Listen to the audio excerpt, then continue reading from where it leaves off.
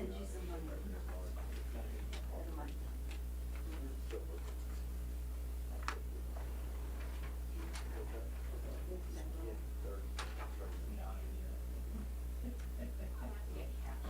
Don't worry about it. You guys can take care of it. No, because I see the kind of range to buy.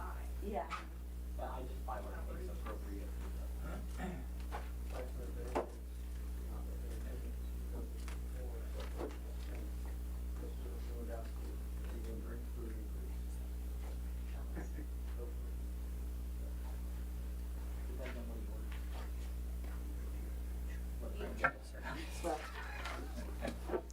Welcome, everyone. As we wait for the attorney to come through the door, Ms. Derek Foles, we will begin by an invitation by election if you would like to participate in an invocation prior to calling our meeting to order tonight. For those who'd like to, please stand, bow your heads. Dear gracious Heavenly Father, we thank you for your presence with us this evening. We thank you for the fair weather that you've blessed us with within the past few weeks. We ask you to provide us wisdom to discern the business before us, listen to each other peacefully, and discern and act with what is best for our community and for all. We come to you to ask for your divine intervention in guiding our national world leaders to achieve world peace. We ask you to give strength to all our men and women in uniform throughout the world who provide and protect our freedoms here at home that we so often take for granted. Please keep them from harm's way until their safe return home to be with their families. We thank you for all our first responders who protect us, provide for our health and well-being every day, 24 hours a day. Protect them, dear God, as they tirelessly work for us. As you lead us in our day-to-day challenges, God, often we know you have to shut a door in our face so that you can subsequently open the door through which you want us to go. As we ponder this, may we remember through your words in Psalms chapter 143, verse 8, you shall show us the way we should go, for you too we shall lift up our souls. In your holy name we pray these things. Amen. Call this meeting to order at 6:04 p.m. You join me in the Pledge of Allegiance. Pledge of allegiance to the flag of the United States of America and to the republic for which it stands, one nation, under God, indivisible, with liberty and justice for all. Thank you. You may be seated.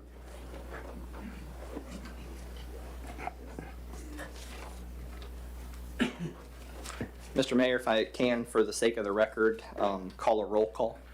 Yes, sir, if you would, and then we'll ask for excused absences from those in the All right. commission aren't with us. Yes, sir. Mayor Fletcher Hope. Yes, sir, here. Vice Mayor Iris Bailey is absent. Commissioner Karen Fiore. Here. Commissioner William Lewandowski is absent. Commissioner Jennifer Rossi. Here. City Manager Donald Barber, I'm present. Deputy City Manager John Martin. Here. And our city attorney is just outside and will be here present. So for the sake of Robert's Rules of Orders, Mr. Mayor, I would ask that you would consider an excused absence for the Vice Mayor. She notified us, the staff, and we sent out that her father's funeral is tomorrow. And then, of course, Commissioner Lewandowski offered at the last meeting at the workshop that he would be traveling, and this trip was arranged many months prior to his election. So, With that said, I'll entertain an excused absence for Vice Mayor Iris Bailey for the loss of her family member. I'll entertain a motion. I'll make a motion to excuse I have a Vice motion Mayor. from Commissioner Fiore. Do I have a I'll second? second. I have a second from Commissioner Rossi. Any other discussion? Hearing none. Let's go to a vote. All those in favor of the excused absence for Vice Mayor Iris Bailey for the loss of her family member, say aye. Aye. Aye as well. Nays like sign. Motion carries 3-0. And for Commissioner William Lewandowski, who is traveling abroad, who will not be here for several weeks, I'll ask for an excused absence. I'll second. I have a motion from Commissioner Rossi. Do I have a second? Second. And a second from Commissioner Fiore. Any discussion?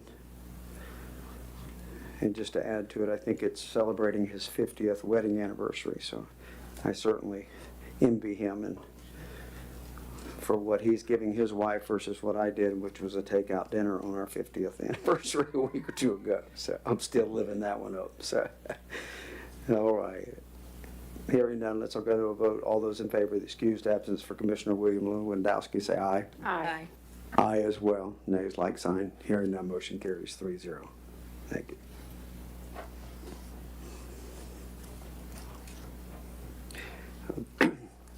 Are there any additions, deletions, changes, and approval of the agenda thereafter? Are there any additions, Mr. Barber? Mr. Mayor, yes, so one is I want to point your attention to Resolution 2026-32. You all have it on the dais. There are additional copies over here.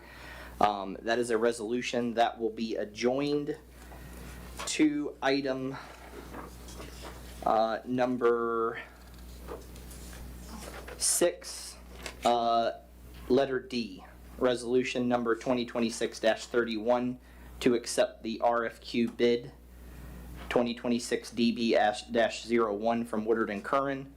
This is a supplemental resolution. We'll discuss it when we get there. They'll have to be adopted separately, but it will be part of that item as part of the contractual services and the performance of that.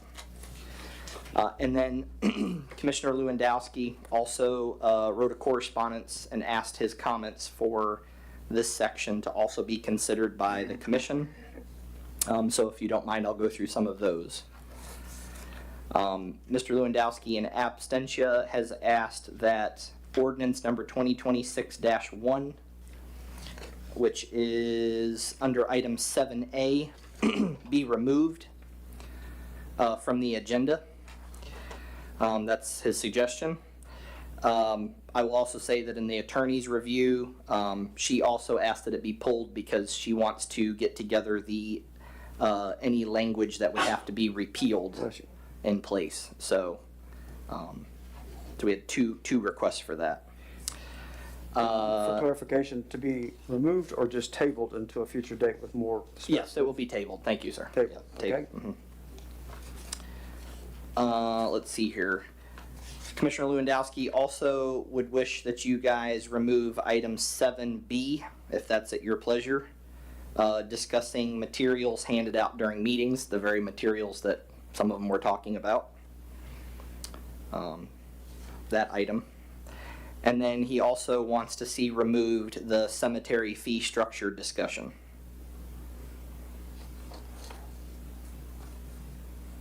Was there a basis for that from him? I mean, There's no explanation. It just says that these are things that he's requesting be tabled to the July regular commission meeting. And Mayor, I have a question. Yes, ma'am. Go ahead. Cemetery fee structure, there's no vote on that tonight, correct? That is correct. It's just an item of discussion. Thank you. So it would come back to us based on our discussion tonight. Once it's introduced, that was the plan. But It was to get it on y'all's radar to give staff an opportunity to decide which direction you'd all like to move forward to create actual formal changes that could be adopted. But it's just, one of those things in from a co- preparation From a of cost and budget. financial perspective is what I've read into it. Yes. Is there any concern that if we can at least have the discussion tonight to move it forward and then bring it back to us next month? Yeah, for the cemetery Cemetery. fee structure, I do want to have the discussion tonight. As far, in my opinion, as far Okay. as ordinance 26-1, wait, he didn't want that one pulled. He wanted B. You wanted A and B. A and Oh, A and B. B tabled. The A was because the attorney wanted to Yeah, review so the I language. would recommend specifically since the attorney wants to pull that one as well. So 2026-1, I would make a motion to pull that. B, Is a memorandum for discussion. so I'm okay with having a quick discussion in what it's in reference to so that the citizens have an idea, and we can always circle back when we have a full commission seated up here to have a broader discussion. Cemetery, like I said, I want to have that discussion. we can always, again, circle back and inform the other two commissioners later. And that would be more of an item that would be in cahoots with your annual budget adoption. So it's not like it has to be done even next month. Commissioner Rossi, any feedback regarding No, what's being done? I'm okay with tabling 7A, 7A. okay? And I don't feel it necessary personally to have be tabled. I don't, Okay. but And C, any issues with sorry. cemetery, just discussion tonight? no, I don't Just have a to- problem with it being discussed. To be fair to our citizenry Yeah. and our constituents in the audience, I appreciate that, Commissioner Fiore. I concur with that anytime we can share things that are coming, that we're discussing or coming up with the citizenry, that allows them more time to think about it as well. Okay, with that, I heard a motion on 7A for legal review as a request from Commissioner Lewandowski from you, Commissioner Fiore. Do I have a second? I'll for second it. 7A. I have a second from Commissioner Rossi. Any other discussion in regard to the two other items we're going to leave on there and discuss, which is B and C? By consensus, if that's acceptable, we'll get to that in just a moment.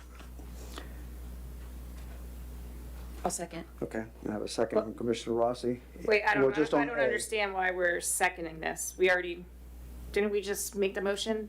And you already did. seconded it? She seconded it, now we're gonna go to a vote for A.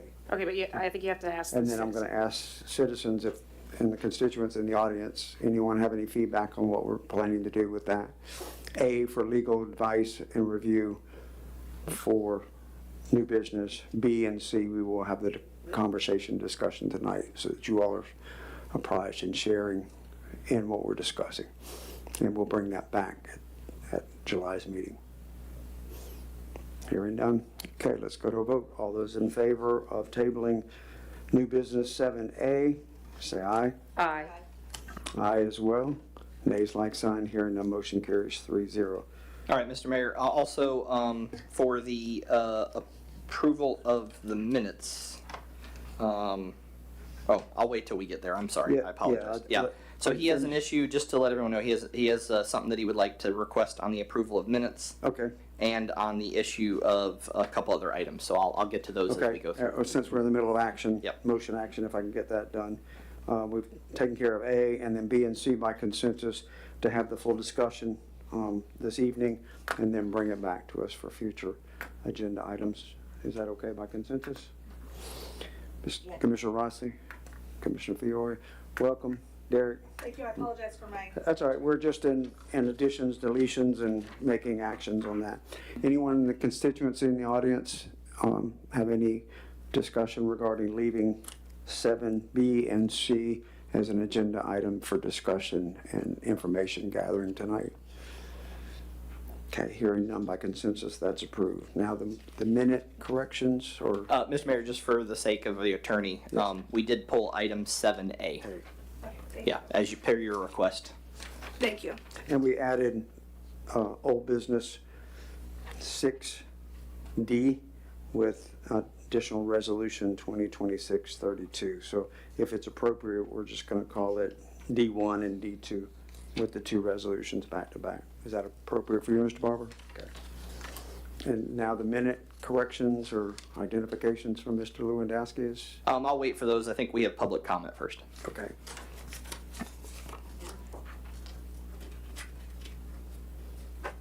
All right, it's public announcements. Any public announcements, and then we'll go into comments. If there's anything to announce, braggadocious, exciting things in the metropolis of Archer. And again, that's not on the agenda, but we always do announcements first in a positive light of life. So, welcome. Reverend Melissa Pisco, First Archer United Methodist Church, and it is my joy to invite everyone to this month's Senior Lunch Bunch, which will be June 30th. It's a free lunch for senior members in our community to just build connection and relationships, so we're not sitting home alone all by ourselves at times. And we have board games and cards, and it's free and delicious. And just wanna at 12 noon. 12 noon. Thank you. And what day? Mayor, I have a question on that, if that's Go okay. ahead. So, I'm just curious, what is the age group that is attending these? Anyone? No, I would say honestly that most people attending right now are probably 55 and older, probably. But there are some who are bringing their grandkids, so it's like a family gathering too. So we've had it be intergenerational. So we would never turn anyone away. Oh, I didn't think so, but I Yeah. didn't know if there was, Yeah. everyone's like 90, 80, Nope. 50. No, we do. We have some folks. Again, I think the last one we had 3 generations of one family there at one, and so that was Okay. pretty cool. So, Thank you. Yeah, And absolutely. what's the date again? I'm sorry. June 30th 30th. at Okay. 12 noon. 12 noon. Thank you. Anyone else with announcements? Okay, we'll close announcements and we'll go into comment. Public comment period number 1. Who's first? Yes, ma'am. Welcome. Thank you. Patricia Wiggins. Yeah. I just want to announce that Mr. Commissioner Lewandowski and his wife reached out to us, BMECRO, for the Veterans Day. And so myself and another one of our members did attend. We really enjoyed it. And they also gave us flags. They had some flags that was left. And I told them that we have a family cemetery, which is the Oak Ridge Cemetery here in Archer. And it's down from the Shallow Church. And so they gave me flags to put in there because I told him that we had 2 veterans there. And he also gave us extras for Shallow. And Shallow has lots of them. So after we put about 4 or 5, that, we were out of flags. But I just want to say that, publicly say that that was very nice. And they had done that last year.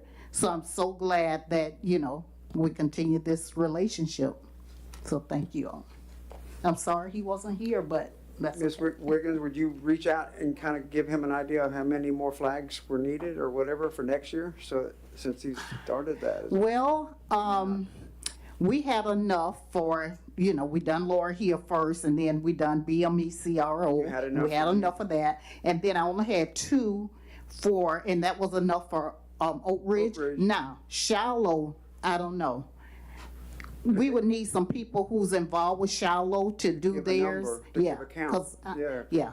I'm not sure about Shallow, but there was quite a Was few Shallow- veterans there. Has Yeah. Shiloh ever had their veterans recognized in Shiloh? I'm not sure. I don't think so. I'm not sure. I mean, just Yeah. in the cleanups at spring, I never see veteran flags. left. Okay, yeah. Well, there was some, but they were old. Old. So, yeah, so I don't That's think wonderful. they've done anything this year, but Thank maybe you. we can reach out to them. Thank you. Thank you. Mr. Mayor, before the next public comment, Commissioner Lewandowski did ask staff to consider figuring out in the budget or in the future how we do something either for Veterans Day or Memorial Day, and even though staff's off, figure out how does the city provide some sort of function in the future. So it is definitely something maybe the commission could consider. We've had Veterans Day programs before, so. Yeah. Thank you. Thank you. Anyone else for announcements? If not, comments? What you got, Lord? Comments or announcements or both? Comments. Okay, yes, ma'am, welcome. I want to thank Commissioner Lewandowski for doing what he did for Memorial Day, and was there somebody else that helped him do that?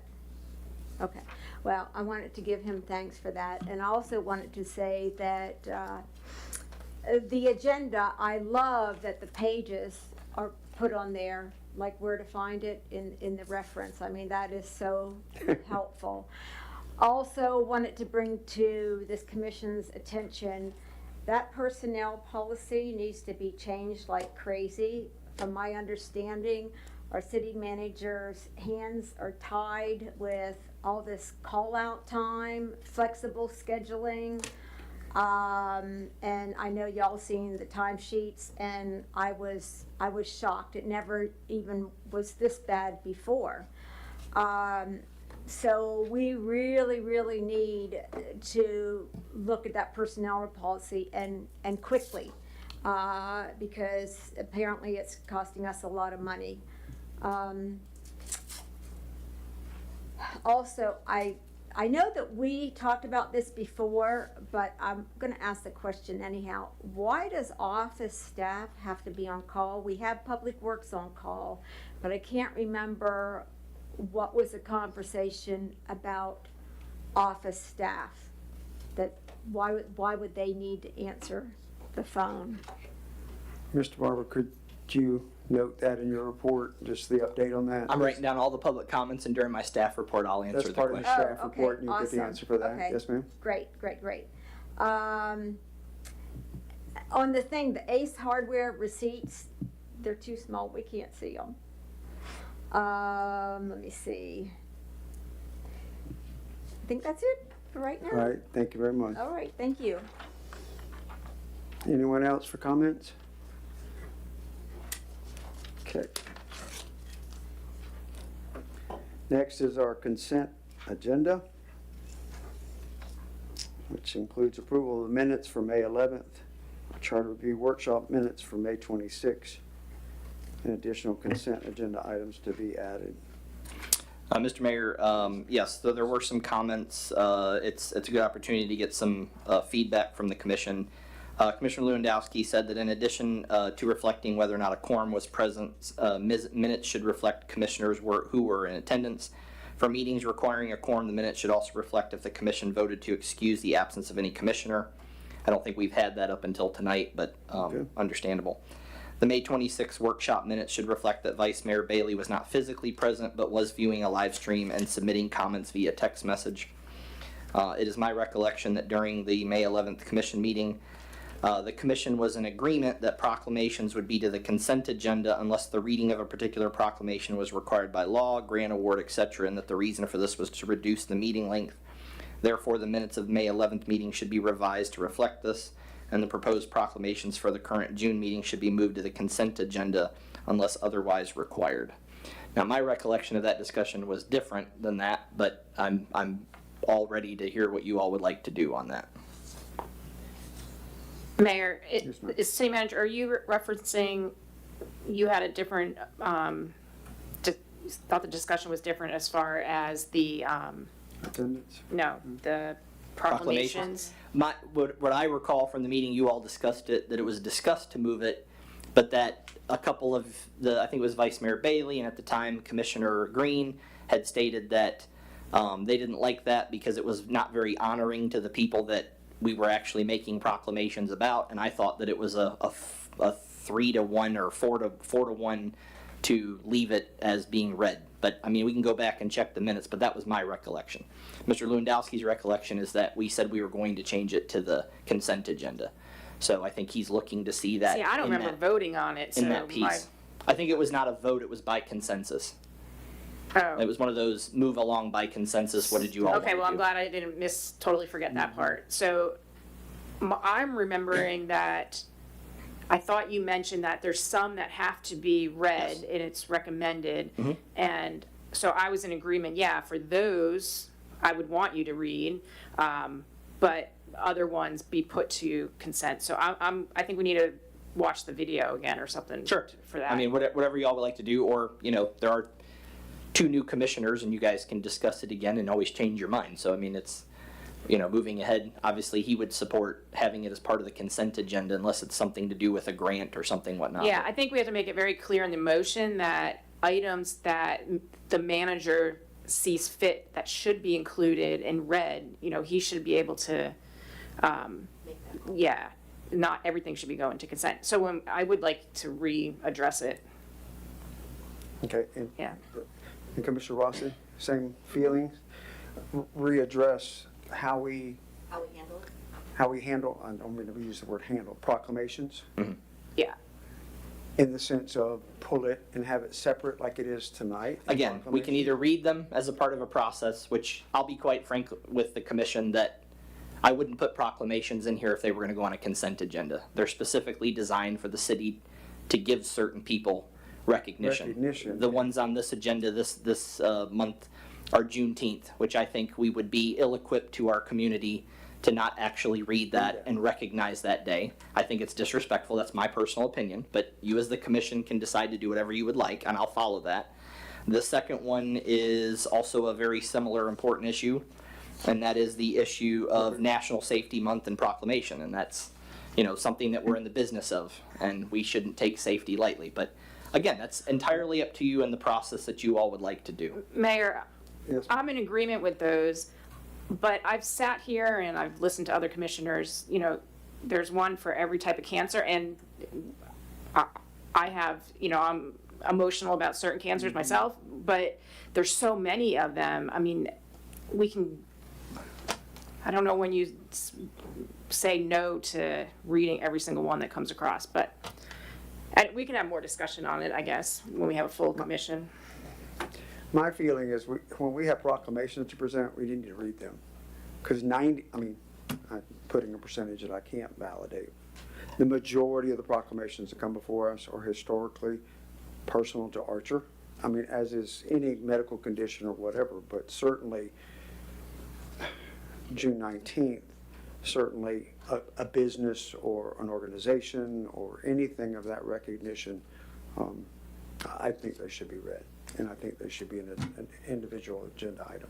Yeah, again, I think we need to make it very clear in our motion when we have a full commission so that the manager has the right way to address it. So you want to table So I Yes. think, to July? I don't know if the minutes are reflecting truly what happened. So maybe, I don't know how you correct the minutes. Do you say, make a motion to adjust the minutes? We can go back and look at them. We can go back and look at them, and if the information's not there, then we can just make it part of the record for the minutes of this meeting or the meeting in July. Okay, and I would just like to see maybe put on the agenda for next, For July and have a full vote. Yeah, let's do- Motion, that's second. what I would like. And an action so that it gives clear direction for you, Mr. Barber, because Sure. tonight it's separated as its own item. And I concur with that, but I'm one commissioner, so if we could note that. yeah, for the- I'm not for the- saying change tonight's by any means. Well, I mean, but Mr. Lewandowski, that would be his answer, that we're bringing Yeah. this back to the commission for full consideration to get a full vote in July meeting, if that's appropriate. And we will leave it as a separate item for tonight on our agenda, as far as the proclamations, if that's by consensus with the three of us, okay? Yes. Okay with the constituency tonight and what we're doing? For clarification for the future, it'll be on the July agenda to get a motion vote on how to handle proclamations, but tonight we will treat them as their individual recognition. Did Commissioner Lewandowski have anything else on the minutes?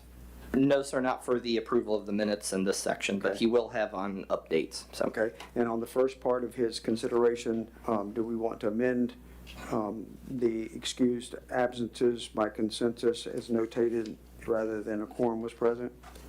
Or do we want to leave it as that for these minutes, and then from this time forward, have the motion for excused absence like we did tonight for record? What's the pleasure? I'm good with the second, what you just said. Okay. As long as the minutes currently are reflecting what truly happened. Tonight? Yeah. With the excused absences moving forward? Okay. If you'd note that for Commissioner Lewandowski, then we've considered his change. Any other changes or recommendations from Commissioner Lewandowski in his absence? Not on this subject. Okay. And then, just for my clarification before we vote on the consent agenda, the B additional consent agenda items to be added, was there a record of that? I just have that on there because if a commissioner wishes to have something brought on, it's an open space in the agenda. That's the only reason why it's there. Okay, just like you adding the It's resolution. kind of like did it reserved for future use. But for the commissioners, is there anything Yes. additional under consent agenda that the commission would like to bring forward tonight? Okay. All right, with that, I'll entertain a motion to approve the consent agenda. Make a motion to approve the consent agenda with the, did we make any edits? No. Approve the consent agenda. Just to bring it forward Yeah. for the full vote. I'll second. Okay, I have a motion and a second. A motion from Commissioner Fiore, a second from Commissioner Rossi.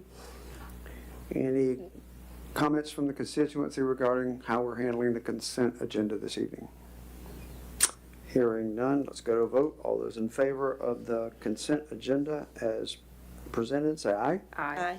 Aye as well, nays like sign, motion carries 3-0. Item 4, updates, city manager report.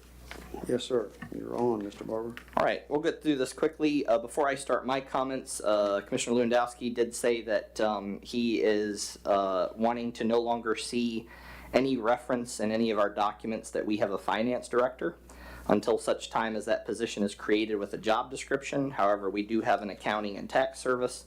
He's concerned that financial data is not presented in the agenda packet. He understands that work is ongoing to rectify the financial issues and that predates current management, but he's also concerned that we're expending funds with apparently no idea as to what percentage of the current approved budget has been spent. And then he and Mr. Arnold thankfully talked to us about a website listing service subscription that's found on page 31 of the agenda. It's a scam, and we should attempt to have the $288 returned, which we don't have to because we've never paid it, but just wanted to point that out. So, and by the way, thank you, Mr. Arnold, for that email. I appreciate it. So I'll address that here in just a moment. There are a lot of scams going around. A lot of companies are being formed, overseas companies, and they're putting out all kinds of stuff to municipalities and counties and all that stuff. So we just always have to be on the guard on that. So thank you for our constituency, and thank you for our commissioners for looking over the packet. As far as my report, I did want to go over some things briefly before the deputy city manager gets on to his. During the month, I participated in meetings and discussions with FDOT, City Attorney's Office on multiple occasions. We had a meeting with GRU, Gainesville Regional Utilities. I participated in the Alachua County Managers Meeting. We met multiple occasions with Florida Department of Environmental Protection, and I had many profitable meetings with residents regarding city services operations and some of their local concerns, as well as many one-on-ones with the commission. I am working very hard to spend some time each week on a comprehensive review and overhaul to be presented to the city attorney as soon as I can complete it for our city's water ordinance. It needs to basically be tossed in the trash and started from scratch, in my opinion.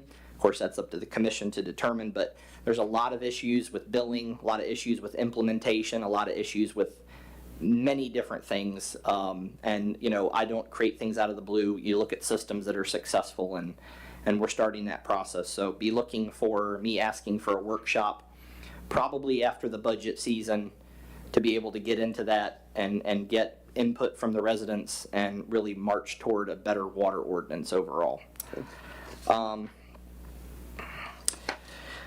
The personnel policy was mentioned tonight. That's on my staff report. I would absolutely recommend again in October to have a workshop. I'll have a document that would be produced. When we did interviews, y'all interviewed me. One of the key components that I mentioned was that the personnel policy probably needed to be looked at. It wasn't really established for a city of our size.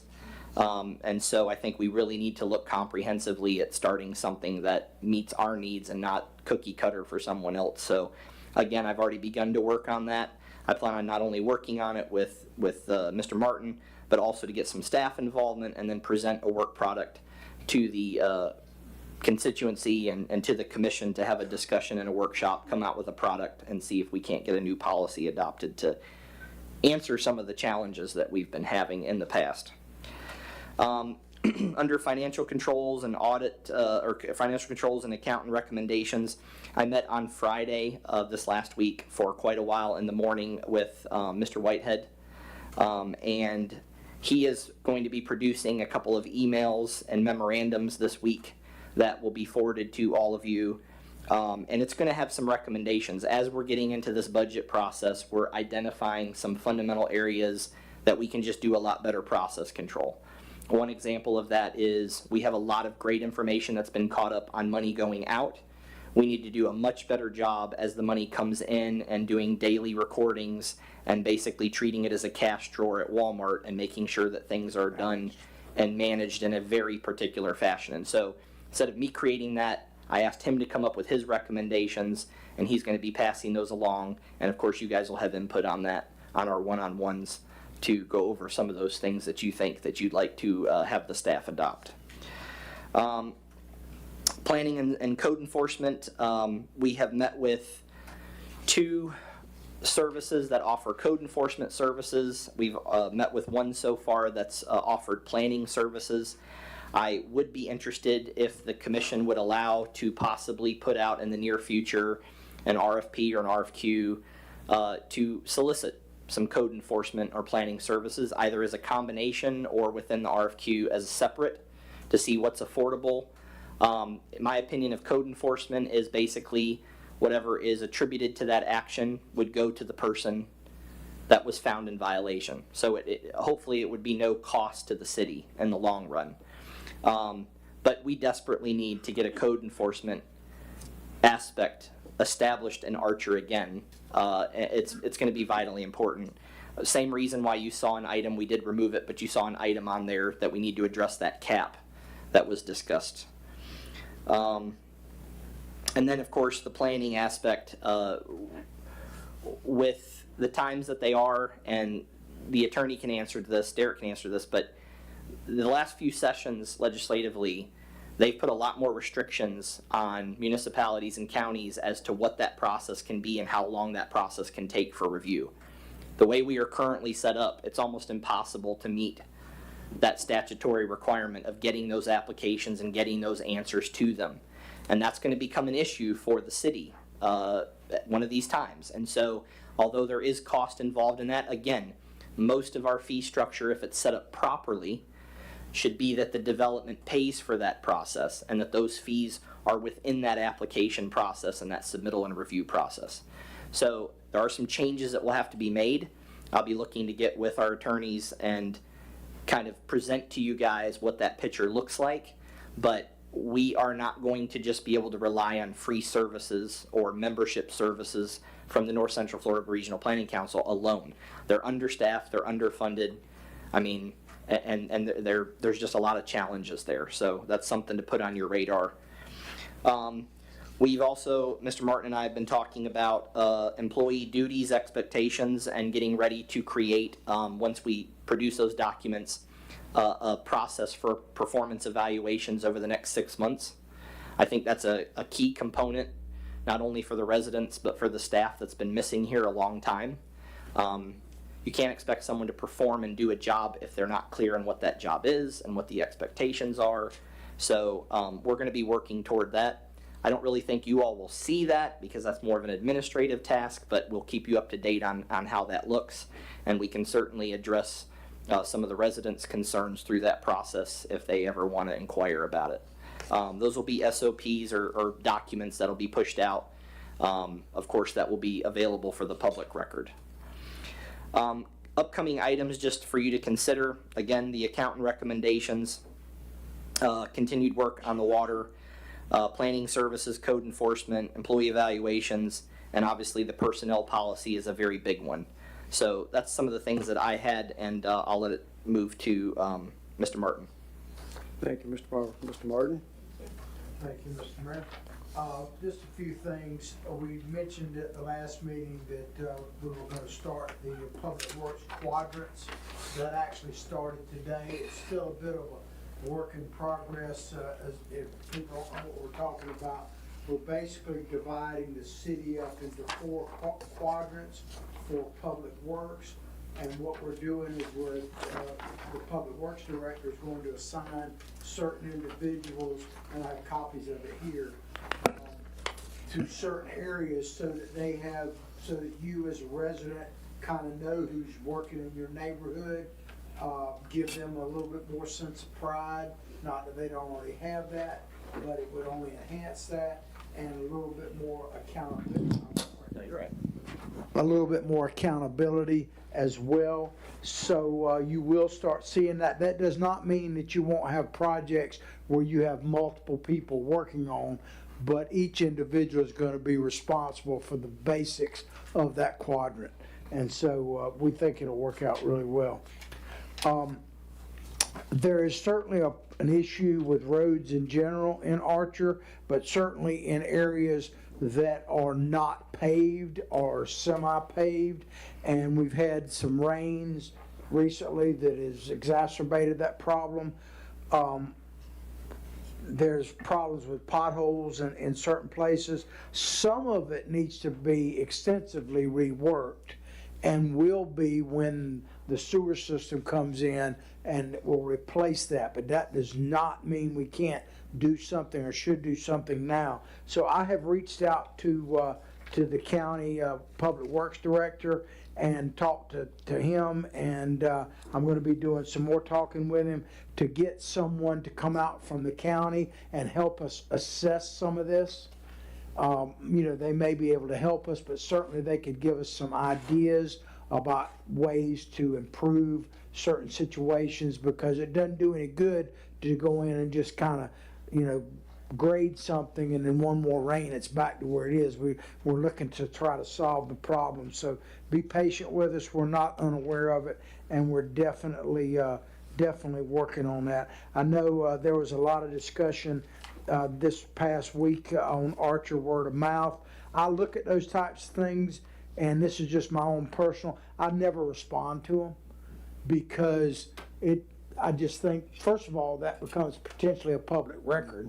And, we have to keep that. But mainly, I'm more about trying to solve the problem, and sometimes an input from somebody like me just exacerbates that. So I do watch it to see, because I don't mind complaints, because I want to see, that's how we learn. So I do look at some of that, but we are attempting to address that.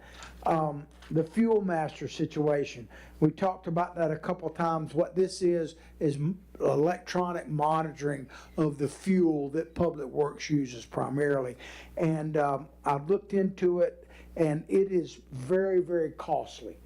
The minimum is at least $20,000 to implement a system like that. I'm not saying it's not needed and not efficient, but it's such a high amount that Mr. Barber and I discussed it, and we agreed that we will look at it during the budget cycle to see, rather than just bring it before then. So that's where we're at with that. We're going to be looking at the old original switchboard office. So if you're wondering what this little brick building is out here, apparently it was the switchboard where they basically, and there's a lot of records in there. They're in various shapes of disrepair, so to speak. So we're looking to see what we can toss out, if there's things we can save that need to go not only in City Hall but be preserved electronically. There may be documents and maps and things that could go to the museum. So we're going to be taking a look at that over the next few days. Thank you for the 1965 Maddox Foundry machine. Yes, we found that. Calendar. Deanna gave that to me, and I said, I want to give the mayor the chance to take a look at this. Only 63 years ago. And certainly my friend, the First Lady of Archer, make sure she knows it. Should be happy. There's some questions about the upcoming holiday schedule. We've got two holidays, one next week and one obviously on July 4th. The Juneteenth celebration falls on a Friday, and the 4th of July falls on a Saturday. The way I'm interpreting the basic policy is that in the past, if it fell like that, we work 4/10s normally, and that you could pay them an extra day at straight time, if I'm explaining this correctly, not overtime.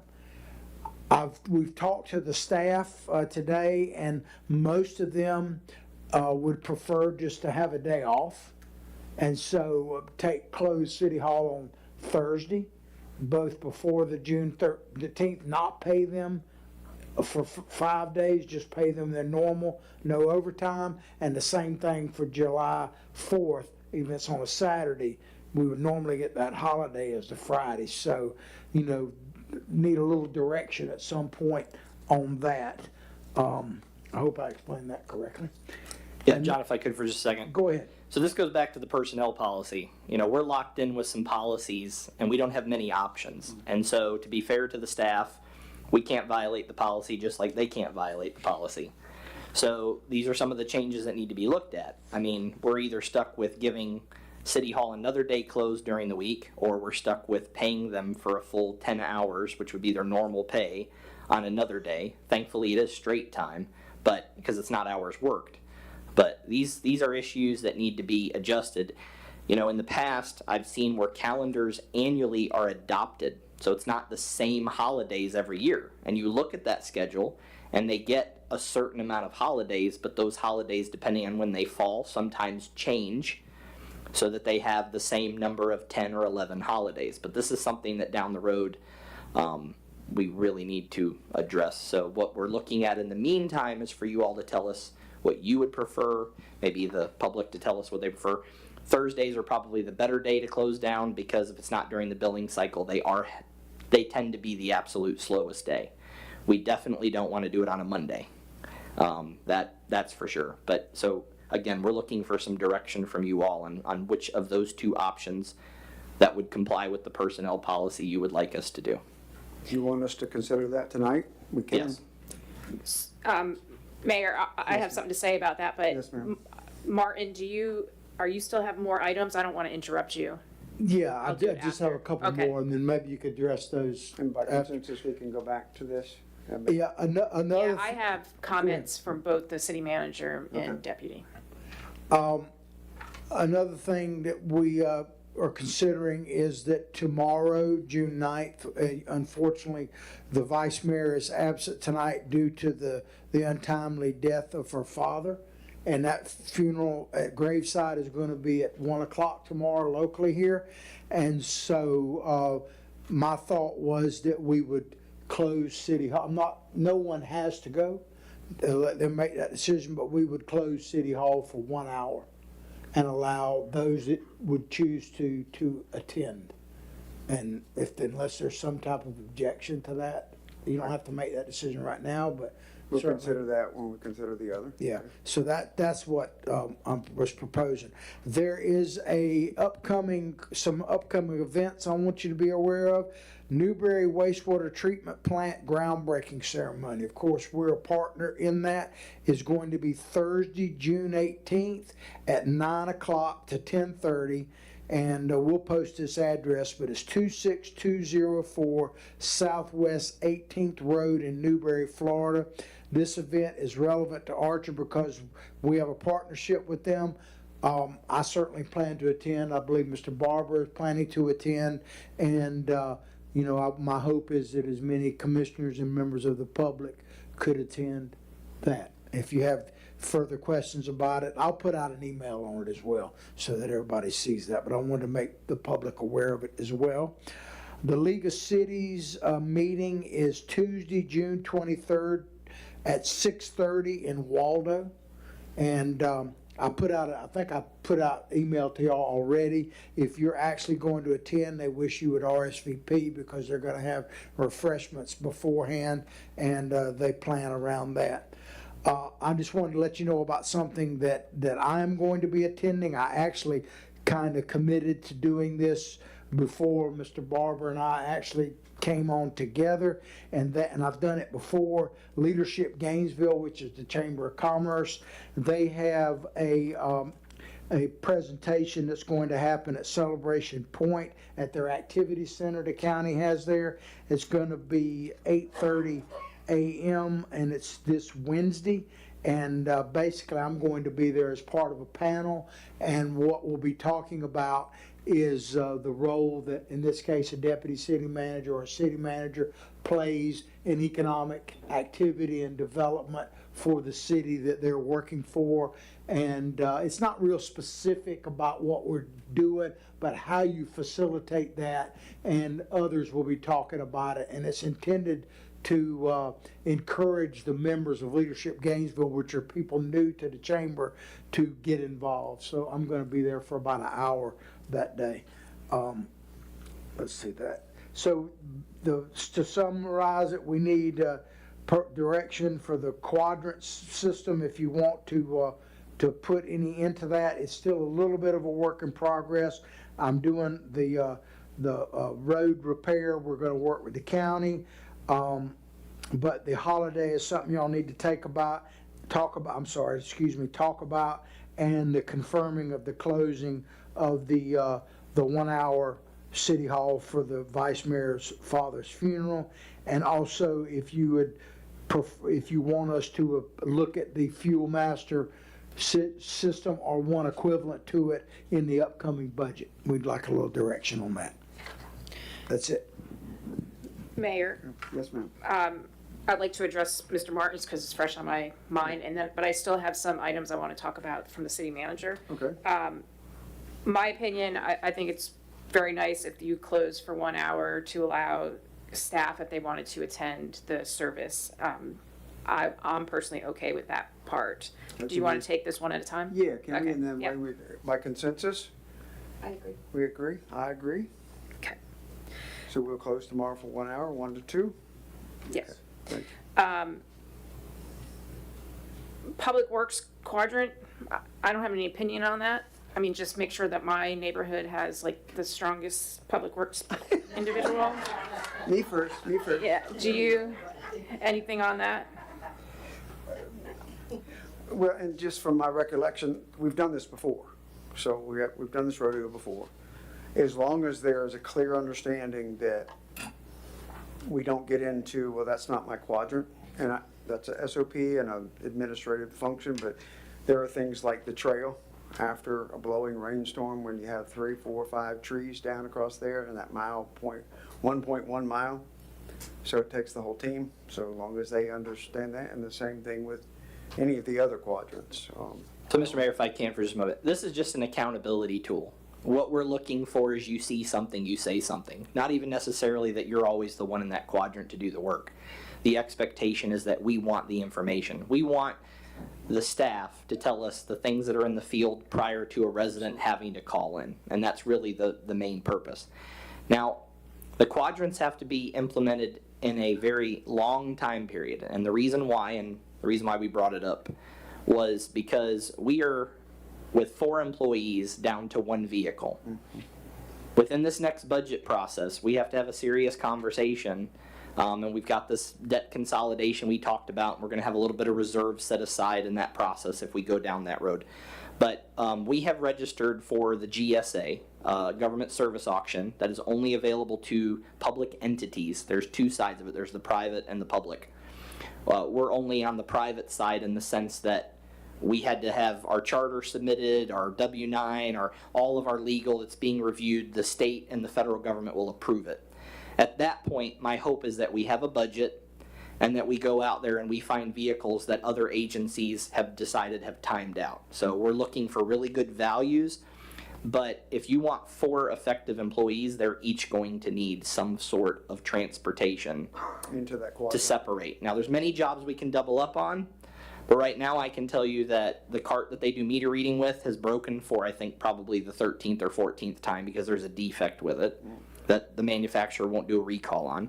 We've got 1 truck I don't even really want the staff driving because it's not safe. And then we have the mainline truck. And so this is something that down the road very soon, productivity is to some extent going to be limited. Yes, people can be dropped off with equipment and work in an area, but again, that's time from somebody else to make sure they have to clean up at a certain time, to pack everything up, to go pick up people. It's a logistical nightmare. So this is something we're going to need you guys to keep in the thought process when we come back at budget time and we talk about what type of budget is set aside for procurement on these things. So. And also this, previously when this was implemented, it became a motivating factor for the staff because the positive energy in certain individuals in their quadrant, it became positive feedback from that neighborhood. And then it became an incentive for a little bit of internal competition. I remember that, and it was quite interesting because everyone started to hustle in their quadrant so they get positive feedback, and it worked. So, Mayor, I have another comment about that. Yes, So the city manager mentioned this truck that you don't want your employees driving. So I've heard about this truck a few times, and I could have swore that we got rid of this truck, or we were told we were getting rid of this truck. No, there are 2 additional trucks. In order to get rid of something, I have to bring together a packet for you guys, do sealed bids. It has to go out for the general public. Sometimes you can put minimums on things, but there's a lot of things in the next few months, especially as we get close to budget, we need to find money that are not being utilized or they're broken or they're scrap. You guys will be seeing that probably in the next couple of agendas. But I can't just willy-nilly get rid of an asset. I'm not allowed to do it. I wish I was, but I'm not. Right, attorney? Okay, so you recall the conversation? the blue dump truck was the last one. we don't have the blue dump truck anymore, so there. We have, I think, a Ford that's older. Yeah. We have a Chevy Now, that this is is older that's dump- partly running, and then we have the four-door Ford that they're running as their primary. The last one that got Then we Okay, have so I two remember broken very down carts, two specifically- trailers. I remember specifically that this vehicle is not safe for employees. They don't want them to be driving it. I remember having the conversation up here. Not me, I wasn't sitting up here at the time, but, okay. I mean, I keep hearing about this truck. I don't know why What we're truck? keeping it. It's the Chevy that, it runs Well, what's wrong with it? everything. I mean, the issue is like the next repair, it's just not affordable to continue to repair it. With the value that it Yes, has. with the value that it is, Value. yeah. So they've cobbled it together as best as they can. Yeah. Okay, Oh, sorry. go ahead. We made our motion on that by consensus, the quadrant. Mhm. Then Can I look at the trucks? Absolutely. Thank you. As soon as you're available, we'll give you a little tour of them. Oh, yeah, I We'll give you, want to go we'll give you through a them. ride in one if you like. Yes, Just you have to sign a waiver first. okay. You know, as we're talking about that, when I started as commissioner, I requested to have a tour of Public Works. So perhaps when you allow Commissioner Rossi to do that, that you would invite me so I can do it without everyone tattletaling on me. That Yeah, would be so good. if we want to do that, we could, as long as everybody understands that it's going to be a presentation and not a discussion. I have no issues with that, but for the sake of efficiency, we could do it with any of you that would like to, but it's going to have to be like staff giving information, and it can't be a discussion amongst any of you. Right, I understand that. Just make sure, for the record, Okay. if people see commissioners walking Oh, around, I see what you're saying. it was a presentation, not a discussion. That's right. Yeah. Won't say a word. Yeah. As far as the holiday closing for Juneteenth and July 4th, so I want to see us go back to a 5-day work week. I do not agree with this 4-day work week. We have too much to do in the city. You can't tell me that everything's being done in the supposedly 12 hours or 10 hours that they're supposed to be working. I'm sorry, we wouldn't have this issue. So July 4th holiday, you would have been closed on Friday. Juneteenth, you would have been closed on the day for Juneteenth. So I know we're not going to make that decision today, but my opinion on it is that we need to go back to a 5-day work week. could we note that for the budgetary workshop? I also agree with that. We can. What I would recommend is, I mean, I've come from systems that had 5/8. It is a balance to think about. It is more costly to operate. I want to point that out. It is more costly to operate. So there are some factors, and I can tell you that the trends in public works and the trends in the private sector and utilities is to get away from the 5/8. I mean, it's a massive issue with retention of employees.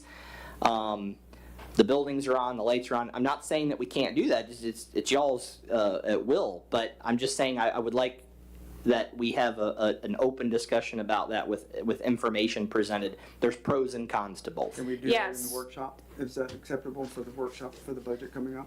Yeah. So when the 4-day work week became like a big trend and everyone went to it.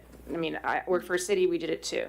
And our big thing was, oh, you know, we're saving so much money on electric and all this other stuff. What you do? If you go back and you do the math again, you'll find out that, you know what, your air conditioner's still running when you're not in the building. Your lights probably are still gonna be on. You're still having surges with your computers. So the savings was like, it was like 10% of what we presented, you know what I mean? So I will like to see all the facts in front of us. And again, not a decision we're gonna make today, but yeah. Just note for the budget workshop consideration. Okay. But do you have an opinion about what was presented for June 19th and the 4th? Yes, we I can was act gonna, on that? yeah, I agree. If the city manager said Thursday would be the best day, I would recommend that we pick Thursday for that day. And was the recommendation Thursday for both? Yes, because the Juneteenth falls on a Friday and the 4th is on a Saturday. Saturday.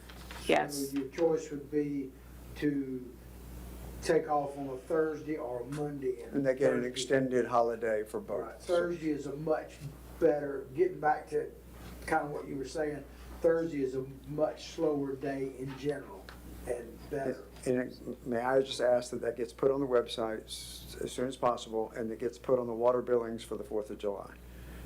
Because we'll be able to put the 4th of July schedule on the water billings. Yeah, and not only that, I mean, typically you extend your payment period if the office is closed. We would, instead of 10 days, you'd have 11 or 12 days to get your bill in before cutoffs or anything of that nature. Okay, thank you. By consensus, we're in agreement of those two holidays? The Yes. Thursday, in lieu of the day, or paying them the extra holiday pay, as long as they don't get paid both. And just SOP that one, and make sure it's one pay for the Thursday for the holiday. 8 hours. So they work a 10-hour shift, right, so okay, it'll be a sorry. 10-hour. Yes, ma'am. Mr. Martin, you mentioned about the fuel. Obviously, we don't know what we have in the budget for '27, so I agree that that needs to wait till the budget cycle where we know what we have. Leadership Gainesville, I'm a graduate of Leadership Gainesville myself, go Red. And I will say a little fact about that. Years ago, during their session, they came over to the Foundry and they did, do you remember that? A little math exercise over at the Foundry. That was really cool. They've been around for a long time. That's all I have for Mr. Martin's, unless I missed anything for you. Okay, and I think we voted on everything by consensus that was presented by you, Mr. Barber, for answers? Yes, the only thing I wanted to mention is at the very beginning, I did give Mr. Commissioner Lewandowski's statement on what he'd like to see no longer referenced to a finance director. And so I know we've addressed that before, but I don't think if we go back and review the minutes, I have a very clear consensus of what the will of the commission is in general. So, I mean, if that's y'all's desire and you don't want me stating that, I have no issues with it. I just need to know if that's how you all feel. I'm acceptable to that and not having a job description because it's a contracted individual. And so for my take on it and whatever disseminating information and presenting him, I think I'm calling him the contracted finance administrator by contract. And so that kind of clearly defines his line item of expectations and work tasks, correct? That's up to y'all to tell me. I mean, that's, Mayor, was there a resolution passed with this verbiage in it? Yes. So, yeah, it's mute at this point. He can bring up that he wants to amend the resolution, but I have no comment. I don't want to spend my time talking about it today.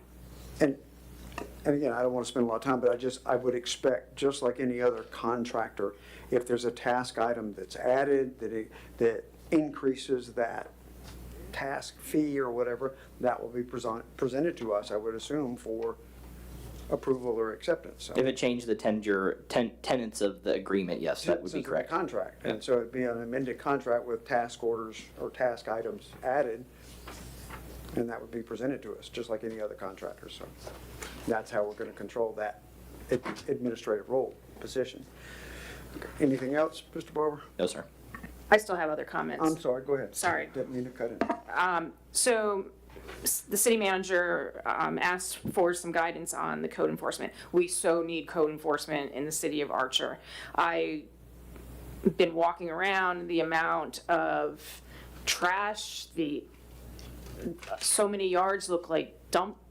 They look like dumps. It's scary. I don't know how they're living in them. I'm sad that I didn't see it earlier because apparently I don't walk down some of these roads, but it was pretty scary. And I would either make a recommendation or a motion, if necessary, to ask the city manager to put together an RFQ and bring it back to the commission for us to approve as soon as he's able to put that together without waiting on that. I don't know if you want a recommendation or a motion. The other thing before you make that is the other option to an RFQ is that we could find someone in this space and do a piggyback. Partner with So, possibly Newberry or even. correct. Well, I mean, a piggyback would be independent, but it is something that is allowed through the procurement process. The attorney can reference this, but it sometimes shortens that process and it basically allows you to go after folks. They'd still have to present to you, all would still have to prove a contract, but allows us not to have to wait that 30, 45 days, receive a bid, get solicitations, come back, have discussions, make a recommendation.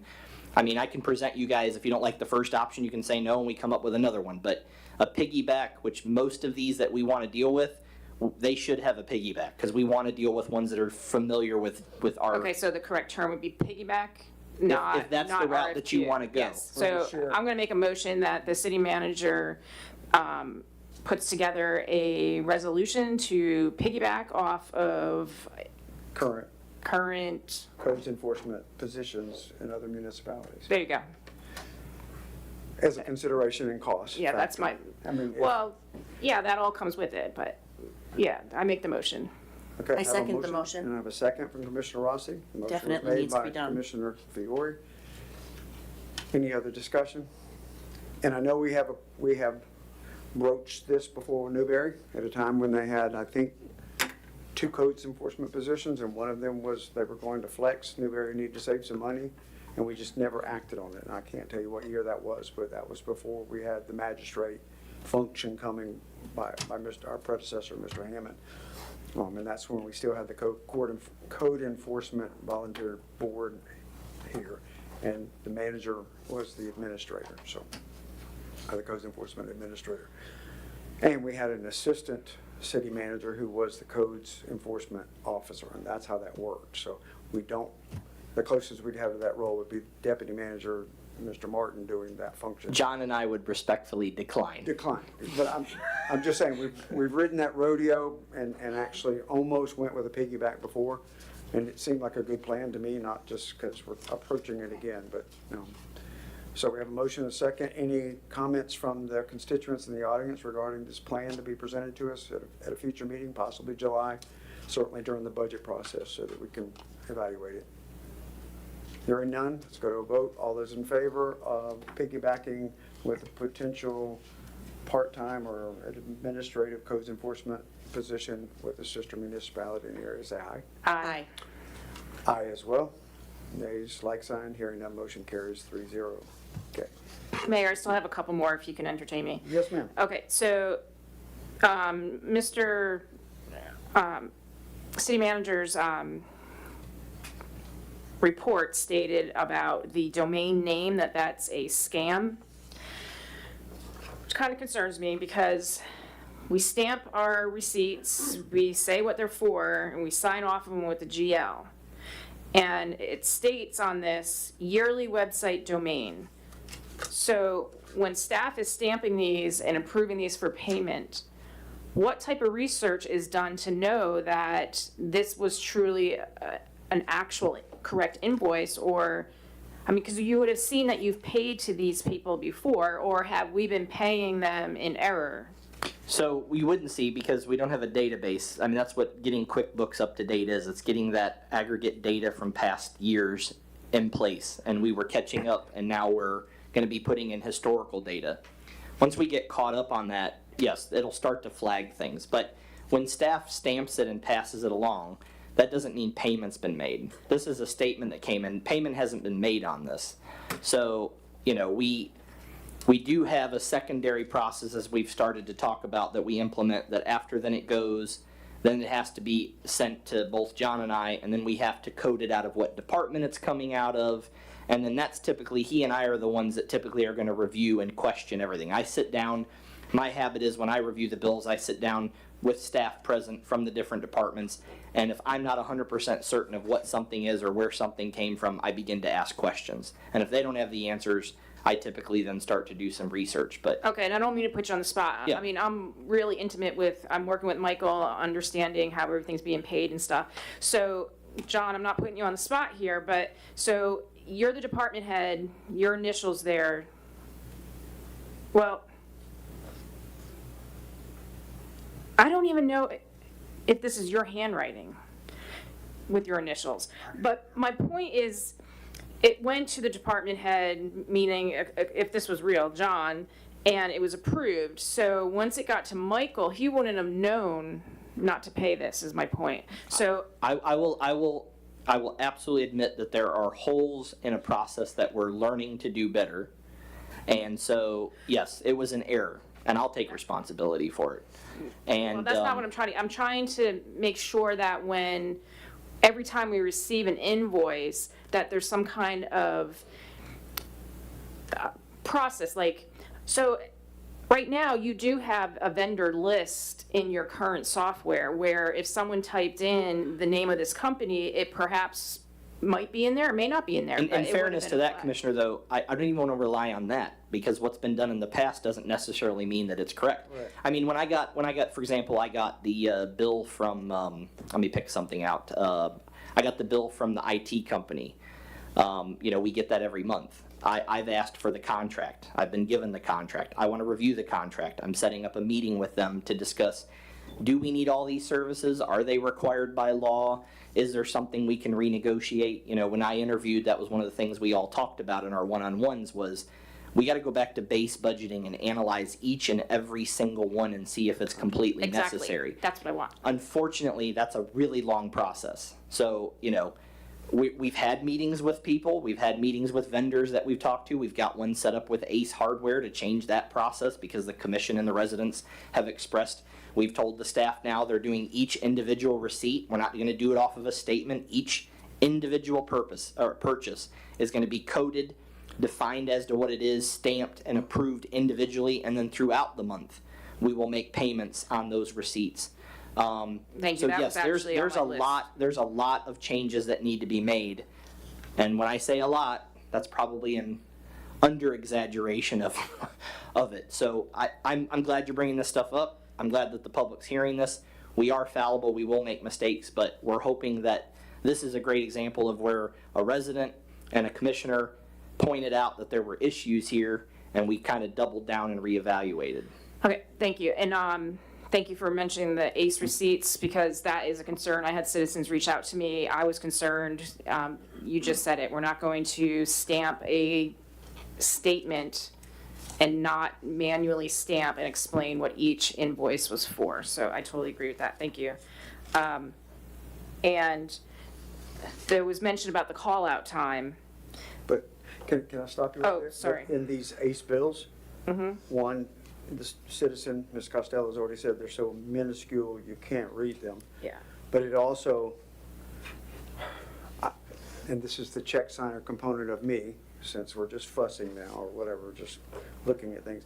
The signatures, I don't know who they are. I think one is Cody, I think I know, but there needs to be a clear initial and it needs to be what it's for. So what the staff's been directed by email and correspondence to do is that There's a new. when they're going to print out a receipt, they're usually, this big or this big. Right. They're going to take that, it's going to be brought in, it's going to be turned into a basket basically. And then those are going to be processed and they're going to be photocopied on an 8.5 by 11 copy sheet, 2 or 3, whatever will fit on a page. And that stamp will go next to it and they'll be coded specifically for what those purchases were. Sometimes you'll see more than one code because they could have gone in and got purchase that are 2 separate Or items. for inventory, batch, Correct. or whatever coming up. And so hopefully with it being that size, everyone will be able to read the Okay. receipts. Everyone will be able to read who initialed, who approved. Okay. So that's some of the changes as we move forward. We're at recognizing this is a problem. Right. And we need to better. And as I mentioned in my report, these are some of the recommendations when I met with Mr. Whitehead, that he said, I'm going to give you an official memo, and these are some things from the accounting side I want to see changed that I recommend. And I assure you that if any of those help the process, we're going to implement them. And again, I'm just speaking from the check writing component of the file that I look at. The statement can clearly identify the amount of the check that I'm signing, but it certainly, I can't see the invoices to see if it's adding up. I concur. And there's not a tape ad that's identifiable. So, I'm sorry, I didn't want to take your thunder. You have more things? Yes, I do. I have Okay. 2 more. I'm trying to go fast. I'm sorry. And then I just have one comment about the whole pack of the bill. Oh, So, I didn't get to the bill pays yet. okay, but the invoices that are presented. Oh, okay. So I don't want a long discussion on this because I think you've already touched on it. I don't want to get in the personnel policy, but the call out times. I remember in a meeting you said to the commission that it would just be the Public Works group that would be that. So I just want to hear you tell the public and reassure us that that's still your plan. That has now been officially implemented. Okay. There are administrative staff that no longer that are on call. Now, some of the ones that you're seeing on their on call, they wrote on call, it's not on call. Okay, it was more administrative overtime, so I apologize for that. And I should have caught that in processing them through. But since The last time we discussed, staff was informed. We have 2 staff members that know that they're not on Okay. call from that aspect. Another email went out, commission was copied on it, a blind copy, that they were re-emphasized the overtime. That was last week, early last week. I quoted what the personnel policy stated, and we just simply said that from this point forward, there will be no overtime pre-authorized. That if there's a need that arises, that either by text or email, it must be put in writing as to the request, and then that request will be either approved by John or myself, and if it's not, it can't be paid out. Thank you. So that email went out, so for the general public to know. Thank you. Yeah, Yes, I ma'am. saw the email, but I wanted the general public to know. Yes, ma'am. Yeah, And- and just to add really quickly, that policy's not only been implemented, but it's working tonight because the person, Deanna, that's doing the minutes and recording requested overtime approval for this, and which I gave. So it's actually happening as we speak. And can we make sure that the timesheets are being filled out correctly? That was my, I would like to, on this subject, get rid of the timesheets, and I believe Mr. Whitehead is going to recommend that we change that whole process, because I don't think Right, that the until then. timesheets are very well done, and I don't No. think that they accurately. What I will ask the commission again is that we really need to look, when we look at the personnel policy, we really need to consider the issue of time clocks or some sort of other type of way of automatically keeping time versus someone just coming in and saying, this is my time, and then we question, and then we spend time. It's 2026. That's one of the areas that will actually save us money in the long run if we spend a little bit to put in some control mechanisms that are current. Yeah, I agree. And okay, this is my last one for this part. Okay. So I went for that walk on the weekend and I was like, oh, let me go check to see if the bathrooms in the park was open. So I went and none of them were open. It was close to 10 o'clock, maybe 9:40, you know. So I reached the city manager and he said someone was going to be there to open them. So I went back because I'm that type of person, obnoxious. And yes, they were open, so thank you. They were open. But then I started thinking, well, when do they get open? I mean, the park hours I thought was like sunrise to sunset. So, I mean, it was already light out by 6 something in the morning, which I don't expect that to probably be the time they open it. But do we have, like, do you recommend to your staff to make sure it's open by 8? Anything like that hasn't been implemented yet. It's one of those changes, again, that's kind of low on the roster. This issue obviously brought it to the forefront. If you all look next to you, you have some papers showing an email from an employee who was on call, and you can see the timestamp. Sorry that the pictures didn't print on there, but he did show up, he did take pictures, the bathrooms were a mess. He not only opened the bathrooms, he cleaned the bathrooms, and then he took another picture of the after product of what they look like. But yeah, I concur. I will say that on call tends to be more flexible because I don't know if they got a call out that morning, and if they did, they usually would implement that as part of that already being there at the city, as opposed to going home and then getting a whole nother 2 hours. Okay, I just didn't know and if so there that's was a that's the time. other question here.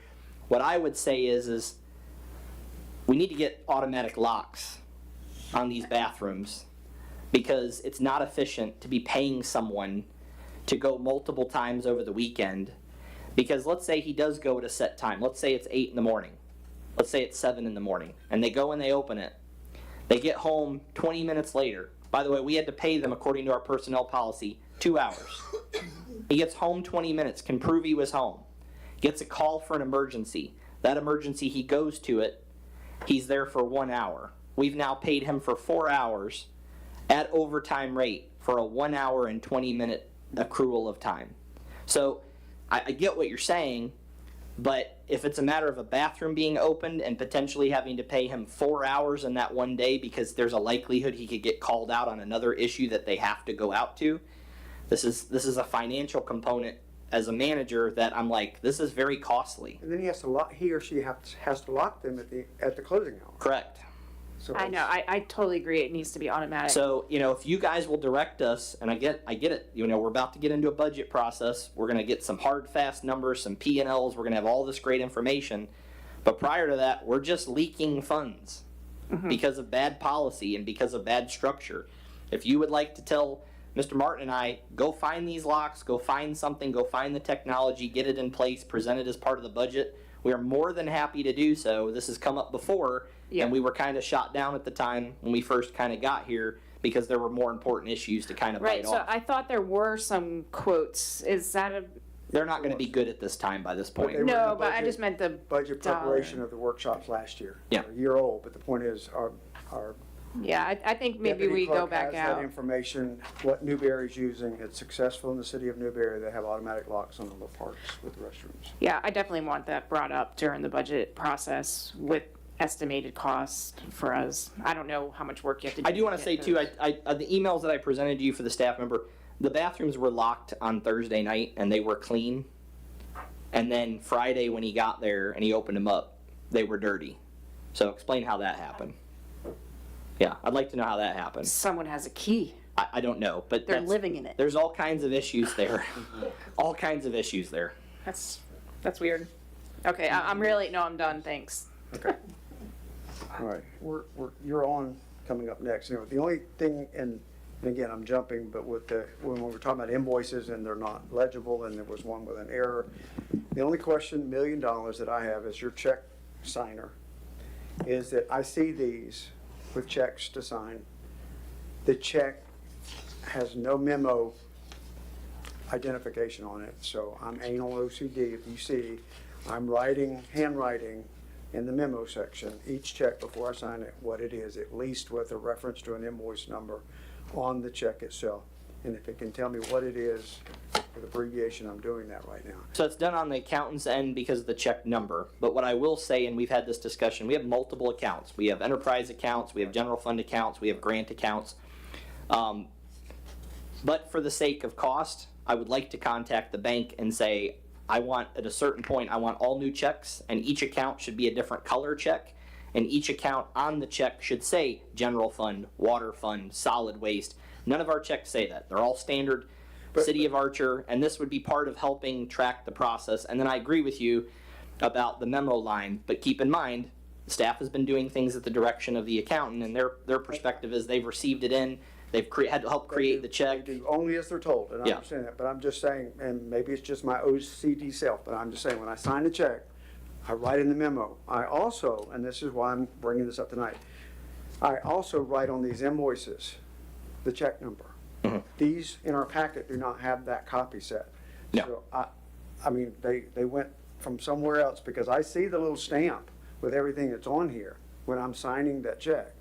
And I'm not doing that to be deputy dog to see if I get the same invoice, but I am, in referencing this part of my packet, I'm going, what was that? I remember that amount, but what was that check number? And that's why I do it on the invoice. Now, if I'm causing a problem, I'm sorry, but I'm saying I'm that OCD, and I'm also letting my colleagues know there was a check written for that. Our finance director is in the process of, one of the memos is he's gonna write a standard operating procedure. An additional From the stamp time, possibly, or- from the time a statement comes in, separating the difference between a statement and an invoice, which has also been a problem, right? There's a huge difference. This afternoon I was handed a statement that in October, North Central Florida Regional Planning Council will charge us our $750 annual fee. The staff, just out of habit, stamped it and pushed it forward. It's not even an invoice. It won't be an invoice until October. The 7,000 by. Correct. I'm sorry. Well, Sorry. no, this one was actually $750. Oh. But I think it's just our membership dues is all it is. But again, that SOP process, and then what he wants to do and what's the steps and where does it go, all that's going to be established, provided to the staff. We're going to do an in-house training once it's established. It's part of the recommendations that he's given to have better control over that process. And I'm mainly just saying this for Commissioner Fiore. I also have the journal entry statement of all those checks when I'm signing them. There are times that it's on the journal entry, but there's no check. I'm very concerned about that. So I initial on that journal statement and get an answer from Deanna, because usually she's sitting right there as deputy clerk. Even if it's past Mr. Martin, your table, and it's back in the folder for me to sign, I get an answer about that. And there was a check pulled because it wasn't to be paid. Yet it was on that journal entry with no notation on it, that journal statement of all those checks. So I initialed that, on that, no check. So anyway, just following through with the check not the check writer, but the check signer, to ensure that, you know, but I'd like to see that stamp process as soon as. Well, and to be honest with you, I've pulled checks too. I mean, I just pulled one this last batch because it was to Civic Plus, and before we pay them for another annual year, I want to know what plan we're under, what are we paying What for, we pay for. you know. So yeah, there's things that they're hearing that are being pulled. Just sharing that with you. Obviously, we missed one, so I'm not going to say that it's infallible. Oh, wait. So you maybe want to inquire, you said you sign off on journal entries? Not a journal entry, it's the journal statement of checks Oh, that match okay. remittance All payment. right, just making sure. Yeah, whatever you want to call that. But the point is, it better be a check on that list for all the checks that I have. If not, a question, where is it on this, or where is the check for it? Thank you There's for a being check on that. detailed. Oh, it's OCD, it's a disease, but anyway. All right, with that said, you're up, Finance Director update. I think that's Okay. you, Yes. Commissioner Fiore, to act in that capacity? Yes. Pages 12 through 43.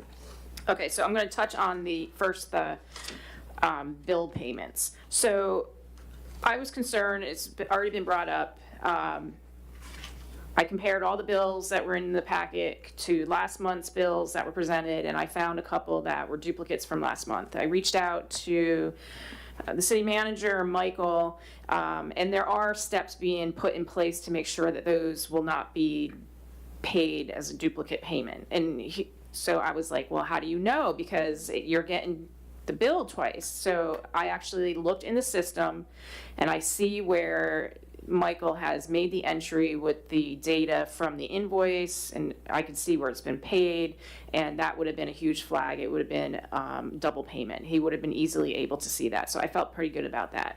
So I am going to recommend that we approve these bills to be paid. I looked at them all, the ones that I flagged. I'm able to go in the system and make sure that they do not get double paid, but he's already aware of those, and I feel that there's enough checks and balances in place that they will not be double paid. So that's that part. That's the first time in 18 months. Thank you. But I'm still going to keep doing that because I don't like seeing duplicate invoices. It drives me nuts. As well as your check signer to do what he's doing. Yeah. So as far as Michael's update, I'm not going to read everything from his memo. His goal is to get into QuickBooks 24 through 2026.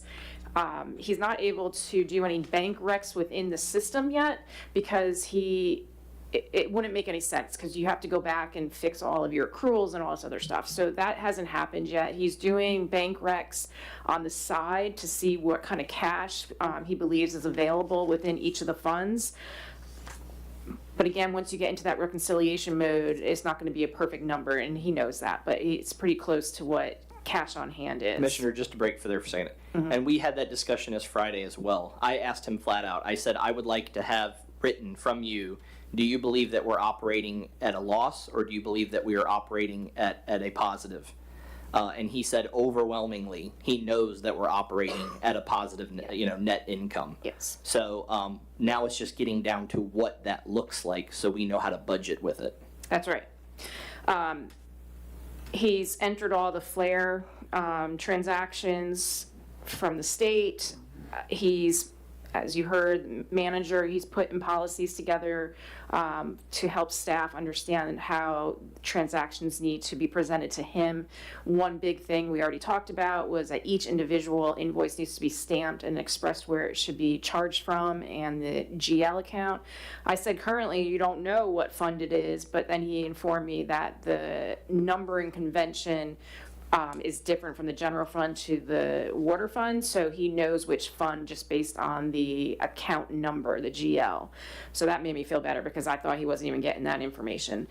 So all of those, the Ace Hardware invoices, he put that to basically a holding account, so he's not holding up payment, but he's requested from staff to come back and give the explanation for each one of those, and as that happens, we'll remove from the holding account and put it to the correct GL. And Commissioner, on that, so we've received twice now, since he's implemented that, that statement.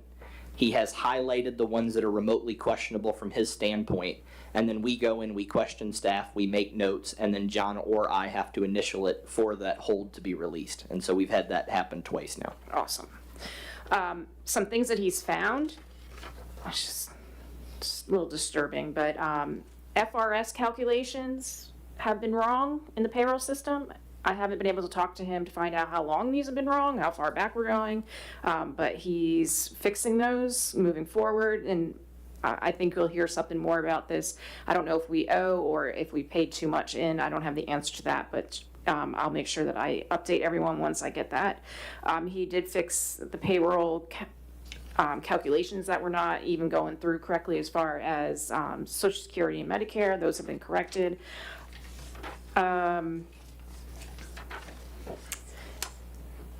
I saw that the payment went through. He's up to date on the quarterlies for the payroll taxes, so that's good. He's been asked to help with the budget process, and I'm going to go into that in a minute here. What else? He noted that there was an issue with not using positive pay correctly, which caused unnecessary additional labor. I don't know 100% what all that means. It's how it's either processed on a daily basis or processed just as basically allowing it to hit the account when positive pay just determines that it should hit. So what he wants to see is every day he wants to see a sort of reconciliation like you would count a drawer. And that the positive pay transfers and all of the drawer counts and all of that are made in single days and related back to the Edmunds data versus once a week we make a deposit and he reconciles what's gone into the bank, then what the positive pay hits, and then differentiating what were those time links and what were those sources. So that's the work that he's talking about. And if we treat it more as a daily thing, I think that's one of the recommendations that he's going to make. Okay. He also discovered that the Wild Spaces, Public Places, and Infrastructure quarterly reporting has not been filed since 2024. And obviously that's with the county, so they're obviously aware of that as well.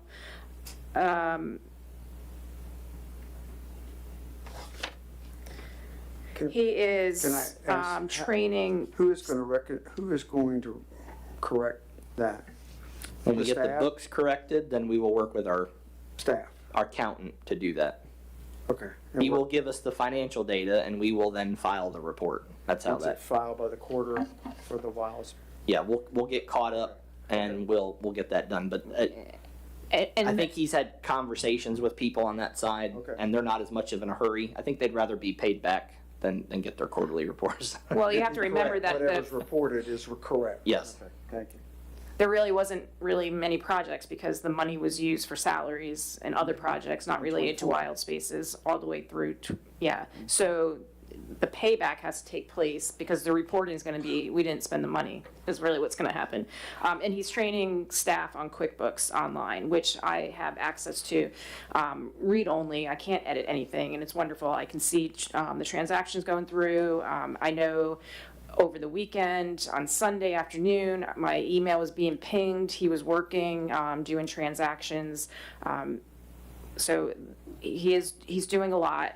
It's a slow process, but he's working on it.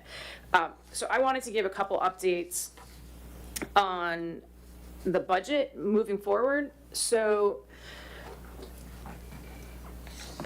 where should I start? So obviously everyone knows that our largest revenue stream is the ad valorem taxes. Last week, the manager asked if I would sit in on a meeting with Alachua County property appraiser. I said absolutely, so I did. And the meeting was in reference to the bill that the governor has put out there that potentially may pass. And so the two parts of the bill is for 2027, the homestead exemption is going to go up to 150. In 2028, it's going to go up to 250. So that means that anyone's house that is valued under 250 would not be paying the taxes on that. So think of Archer. I mean, it's not the most rich community, so there's probably going to be a lot of homeowners that house may be valued under there. So that will be a revenue loss. And then the other piece of the bill is where it there's a taxable value impact due to a 5% non-save our homes cap. So it's at 5%. So that alone will impact their revenue stream, the value, by $695,000. And so I did a calculation on what it would look like based on 2025's current taxable value. So that was $58,448,000. So that's what 2025 taxable value was. So if you take that number, granted there's probably going to be growth, but we're just going to pretend there's not. So we're taking 25's number, we subtract out the cost of going up to $150,000 for the homestead, and that's an impact of 13 million of taxable value. So you have to subtract that off of the 58, and then you have to subtract off the 5% impact of 695. So when you do the math, divide by 1,000, you end up for 27, if this passes, it would be an $88,000, almost $89,000 reduction in our revenues, just 2027. And so we would go down from currently $375,949 if we were to receive everything, and it would go down to 290 something. So it's basically, it's 9.94% of our 26 budgeted revenues. So it's big for Archer. It's not as big as maybe some other municipalities. I know City of Gainesville is going to be struggling, but in our little budget, that's going to be a big impact. So if the bill passes, we're already looking at an $88,000 deficit in that revenue stream. And then for 2028, if it goes up to 250, you're losing reduction in $97,705, which is be 11% impact on your general fund revenues. So I wanted to explain that to everyone, just so everyone has an idea as we start to go into the budget process, that that's a big hit right now, that we need to be able to either find additional revenues. They're very hard to do, small town, which means you're going to have to do some cuts for sure. With all of this items that we just talked about, we need the doors, automatic doors, we need the fuel thing, so it'll be difficult. And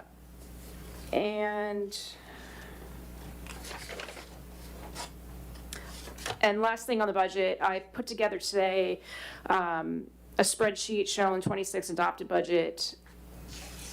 I'm working through filling in the 26 actuals as year-to-date through June 5th or whatever it was, as much as I can. Of course, I can't get it all perfect because I'm just going by bank statements, literally month by month, and then going to do a projection for 26, where we're going to end, and then I have a 27 column, and I have it for the general fund, the water fund, and the wild spaces fund, so that we at least are starting in the direction of having some kind of documentation that we can provide the city manager, where I won't be able to plug in all those numbers, but him and his staff will be able to do that. I think that's all I have for the update today. Thank you. Any questions? No, that was a very good update. All right, thank you very much for that. All right, next, city attorney update. Thank you, Mr. Mayor. I do have a couple of updates. So we did receive the Kimley Horn signed agreement for exchange of the design materials and waiver of any of the costs that were owed. So I have the original that's here for Mr. Barber to sign, and I will hand that over to him at the end of the meeting. So that is taken care of. Mr. Barber and Mr. Martin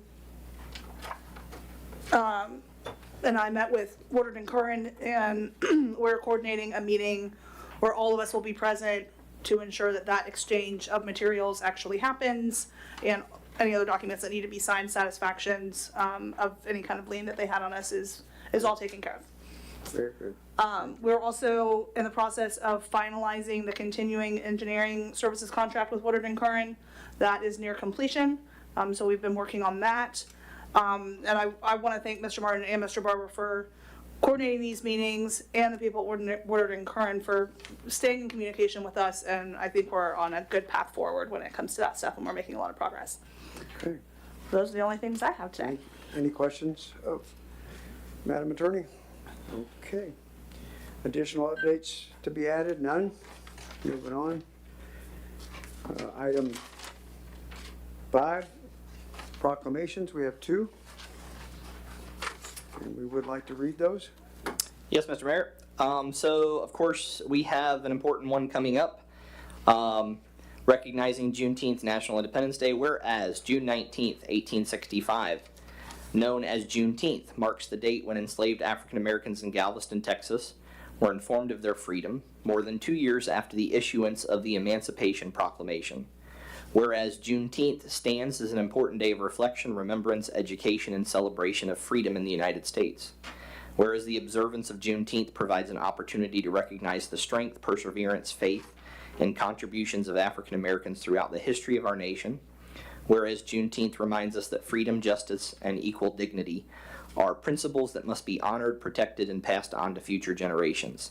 Whereas the City of Archer recognizes the importance of preserving history, promoting unity, and encouraging all residents to reflect on the meaning of liberty and the continued pursuit of a more just and respectful community.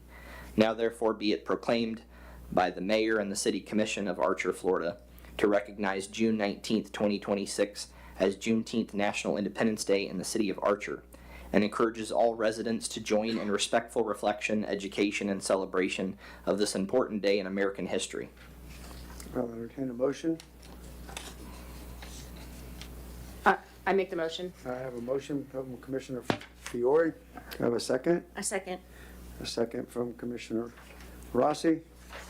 Any discussion regarding this proclamation recognizing Juneteenth National Independence Day proclamation? Any comments from the constituents in the audience regarding this recognition? Hearing none, let's go to a vote. All those in favor of Juneteenth National Independence Day proclamation say aye. Aye. Aye as well. Nays, like sign. Hearing none, motion carries 3-0. I will read the next one for Save Your Voice. Sure. City of Archer, Florida proclamation recognizing National Safety Month. Whereas the month of June is recognized nationally as National Safety Month, a time dedicated to raising awareness about preventing injuries, reducing risk, and promoting safety in homes, workplaces, schools, roadways, and public spaces. Whereas safety is a shared responsibility that requires the continued commitment of residents, businesses, public servants, emergency responders, and local government. And whereas the City of Archer recognizes the importance of safe working conditions for employees, responsible use and maintenance of public infrastructure, safe driving practices, emergency preparedness, and the protection of residents and visitors. Whereas public work employees, law enforcement, fire, rescue, emergency medical services, utility personnel, and other public service professionals play an essential role in protecting the health, safety, and welfare of the community. Whereas the National Safety Month serves as a reminder that many accidents and injuries can be prevented through awareness, planning, training, communication, and responsible personal action. And whereas the City of Archer remains committed to promoting a culture of safety that protects employees, residents, families, and the community as a whole. Now, therefore, be it proclaimed, the City Commission of the City of Archer, Florida does hereby recognize June of 2026 as National Safety Month in the City of Archer and encourages all residents, businesses, and employees to take meaningful steps to promote safety, prevent injuries, and protect the well-being of our community. If witness whereof I hereunto set my hand and cause the seal of the City of Archer, Florida to be affixed this 8th day of June 2026. City of Archer, Mayor Fletcher Hope. I make the motion. Entertain a motion. I have a motion from Commissioner Rossi. Second. I have a second from Commissioner Fiore. Any discussion? The only thing I just want to say, I don't want to belabor the meeting, but it is amazing how important it is for the component of awareness to prevent accidents. Went to North Central Florida Planning Council last month, had a presentation by the Highway Patrol, basically commissioner, and they said they have avoided and prevented more accidents by a simple irritation called the rumble bumps that you hear on the sides of roads, and there are going to be more and more of those in every roadway, because that in itself causes awareness and causes the vehicle and the driver to stay within the lanes. That was never implemented like it has been in the last 2 years, but they've had a dramatic change in the number of head-on collisions and things like that, not only during the day, but at night as well. And I found that just interesting, that something as simple as just changing the way the infrastructure of the roadway is done can prevent accidents, such as the irritation of the rumble things that we complain about on the sides of the roads. But I only complain when my husband hits them. yeah, and me too. I mean, I'm talking to my wife and she, quit hitting those bumps. I said, it's safety, honey, it's safety. So, but it's an irritation, but it's also prevention in causing accidents. Or bringing awareness to the driver is basically what it's doing, so. All right, any other comments from constituents in the audience regarding recognition of this proclamation? Hearing none, let's go to a vote. All those in favor of recognizing National Safety Month as a proclamation, say aye. Aye. Aye as well, nays like sign. Hearing none, motion carries 3-0.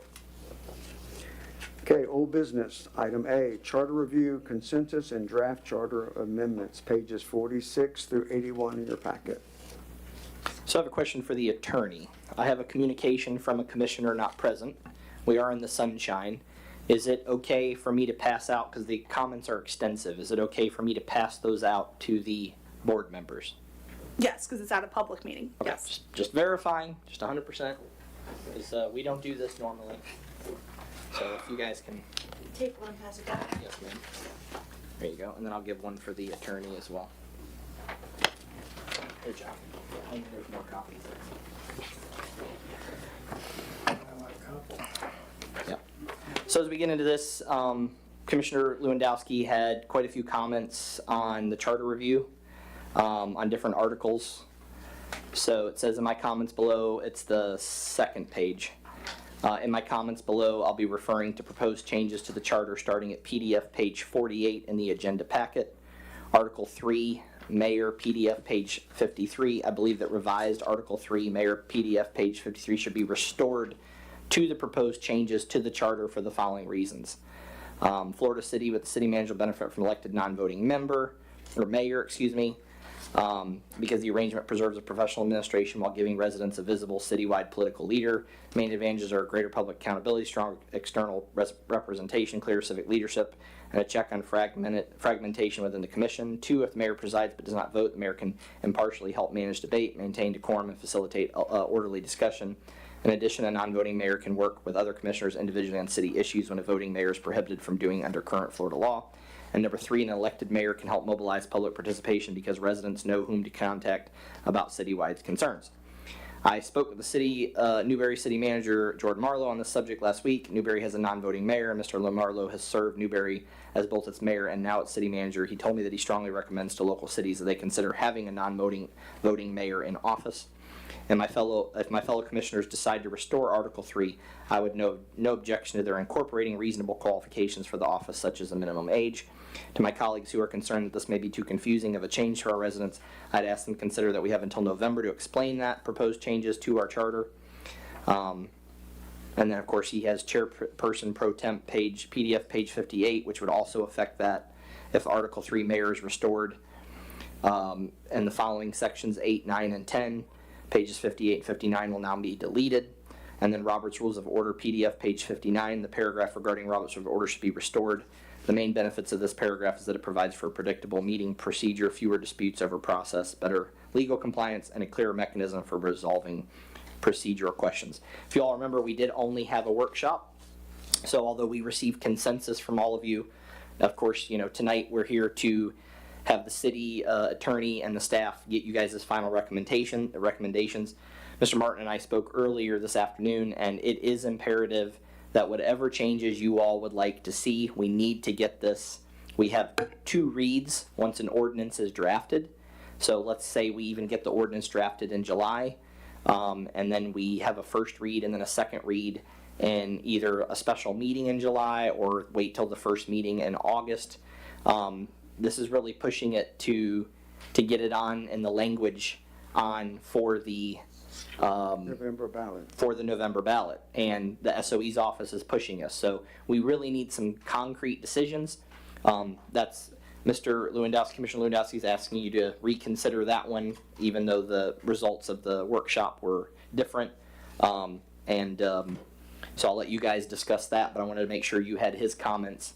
And you can see I haven't made up anything else the rest of the night because of the other things that were written. So I don't really have any comments on this other than, the city attorney, I believe, did a good job in compiling all of the 27 items, the 7 items that were given that ended up being issues to change. I believe the language is exactly what the commission discussed within that workshop. It meets the spirit of everything, including the ones that you all weren't so sure about. You said to wordsmith, I believe that's been done appropriately to your intentions.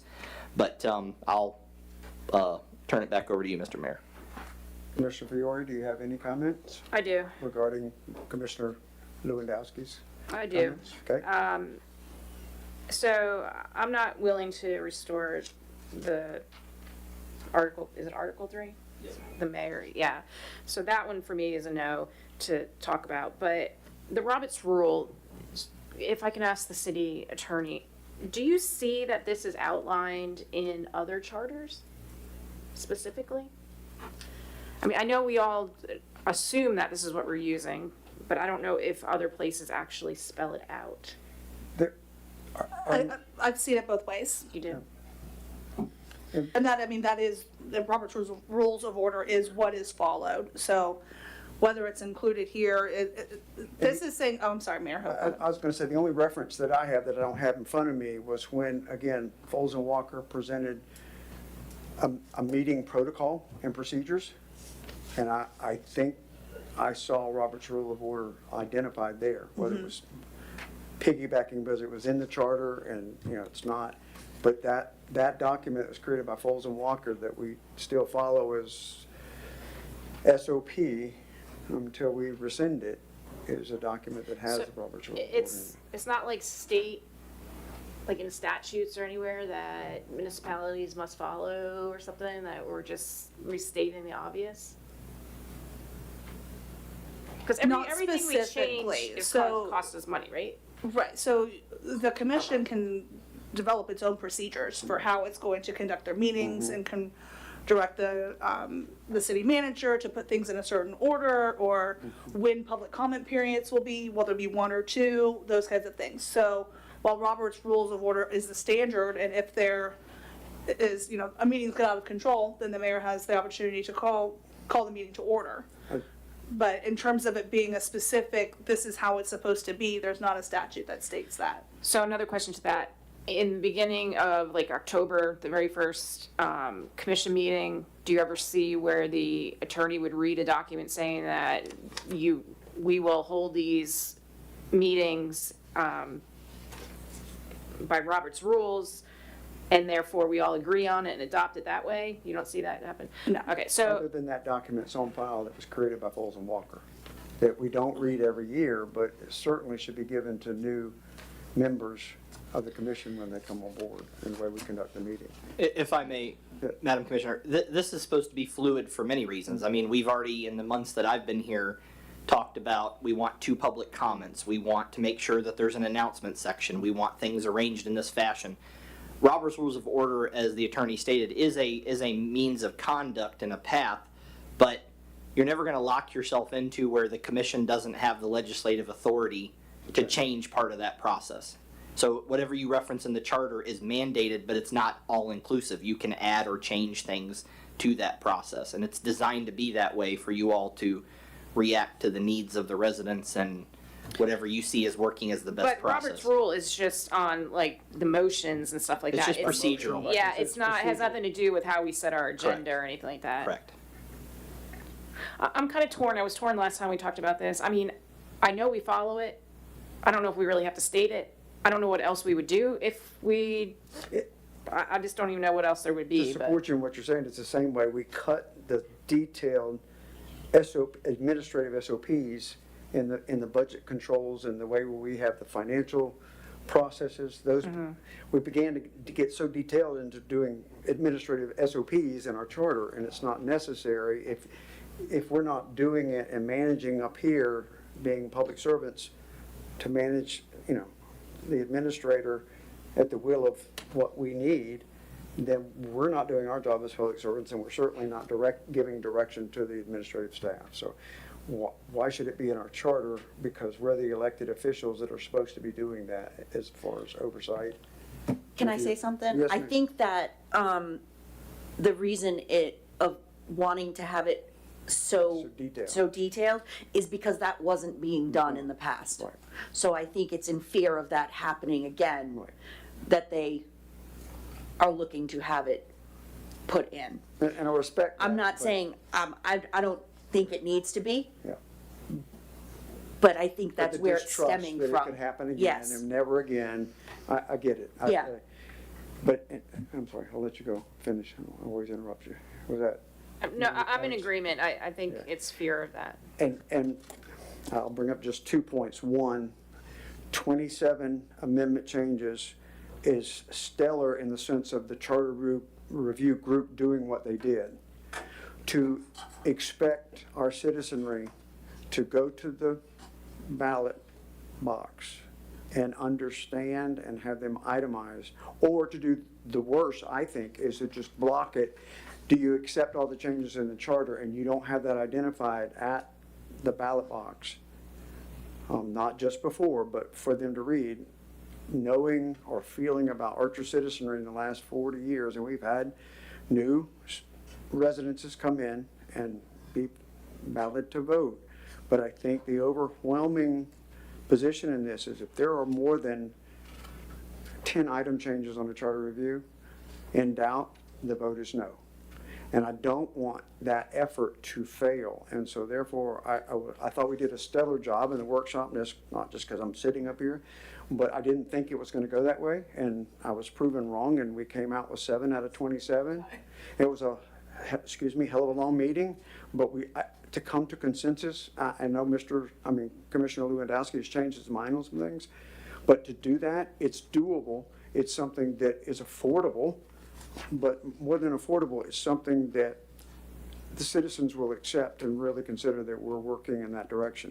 The third thing I want to say is there's nothing saying we can't take this as a workbench detail to have charter review this year and the next year and have the prioritizing the next 6 or 7, especially if we're successful, and the 7 get passed. We've updated our charter review, and we can do it the next year, with the same group of volunteer citizens that did a stellar job. I mean, I'm not trying to sway anybody, but it's not like it's dead in the water. We're not going to touch this again for 10 years is my take on it. We've just done the homework to look at the next 7 to be prioritized. And one of those could be the Robert's Rule of Order if it needed to be. And that's, whether Commissioner Lewandowski is watching or hearing or whatever, in respect to him being the chair of the committee, prior to him being a commissioner, that's the respect I have for him, that so much of the homework has been done, we can do that in this next year. My consensus is to accept the 7 and move forward to make sure we hit the deadline, to make sure it gets on the November ballot. I am concerned that we push it into the end of July, it's going to be problematic, or especially if we push it into August. Mr. Mayor, and I agree with that I concern. respect, but I don't trust the county and the supervisor elections to run out of time and effort and it not hit the ballot. But I would note that, above is the subsection C, the city commission shall establish rules to govern its meetings, provided such rules do not conflict with Florida law or this charter. So there is, some direction Right. of what happens at the meetings, but it's just governed by the commission. And what we use Without- as tools to govern the meetings, Exactly. Mayor, I don't have any recommendations to change what's in the backup. and by consensus, what's presented to be earmarked, okay. I have that from Commissioner Fiore. Commissioner Rossi, what is your feeling? I don't think anything we decided on, I think everything is good with what we decided on at the workshop. What we worked hard on at the workshop is Yes. good, okay? We I did hear work that hard. from Commissioner Rossi. And you just heard my diatribe, I'm sorry, but I feel we've done a stellar job with the 7 out of 27. Doesn't mean any of the others aren't equally in their own capacity, it is important.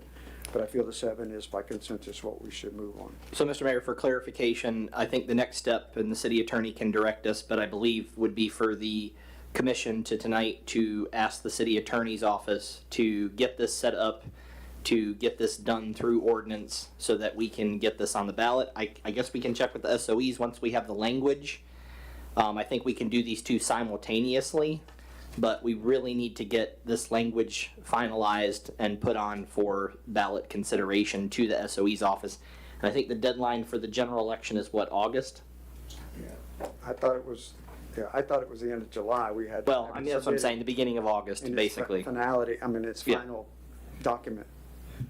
Mr. Mayor, and I'm sorry about the microphone situation, but based on what my conversations with supervisor of elections, my recommendation, if you're gonna go this route, would be to do exactly what Mr. Barber said with the attorney to draft them, possibly call a special meeting when she has them ready to make first reading, and then at the next regular meeting after, have the second reading and be done with it.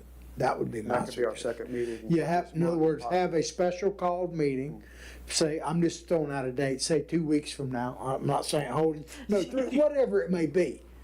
And have that, and then have your regular meeting right after, as soon as you can really have it, because you've made your decision there, and then you would probably meet the calendar. If you push this thing Further. to two regular meetings, I think you're in danger of missing your deadline. So if I can make a suggestion on that point, so we've got workshops later on in the packet to establish some dates for, right? There's nothing to say that we can't advertise that the first half hour is an actual meeting, special meeting, and then after that it would convert to a workshop at a certain given time when one is adjourned and the other one is called to order.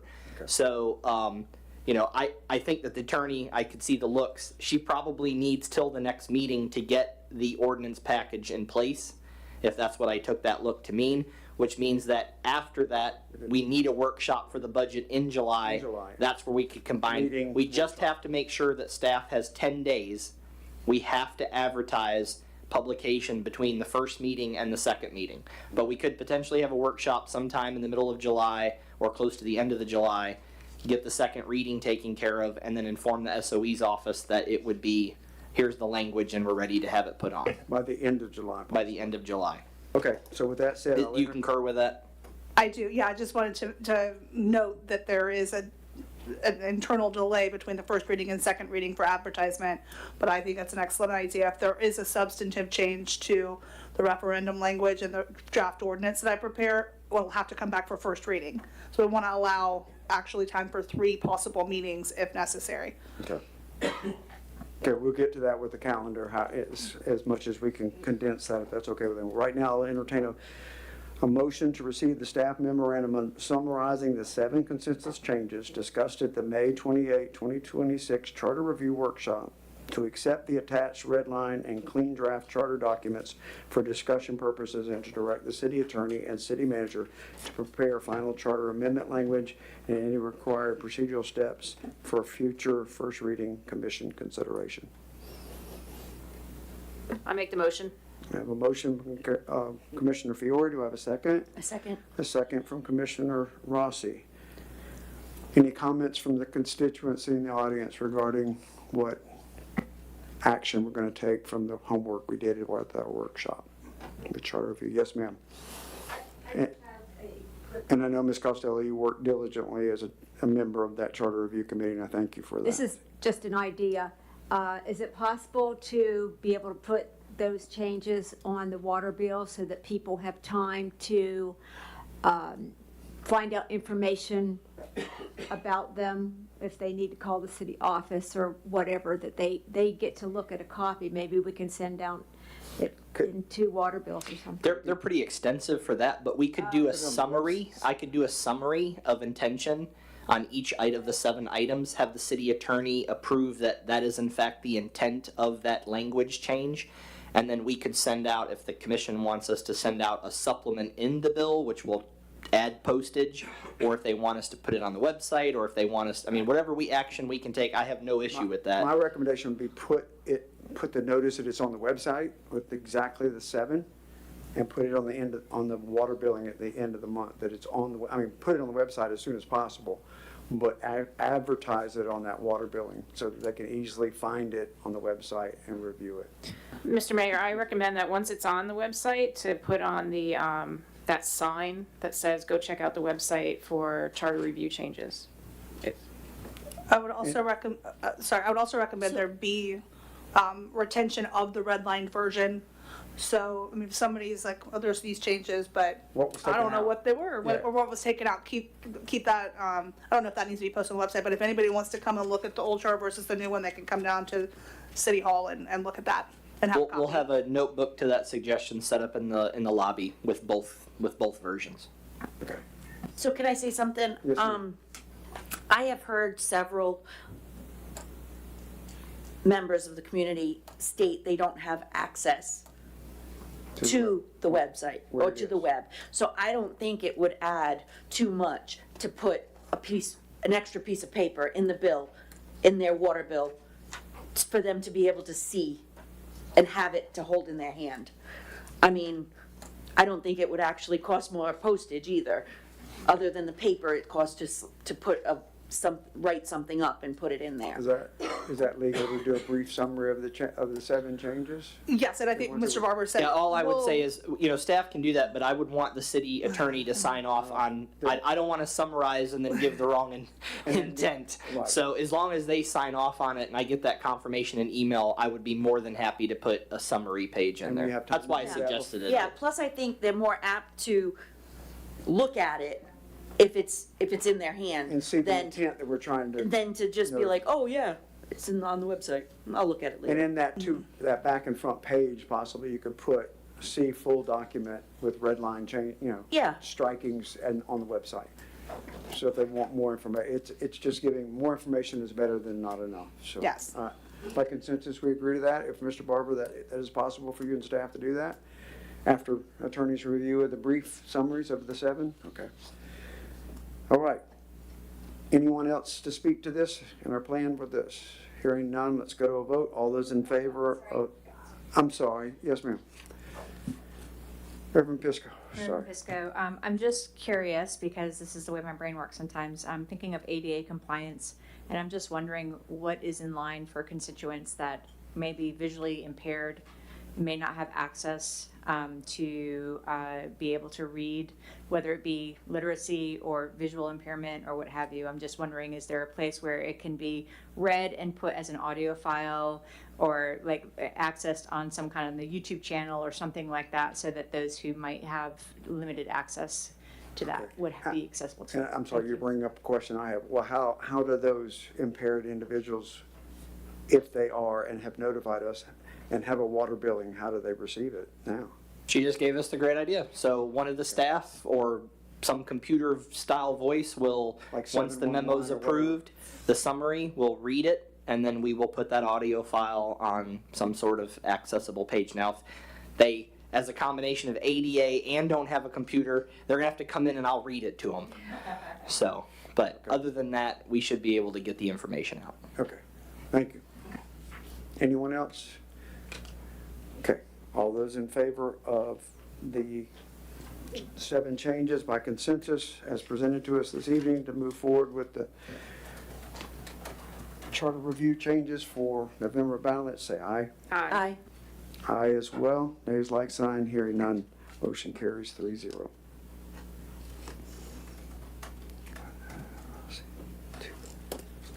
Okay, sorry.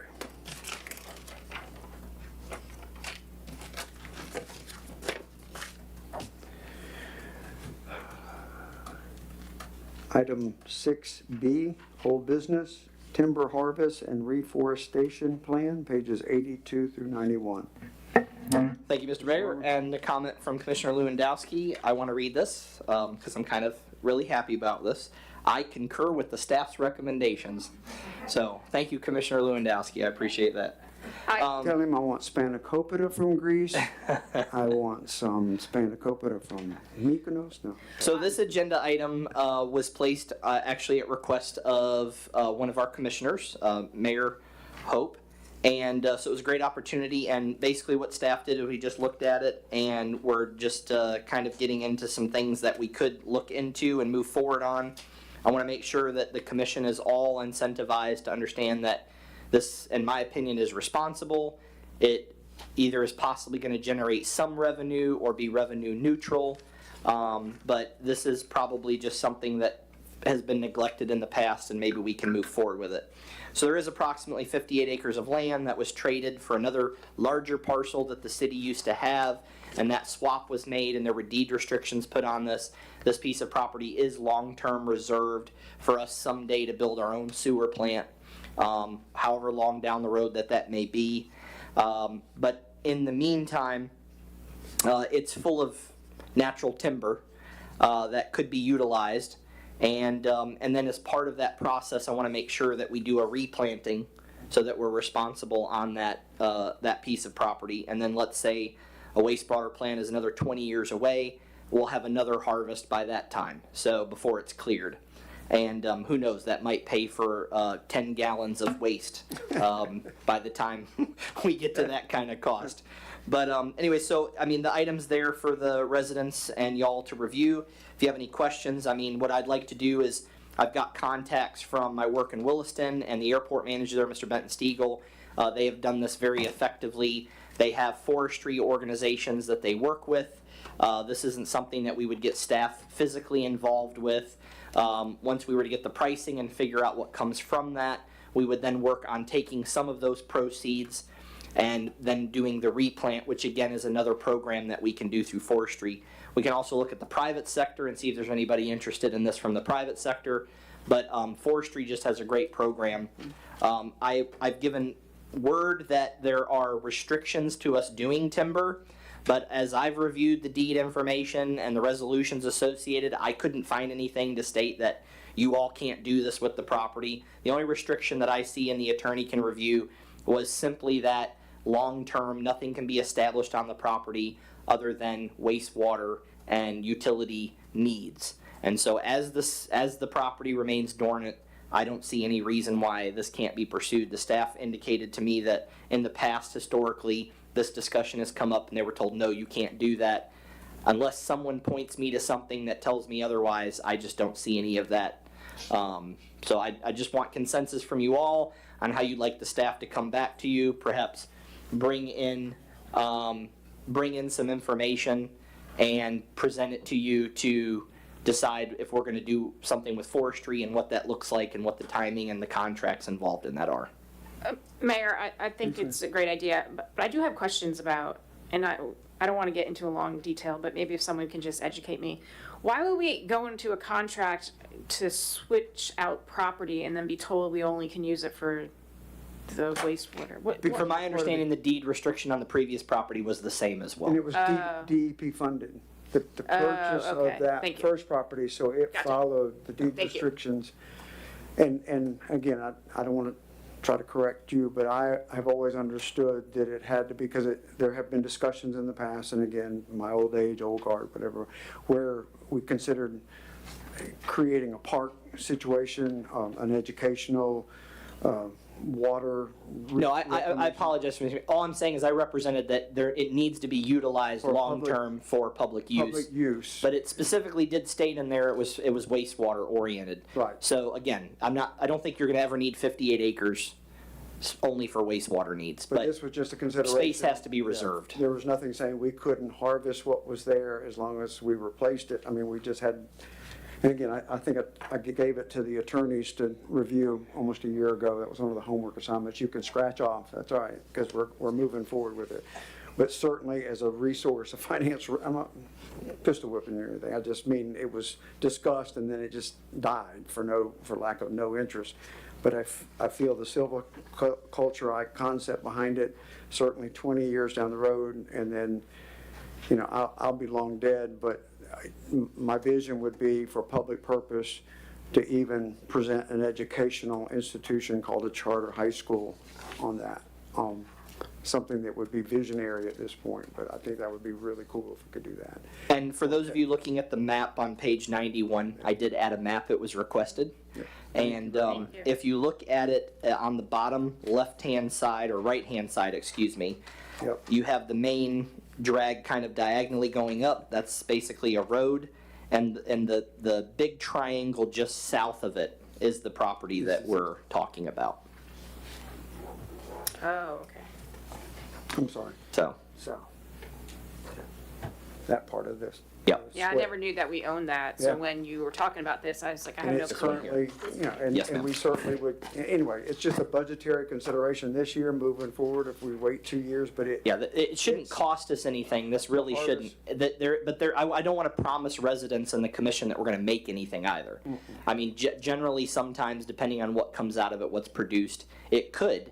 But in order to do a replant, that is going to cost some of those funds, and that's usually taken out of that And contract. it can, that silviculture, reharvesting and planting is like a 5-year process. Yes. I mean, I have family with some property that's 125 acres, and we're in year 5, and I drive out there and I go, I thought these pines were supposed to be bigger than this. So it's a long-term process. It, it depletes the property and changes the whole look of it. And so I appreciate you putting in here about educating the public along the way if we were to consider this, because that's a very important part, to understand what we're doing, why we're doing it, but harvesting the revenue as well, if the price is right. We may not want to do it right now. If the price is too low, that's the other thing. You have to consider that. If, the timber harvesting is, If we found oil, we'd be fine. yeah. But anyway, this was just for information and for really for our budget process coming up to consider it and Well, when it's done, so. We have to be careful. We should not be putting in as a budget revenue stream.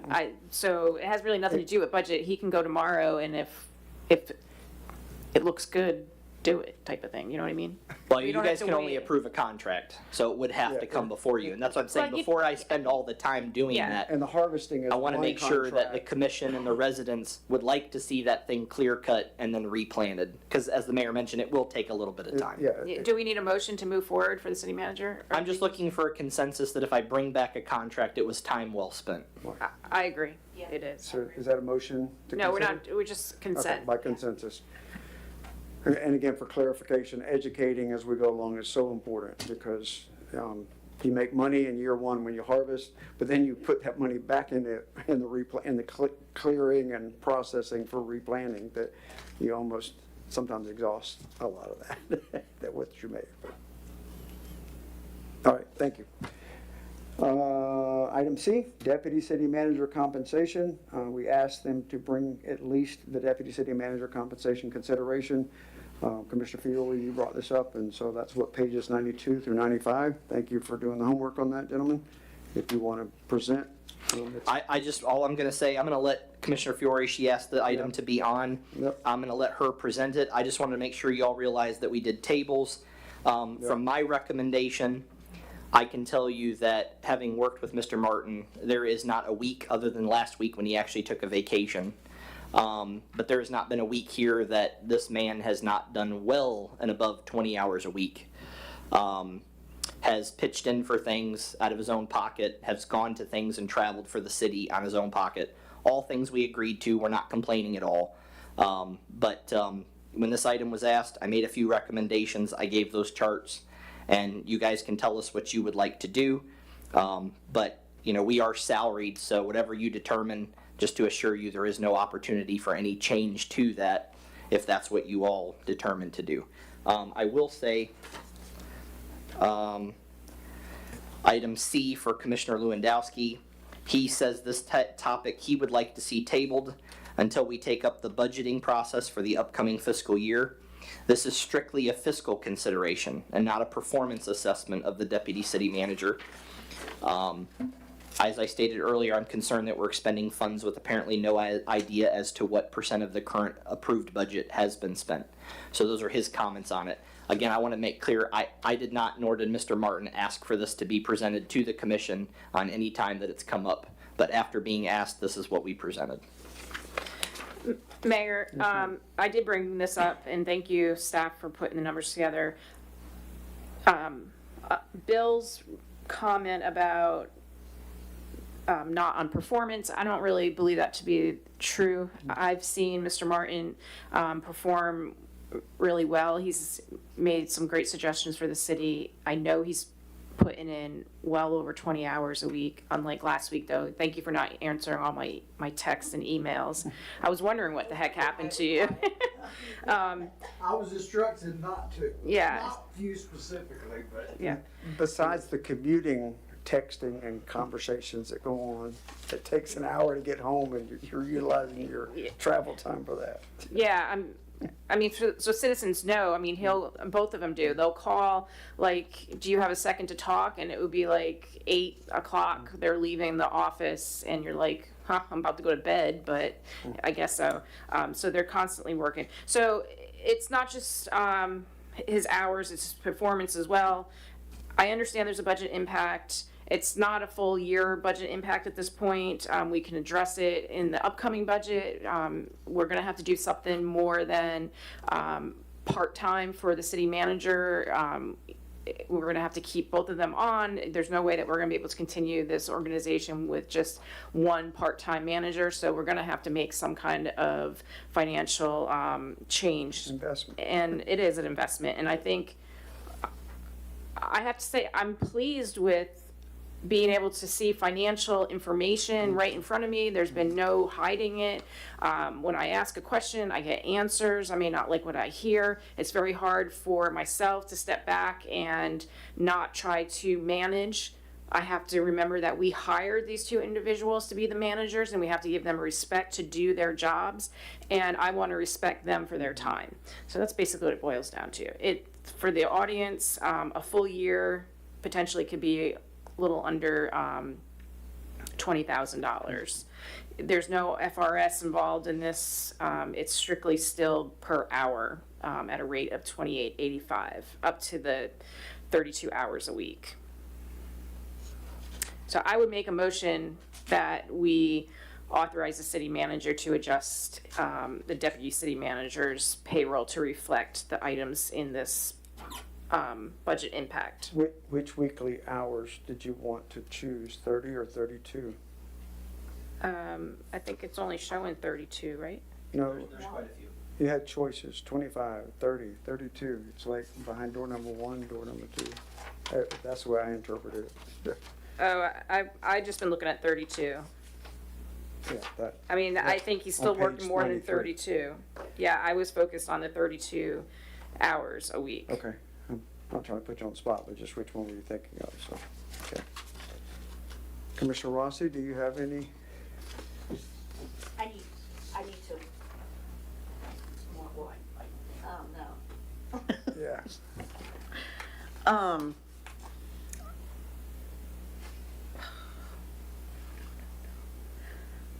I understand, and I know that they're both here more than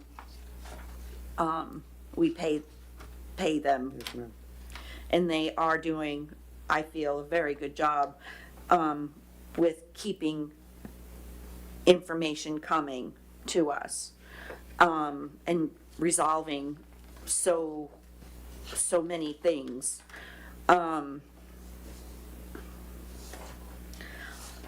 So the first thing that pops in my head is they're both doing it. And I know he stated he didn't want to be included in this, but I have a hard time not, personally. So I appreciate that. My performance evaluation will go out to you this month, and my contract requires you to visit this on the July agenda. So contractually, you guys can discuss me in July if that's what you wish to And a do. budgetary component of that So and everything my else. contract does not allow me to be discussed at this point. It requires you all to allow 6 months to transpire before that. So I appreciate that. And then for clarity for the residents, those who are not as engaged, a lot of people ask, why are there 2 people? It's not just because part-time. The issues have been so critical over a long period of time for many years. John's focus has been day-to-day, has been staff, has been keeping the lawns mowed and keeping the locks done and keeping the bathrooms open and all those things and dealing with some of the immediate needs of the day. And I, on the other hand, spend a majority of my time on the $5.8 million interconnect that we're going to talk about tonight, and some of these systemic issues with public records, and working with the city's attorney's office to finally get our ordinances and our resolutions pointed in the right direction, and the policies that we've talked about tonight. So that's kind of how we've done that. And so, just so they don't think that, I'm doing the job completely for 20 hours and then I hand the baton over to John. That's just not the way it works. So, but anyways, but yes, thank you, Commissioner Rossi, but you all are welcome to ignore me on this. I won't take offense to it a bit. So my next statement, and maybe I'm just on the air of caution. I know that it was stated that we have extra money to work with, but maybe how often can we go back and review this, technically? So the hours Is there- assignment and all of that is technically within the purview of the city manager to any staff, including Okay. the deputy city manager. The reason why you're seeing this is not that I'm not willing to give him more hours. Right. I don't have a budget contingent that allows me to pay him more. Okay. So really the question for you all is not, do you want him to work 30 or 28 or 32? It's just what you wanna want to compensate him for. compensate him for. Because I can assure you without me even asking, He's gonna- Mr. Martin's going to be here as long as it requires. So just off of his past behavior. So I'm okay with going up to 30 for now. I know it's only a 2-hour difference, but I just think, like I said, I work on the air of a little bit caution. But, Okay. yeah, And you can see that delineated there on page 93. The 30-hour option would be an increase of current of For $16,149.65. the year. Yes. And that would be through October, but so that would be broken out in whatever pay cycles. Sure. So this budget year, you actually won't see a $16,000 right. increment. Yeah. 4 or 5 months. It would just be of that. now till then. Till October, and then Correct. all of this will be readdressed for structure of pay and all of that for staff. There's Um, nine as the budget pay workshop. periods left in the remaining of the year. Yes, ma'am. Okay, Anything else, Commissioner Rossi? no, that's all I've got. Okay. The only question that I'd like to hear, Mr. Martin, do you have an option, door number 1, door number 2, door number 3? And before you answer, my only other consideration for you to answer for us is the FRS implication. If we went from 30, there's not an FRS, not implication, but opportunity to participate in that. But at 32, there would be. And so Oh, I is see. I see. it's the pension or retirement, the state-funded FRS. And so do you have an option that you'd consider? Because you brought that up when we talked about it before, and not sure what the implication would be, but Well, thank you, Mr. Mayor, for asking me. Of course, everybody wants to make more money, Absolutely. everybody. Show me the- So that goes without saying. The FRS, when that time comes, is something that I would like to consider being able to participate in. And you're right, as far as my interpretation of that 32 versus the 30. because you currently have FRS you're active, not active, but you have an FRS No, I don't. through Hawthorne or no? Hawthorne does not have the FRS. Okay. They had a individual retirement that Okay. they paid into. I wish they had made that Okay, decision not mine, but back I in just the day. made an assumption. But no, I'm not. But so when that time comes, yeah, I'd love to take Participate. advantage of Okay. that. Certainly. I mean, I'm not unhappy now. But, and I appreciate Mr. Barber bringing this up because, I don't mean to make it about the past before we ever got here, but as I told you, I wasn't even worried about it. I just was doing what I needed to do to get the job done because I just want to make a difference is really what it's ultimately about. And we're really working well together. And, just to give people an example of something that happened, of things that not this past Friday, but the Friday before that, it just came up that somehow we didn't process the check for Waste Pro. And could I come over here and facilitate all of that happening on a day that I was off?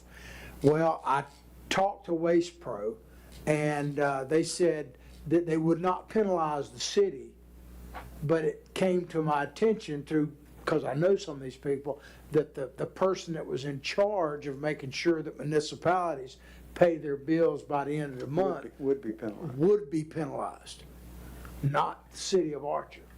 Well, even though none of it was any one individual's fault, not my fault, I couldn't in good conscience let that person be penalized for something that collectively, whatever we should have gotten accomplished, including myself. So I drove all the way over here, got that processed, and then I had to drive all the way in, and you were graciously available to sign the check. Of course, I signed. And I didn't even make you a free sub, It did I? didn't even make me a free sub, correct. And then I had to go all the way to Alachua to deliver it and everything else. And, I was glad I was able to do that. But, and I joke about it, but there's been two things that I joke about sometimes, and I know Commissioner Fiore has heard me say this before, that, I'm home alone again. Because We're there's waiting been, for that new sequel to come out. Yeah. So you make some money. and I've also texted, I think you and Commissioner Fiore in the past, that I'm last man to leave Archer again. So, and none of that is complaining. I'm very happy to be here. So, but I do think what Mr. Barber is proposing is, I take it graciously, but I think it is fair. And would it disappoint me not to receive it? Certainly.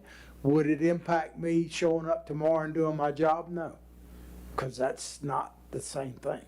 But to answer your question specifically, when the time comes, yes, I would like to participate in that. If it went to process. 32, you'd like to participate? Yes, that would be better for That me in was that where I sense. was Yeah, I leading didn't this. mean to get so long-winded. No, sir, that's fine. I appreciate the reputation, building the reputation of Archer. And you gentlemen do that collectively together, so. My feeling is to consider the 30 at this point immediately, and then certainly for the budgetary process, consider the 32. I'll change my motion to, did I make a motion already? No, ma'am, I thought I did. you just talked a lot. Oh. She talked a lot. Shit. Hey, you look, Commissioner Rossi, Okay. what time is it? I- 8:32, we're gonna be finished early today. Then can I, does it need a motion or Yes, can we ma'am. direct? Okay, so I'll make a motion to immediately move to 30 hours a week. And compensate for the remainder of this budget year, yes. Yes, and I just want to make it clear that during the budget cycle, this will need to be addressed if it's Again. not addressed again next month due to Mr. Barber's contract. So, Okay. yeah. And thank you for bringing this up, because you initiated this. I mean, it might have been with discussion with Mr. Barber, but I thank you for that. All right, I have a motion. Do I have a second? I second the 30. Okay, I have Commissioner Rossi with a second to go to 30, and then bring up this also as a budgetary component during our workshops. Is that included? Anyone from the constituents in the audience regarding the recognition and efforts of this individual? Yes, sir. Good evening, Gene Arnold. You pay approximately $60,000 in interest right now. You're treading water on an $900,000 loan. You don't have money. I hate to always be the guy that gets up here and tells you that you're broke, but you're broke. John Martin, I don't know him well, but the little bit I know about him, he's a good guy. I like John. John signed up for this for 20 hours. He signed up for his part-time. When it comes time to the budget, let's hire him full-time. Let's see if we have the money to do it, and let's pay them what they hopefully we can afford to pay them, because I think they're doing a good job. But you don't have the money right now. It's crazy that you all continue to spend money that you don't really have. You don't even know what you say. Oh, we're probably making money. Still, no profit and loss, no balance sheet. Don't have no idea the financial health of Archer. So when you start writing checks and giving out people more money, now, as a fisherman analogy, and I know Mr. Martin is, if the ship is sinking, you don't call a timeout and say, hey, I'm off. I mean, I think he puts the time in because he's trying to turn this thing around, and God bless him, okay? If you had 20 of John Martins, you'd have a heck of a city, all right? And again, it's not any slight on John Martin, not to give him this. It's just that right now you don't have the money, okay? So get your financial health in order, figure it out, get the budget. You know, let's somehow, you didn't say anything about maybe getting a $1.5 million loan, that bridge loan or whatever, to pay off the Ameris and get a lower. You didn't talk about that. That's something that hopefully is in the works still. You know, I know that she didn't talk about the city attorney, the thickets, and maybe some revenue, and I know that's kind of found money. But these are things you got to get. How do we save money? How do we maybe make some money? Yes, sir. Okay? Thank you very much. Anyone else?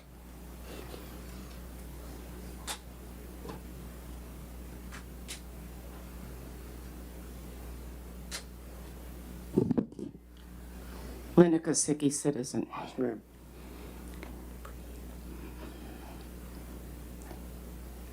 I know the 4 employees that kept this place going. Even with all of the bitching and all the criticism and everything that they got, they have had no salary increase in over 2 years. And they're still here, which I find totally amazing. So just think about that before we spend any more money. Thank you, Ms. Kosicki. Anyone else?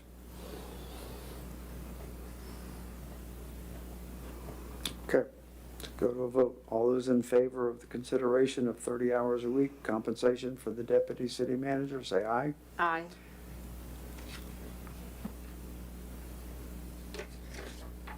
Nay. And aye as well. Motion passes 2-1. Commissioner Rossi and opposed.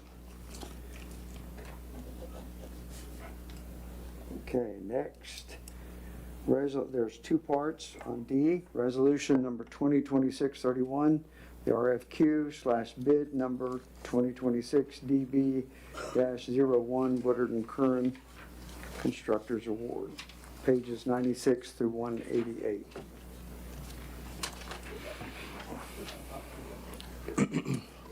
All right, Mr. Mayor, this here is the results of a staff recommendation for RFQ bid number 2026-DB-01.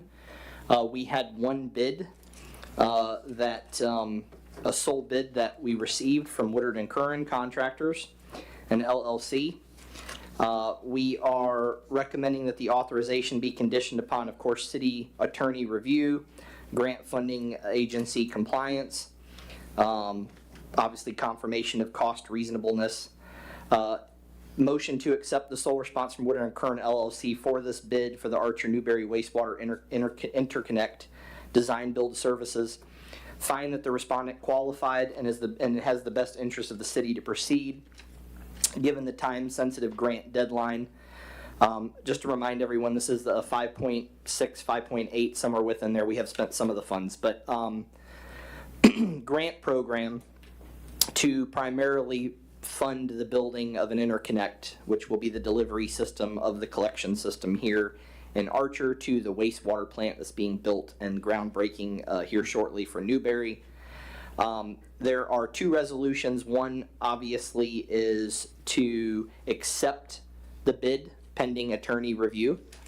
The second resolution, if you look through it, is a resolution because of the time crunch on the project to allow within the funding and within the budget and contract approved to allow myself or Mr. Martin in my absence to make field directives, administrative modifications, schedule changes, change orders, excuse me, and all of that necessary to capture this revenue. There is a handout on your dais, and there are more copies out here for the audience.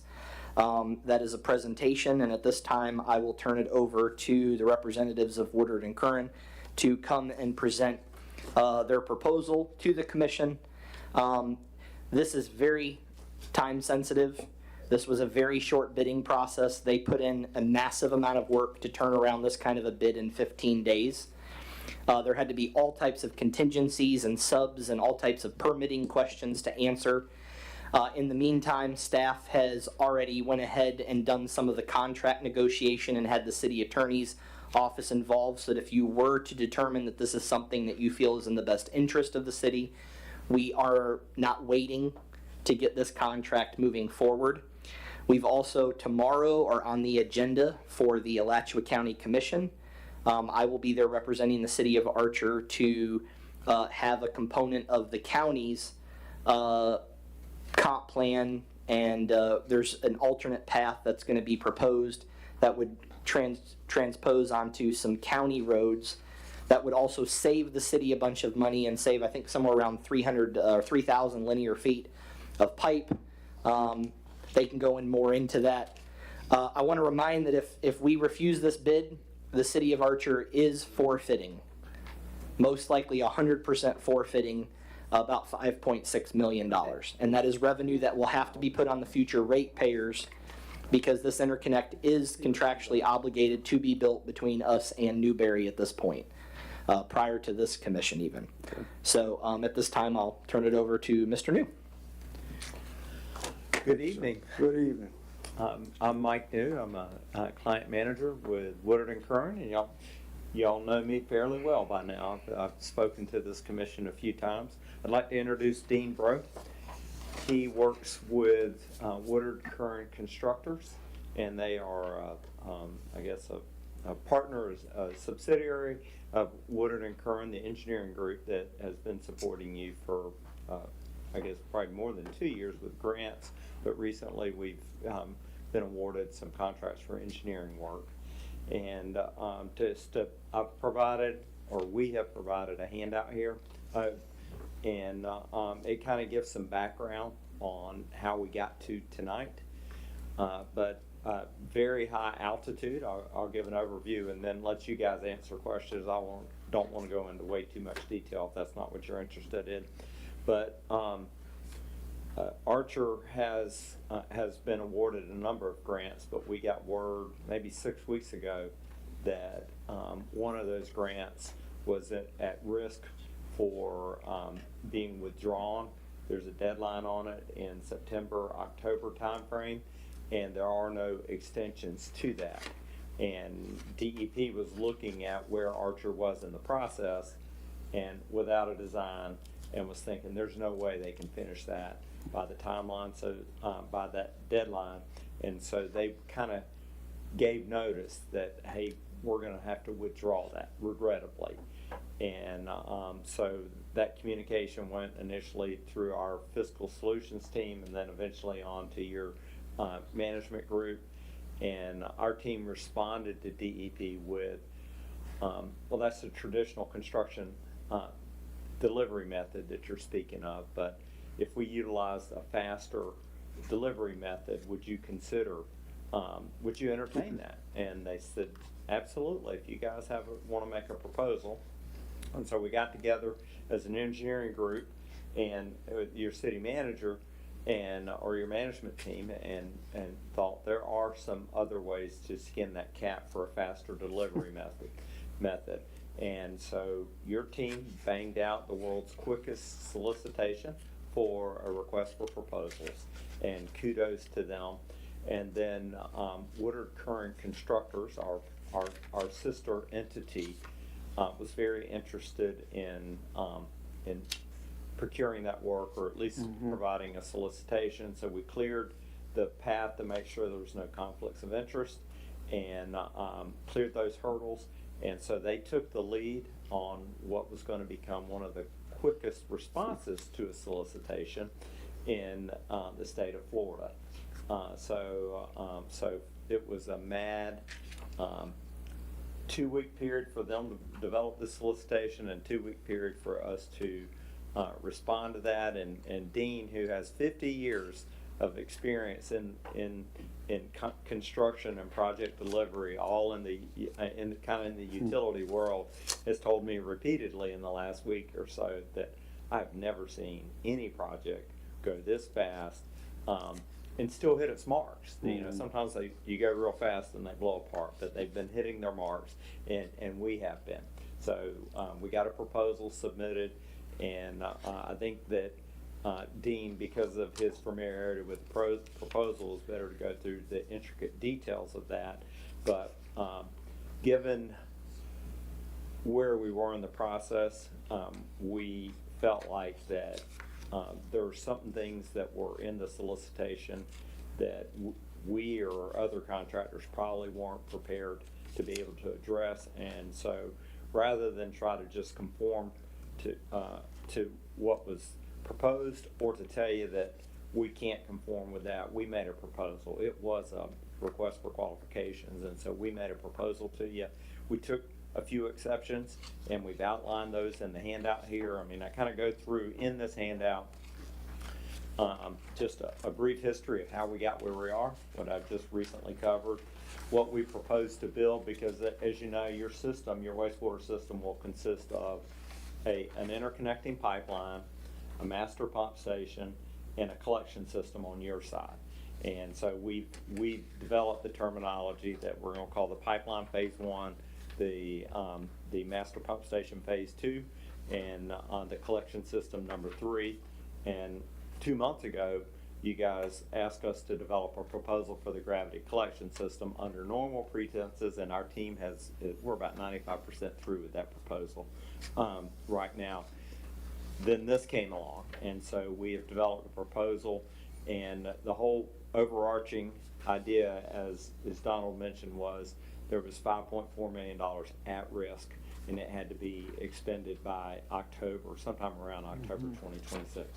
So we provided you with a proposal. There's a drawing that shows the route that we'll be proposing for the force main and the master pumping station, and some information on our cost proposal.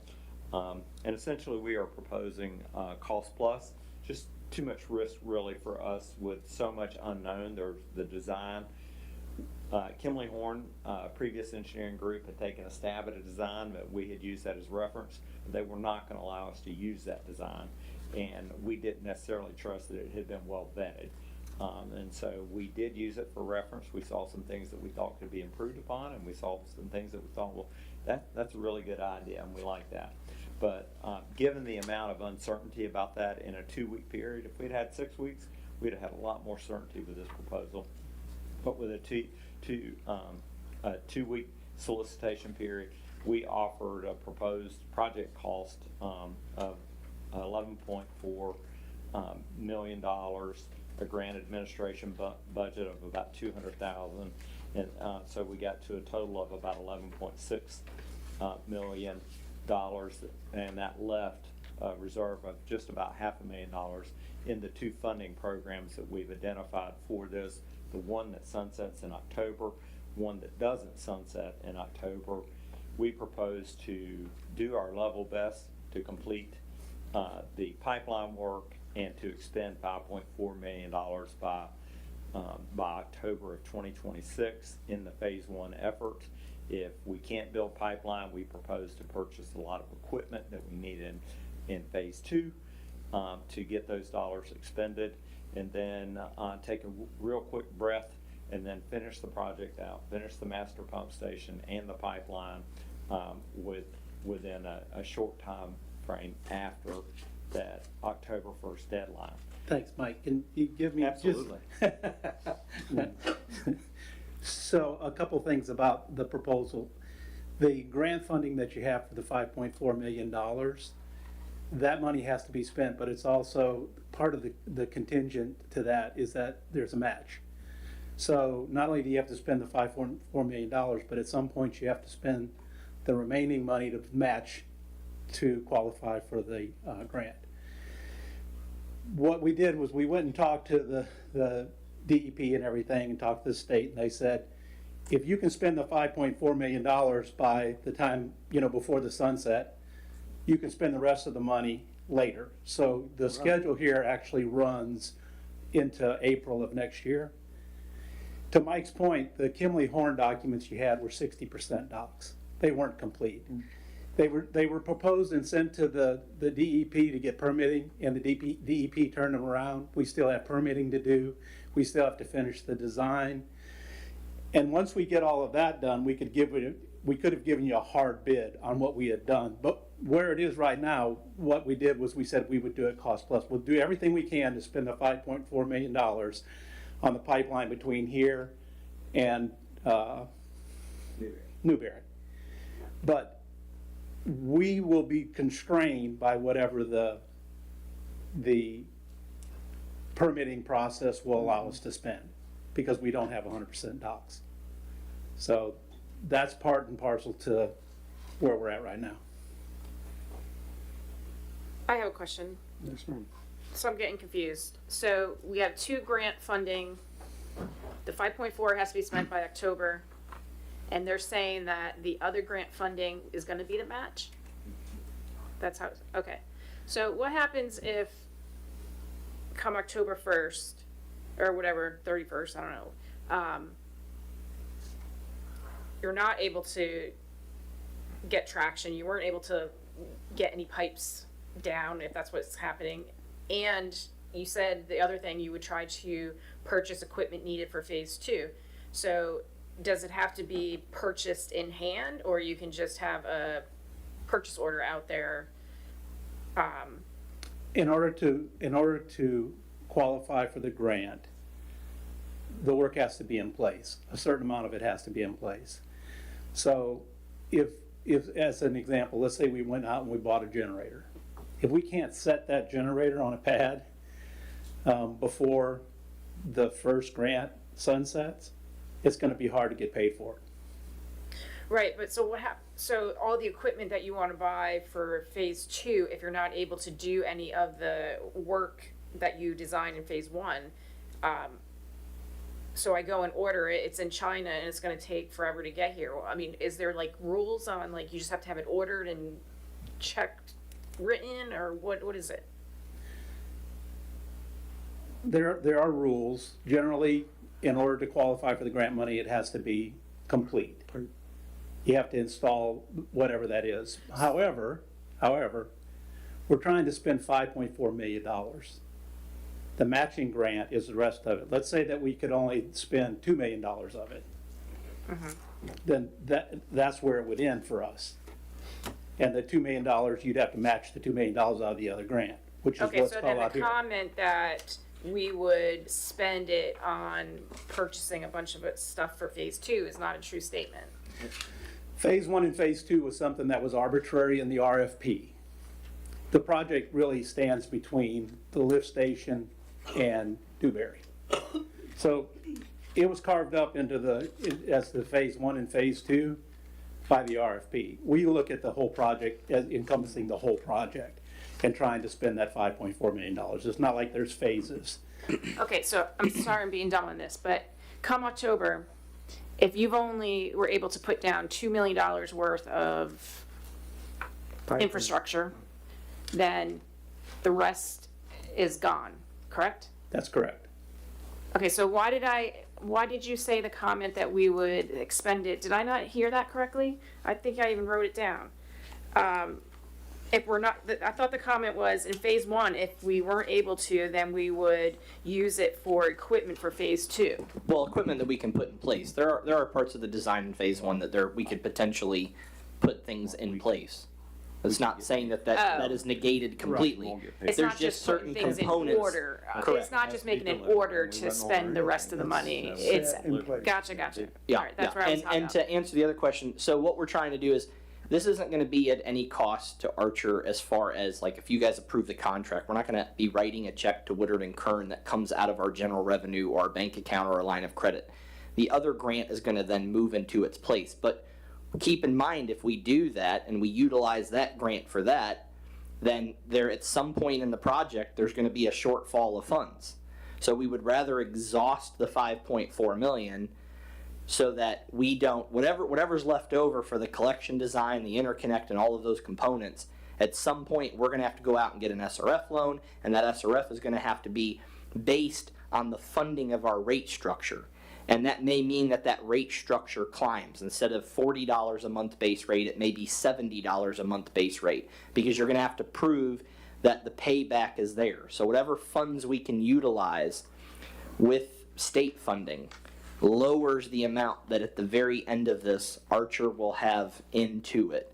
And so that's why the expedited schedule. It's not that, there's not an implication that we're going to be writing them a check out of money that doesn't exist. It's just, we want to exhaust that so that the second round of grant can then be used for other components and other process. Yeah, I was just hung up on that. I was thinking that, hey, we're running out of time, so we need to go spend $3 more million, so let's just go buy a bunch of stuff for phase two. But you're saying if you No, that would be buy great. this, if you buy the stuff for phase two, it has to be like set up in the ground type Well, of thing. it has to be delivered, okay? As an example, the whole project, there's a genset on that project. If I can get that genset purchased and delivered, it constitutes being delivered, paid for. Oh, so it doesn't have to be in the ground Then running. it'll be set and placed. Correct. Okay, all right. So you are just gonna spend as much as you can on parts for phase two, basically. Right. Okay. Having said that, nothing comes from China because it's all BABA, which is important, which is Buy America, Build America. And a lot of these things that we're talking about, we're going to have to make sure that we can get delivery of them and when they'll actually get delivered before September. Gotcha. Okay, so that's another part of it, It'd actually be faster from China. for sure. China, as, you know, if we could say it that way. Use that Chinesium. The other thing is that we did look at what we thought we could spend if things went our way and we got the permitting, the design, and it looks like we can spend the $5.4 million by September. That's what's in the package that you have. There's also a cost-loaded schedule. These are preliminary. I mean, even today, we were talking to the state and everything to make sure what we have to do as far as permitting and everything else to try to move this along. So we want to be a good partner and help you spend the money is the whole thing, so. So what if the state comes down, I'm sorry, Mayor, do you mind if I ask another No, question? ma'am. You're What still happens on if the board. state says, no, the permitting is gonna take, way too much time? Will we know that before we're gonna, when will we know that part? So what I would say to that is this is why we're simultaneously and hoping that the commission would approve this. Obviously, you guys have the absolute ability not to. Why we already are working on contract negotiations, why FDOT has already been reached out to, why the railroad has already been reached out to. But then on that discussion between Woodard and Kern and the staff, initially we're going to avoid the two places of the railroad track, right? That's not going to be part of this till October. We don't have to build this in a linear fashion from one point to the other. They can design beyond that. So going to the county commission tomorrow, another component. So we're just trying to kind of cobble this together in a way that is perfectly legal and responsible, but at the same time gets us to that end goal as you look at that chart on the second to last page of by that 2026 quarter 4 week 40, can we get to that 5.4 million? So to answer your question, yes, we could run into things, and we've talked about contingency options and whatnot. Let's say we get to 4.2 million and we get to this point and that was it, that's what we could do. Our perspective from a staff perspective is that's 4.2 that we utilized that it looked like a month ago was never going to happen.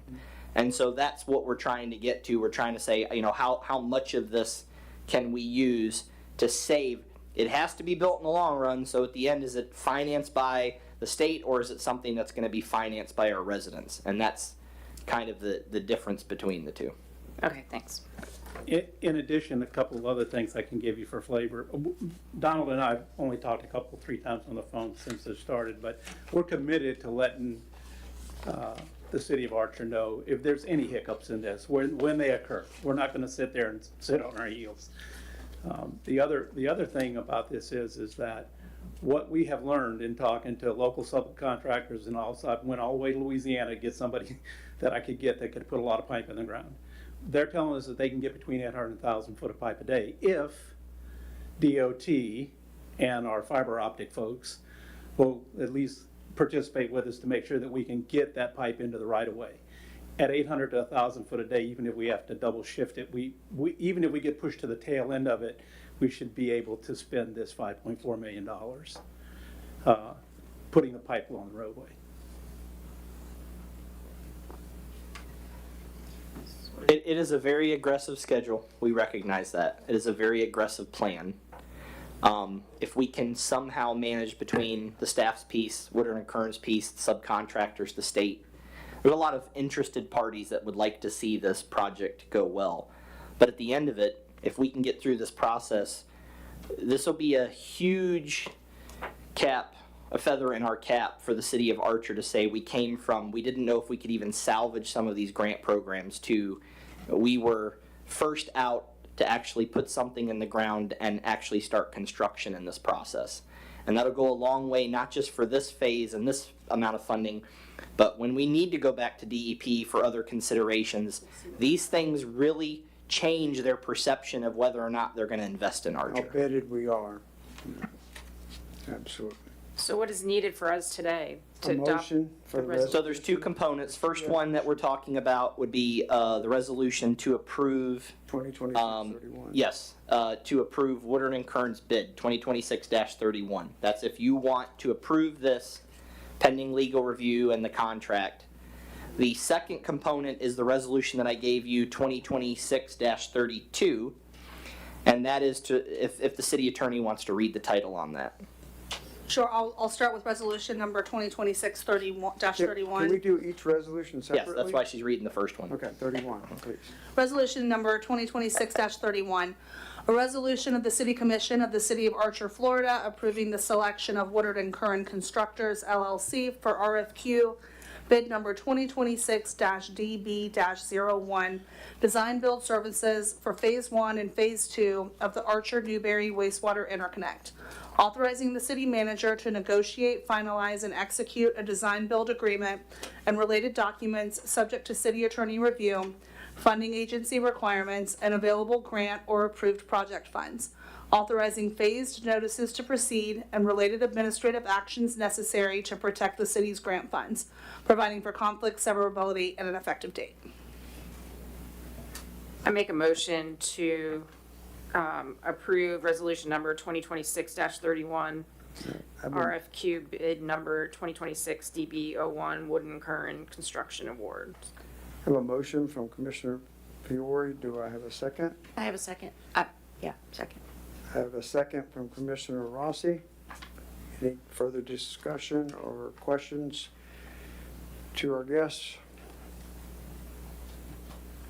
I have none.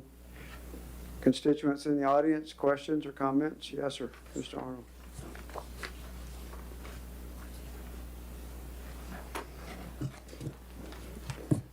Gene Arnold. I may need more than 3 minutes. I hope I get some leniency on this, or leeway or something, whatever that word is. Kimley Horn was a disaster, okay? I wasn't part of that, didn't see that train wreck, but I know you were involved in it, and whoever else, that got away. And they came and had the nice young lady, and she did a little tap dance each time for about a year. And they got 60% done the design, and they'll tell you it wasn't very good. So anyways, with that said, how did we get here? How did we get in this position where we basically ran out of time? That's one question to wonder about. That's not good planning to have a deadline of September. And kudos for rushing it and people jumping through hurdles. That's real nice. But how did that happen? We've been talking about this for years now. So shame on us. I hope that you have that sentiment. Now I keep hearing 5.4. I don't know why I keep hearing 5.4, and maybe I'm missing something. I have what was printed on the website, and all over it says 5.8. I don't know if there's a difference, if you all got different information than I got. Yeah, I'd like to answer that real quick. 5.8 is the total grant. There's some that's already been used. So that's what you need to understand. Some of that has already come out, like some of the money spent on Kimley Horn. So when we say 5.4, that's what's left of the grant funds to associate. But originally it was 5.8. So when we reference it, we say 5.8 because that's how we knew the grant by its original amount. Okay, so when they say 5.4, again, I'm just looking at what you all put out on your website, which doesn't tell me 5.4, it frankly doesn't say what they're going to spend, or it doesn't have a schedule of values. I mean, their proposal, it's lengthy, but it's got 30 pages of resumes. and I'm gonna dive into that, but there's no meat to it. It talks about a cost plus fixed fee model. Okay, that's a great sounding thing, but what is their fee? Do they get 15% on top of it? Do they get 5%? I have no idea. It's never defined in there. That's open-ended. That's a problem. That's how you run into a Kimley-Horn situation. Again, there's no schedule of value, there's no estimated cost, or maybe the estimated cost is 5.4, or at least that's what they're gonna spend. So this 42,000 and how it's described, there is no cost, it's just a blank check that's out there. It talks about on page 110, a separate signed cost or separate sealed cost proposal. I didn't see that. Did that only come to you? Was there a signed sealed proposal that's out there? There's a supplemental packet that was part of the bid that was submitted. And they gave a stick, and I transferred the files from the stick on there. If that supplemental was not part of that file, which I assumed it was, then it's either in there if it was part of the stick, or if it's not, then no. There's a small little booklet that was supplemental. But I believe the file was the entire file. Okay, well, if you want to look through, I mean, it's 200-something pages on this thing that's put out I know, there. I looked through it pretty extensively. And there's no, I mean, I read through it too, and have a general understanding how this underground utility thing works. There's nothing that talks about that, as a, for instance, as far as a sealed cost proposal, it's not shown. So there is a difference between an RFQ, which is a request for qualification, and an RFP. We solicited an RFQ. So the reason why you see qualifications and all that is because that's what we solicited. The reason why we didn't request an RFP is because we knew at the time window. And when I submitted the RFQ, I consulted DEP and they reviewed that RFQ, and they're the funding agency. This funding is not coming from Archer. It's coming from DEP. So we followed the recommendations of DEP. I sent them that solicitation. They made 2 comments. I adjusted those comments to meet their exact requests, and then we published that RFQ. So that's why you don't see cost, because there was no way with the design and the state that it was in that, as they mentioned, that would be possible. So we either spend the money or we don't. I'm trying to make sure we utilize this money as part of this project. Yeah, no, I understand that. Yeah. I get the goal. But again, if there's, help me out, Commissioner Fiore. Cost plus, what is the plus? Is it 5% above the cost? What's the markup? That's kind of how that works, is it not? So if I can answer that. Yeah. So that is established by the funding agency. So these things, when they're reviewed and they're sent to staff to review and we sign off, it goes to DEP, who's the funding agency. They make those acceptable levels. That's the one that determines that. Now, if this was paid out of our pocket, They set the plus? yes, they set and establish what is acceptable through that process. And they have to submit that to us. We have to sign off after inspecting the work. It has to go back to the funding source. And if they don't agree with the cost, it doesn't get paid. So the very agency that is spending the money is determining whether or not the appropriate charges are appropriate. Okay, so for everyone, if it's 5.4, if they submit 4.8 in salaries and, you know, the rest. DEP is not going to cut a check for that. Okay, thanks. Okay, well, again, I go back to Kimley-Horn, who front-loaded their schedule of values with all their management, and we paid them $1 million and got 60% of a design done because they ran out of money. That's what happened. As I keep going through here, I know it talks about a force main section A, B, C, D. There was no description or plan associated with that. Maybe there's something in that supplemental thing that wasn't included to the public. When I get to 119, it has Osteen's license. Their license is listed as a certified builder. That's not really, I don't think, what you want. You need to make sure, I'm sure Osteen has it, but it wasn't listed correctly. They need to be a certified underground utility contractor. I don't think a certified building allows you to do underground utilities, but I could be wrong with that. And if you dive into that, you know, who holds the license the license when it expires and what happens. There's some minutia involved in that of making sure we don't screw anything up. That's the goal here. Osteen's insurance certificate should have the city of Archer listed as additional insured. It doesn't have anything for certificate holder. So I know that's probably preliminary, but you want to make sure that someone gets that and has it as city of Archer additional insured. I think that would be as a minimum type thing. It goes on to a bond. Are they providing a bond, or is it just that they can get a bond? Is a bond required? That would be something. And what is the timeline for the bond? They turn it around, they do it immediately? I'm curious about that. You're at 8 minutes, Mr. Arnold, wrap it up. I understand. I told you it was going to be, I had some good questions 5 here. minutes over 3 minutes, so please wrap it up. Okay, the schedule that was given is on page 129, 130. It is in portrait, you can't read it, okay? It should be something that is legible for the public. That would be great. That's not what it looks like. I've got extra copies right here. Fantastic. Liquidated damages, I don't think that's discussed. If they get out there and they're supposed to do something and before September is what I think the schedule is, if they don't make that mark, there's usually some kind of liquidated damages. I don't think that's addressed. And then what if the costs are overrun to where their 5.4 is 6.3? Are we then on the hook for that? So those are just a couple things, and I didn't understand where they were talking about 11.6 million. I don't know. I'm at loss. So to answer the last question, there's a second grant. So we're using up the 5.4 and then we're moving into the second grant. So let's say they did $6.2 million worth of work. It would come out of that second grant. Yeah. To ensure, So- and we're doing this to ensure we, 5.4? No, the first grant was 5.8, there's 5.4 left in it from my understanding, and then there's a second grant, and they can give us more details as to what that total funding source is.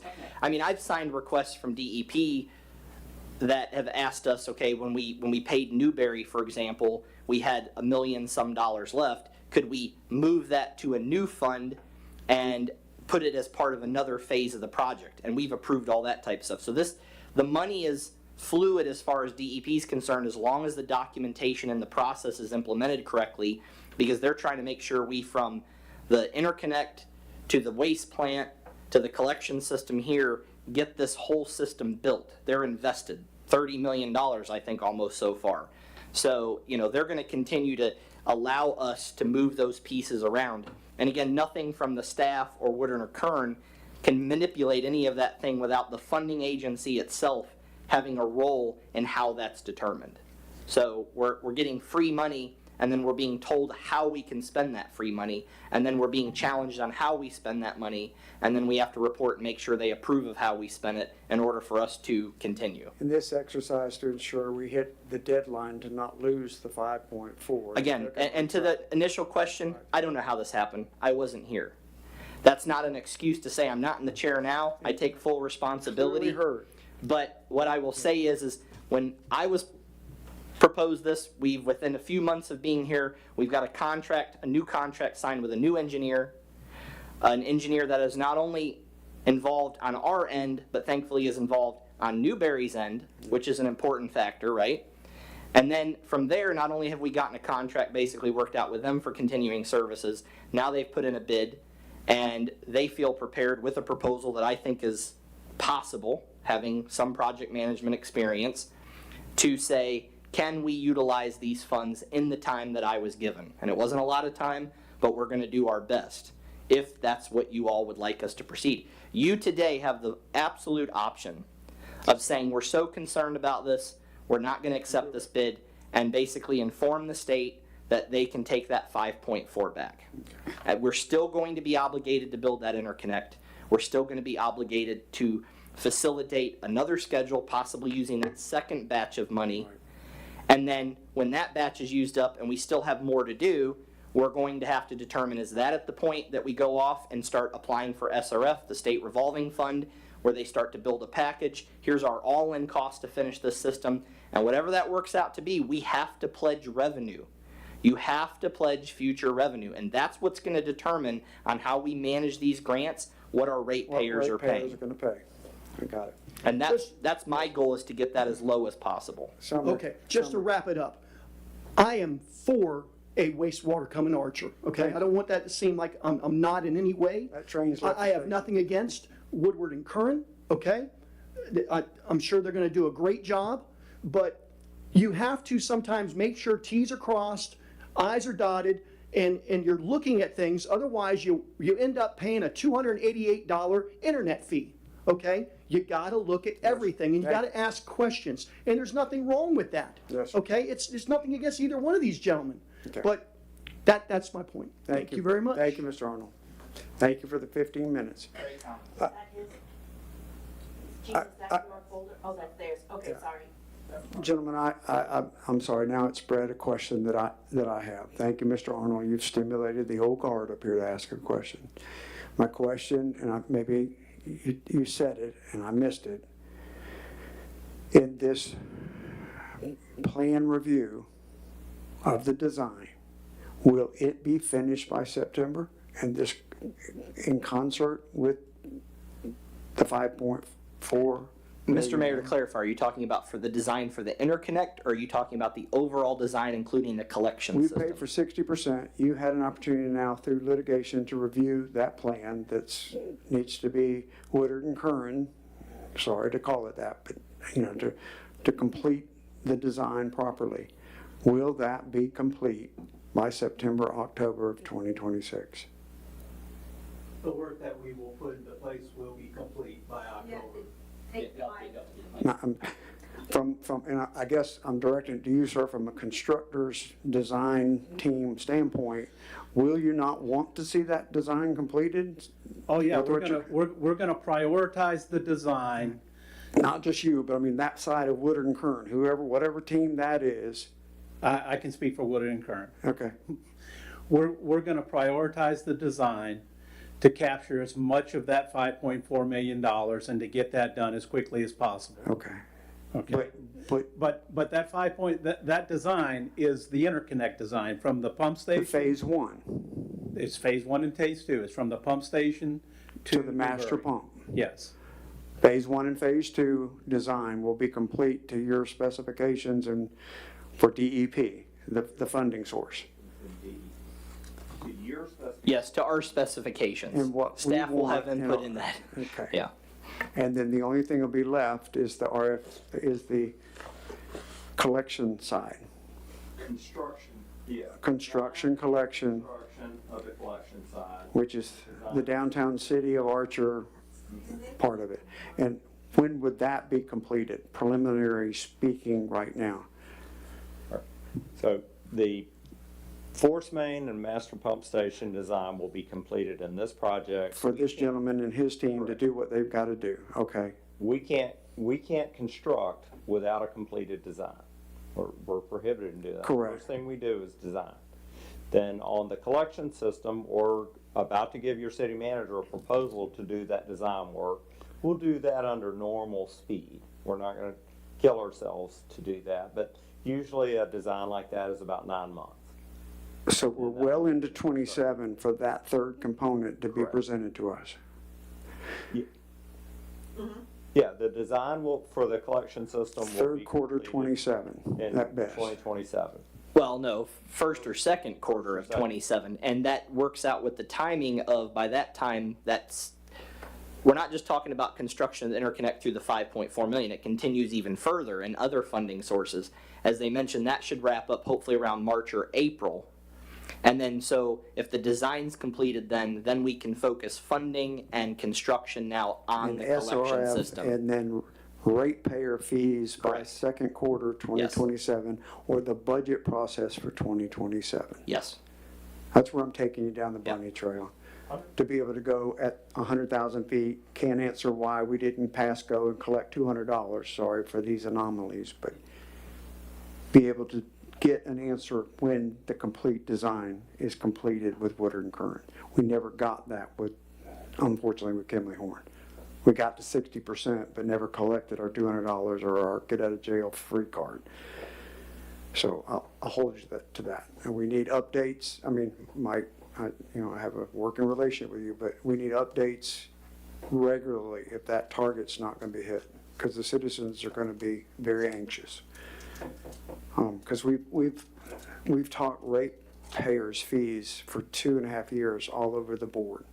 And I'm not just looking at you, Mr. Barber, it's the public servant side of me. Oh, and Mr. Mayor, I'm right there with you. That's one of the reasons why we really I want to want the capture this. wastewater, but I want it affordable, and unfortunately, but fortunately, DEP has worked with us because they denied us having our own wastewater there, Hepling property there, because it wasn't an affordable plan. And we're still looking at design completion. So I'm just. Yeah, and again, to the and I very wanna dot nature all of your the I's question. and all the T's and make sure we have all the additional, insured and all those things, that's the detail, that I would expect the engineer of record would ensure we had and staff to review those things. And Mr. Mayor, the very point of what you brought out, at the end result of the ratepayer, what does this cost per month, is the reason why we are pushing this project as aggressively as we So are. it doesn't fail, so we don't pay for something that we're not gonna have. Correct. Because otherwise we will be encumbered to do that. And that's when anybody, I'm sorry, Commissioner Rossi to talk to me. When I say the train's left the station, that's what I mean. Where it's gonna end up could be a train wreck if we don't hit these targets. And I'm sorry that it's having to be, Matt had a run. I don't apologize for it. I appreciate it. But it's time. And these things we've got to move forward with. I mean, we've got to vote appropriately and governmentally correct, so we're doing that. So, I'm sorry, that's all I have. Thank you, gentlemen. You certainly can be seated. Anyone else besides Mr. Arnold? Thank you for the time, Mr. Arnold. And Mr. Mayor, if Mr. Arnold would like to get a supplemental packet, I can drop one off to him. If it wasn't as part of that main download, I can provide that. I would like to have that available at the city. Yeah, I thought it was on the packet. Like I said, I took the USB drive. There was a very small book and then the main book, and I apologize. Because I am sure upon Commissioner Lewandowski's return to the States, he will want to see that. Yes, yeah, not a problem. I can help. So the financial package was not on the disc, to the best of my knowledge. And it was not on the disc because the RFP said that you wanted the proposal and the pricing component, which was the $11,500,000, was to be kept. And part of that is because part of it's because this was a quals-based selection. So I understand. you have to have the two different packets. One of them for the quals to be able to evaluate the quals, if there had been somebody else that would have bid it. And then the pricing component after you evaluate the It's a sealed bid quals. component. Understood. Understood. Thank you. Anyone else for questions? Okay. Let's go to a vote for number 2026-31. All those in favor of resolution number 2026-31 is presented, say aye. Aye. Aye. And aye as well. Nays like sign. Motion carries 3-0. And the second component of 6D2 Two. is resolution number 2026-32. Would you like to City read of- that, Madam Attorney? Yes, Mr. Mayor. City of Archer, Florida, Resolution Number 2026-32.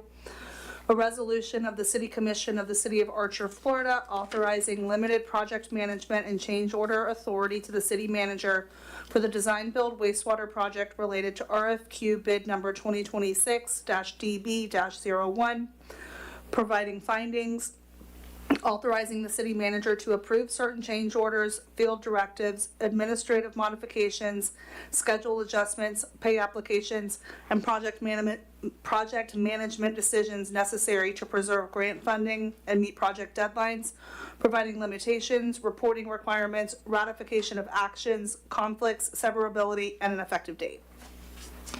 And Mr. Mayor, this is basically the second component, again, because we're on such a limited time, to go back and schedule a meeting, have an agenda packet, bring back each and every small item.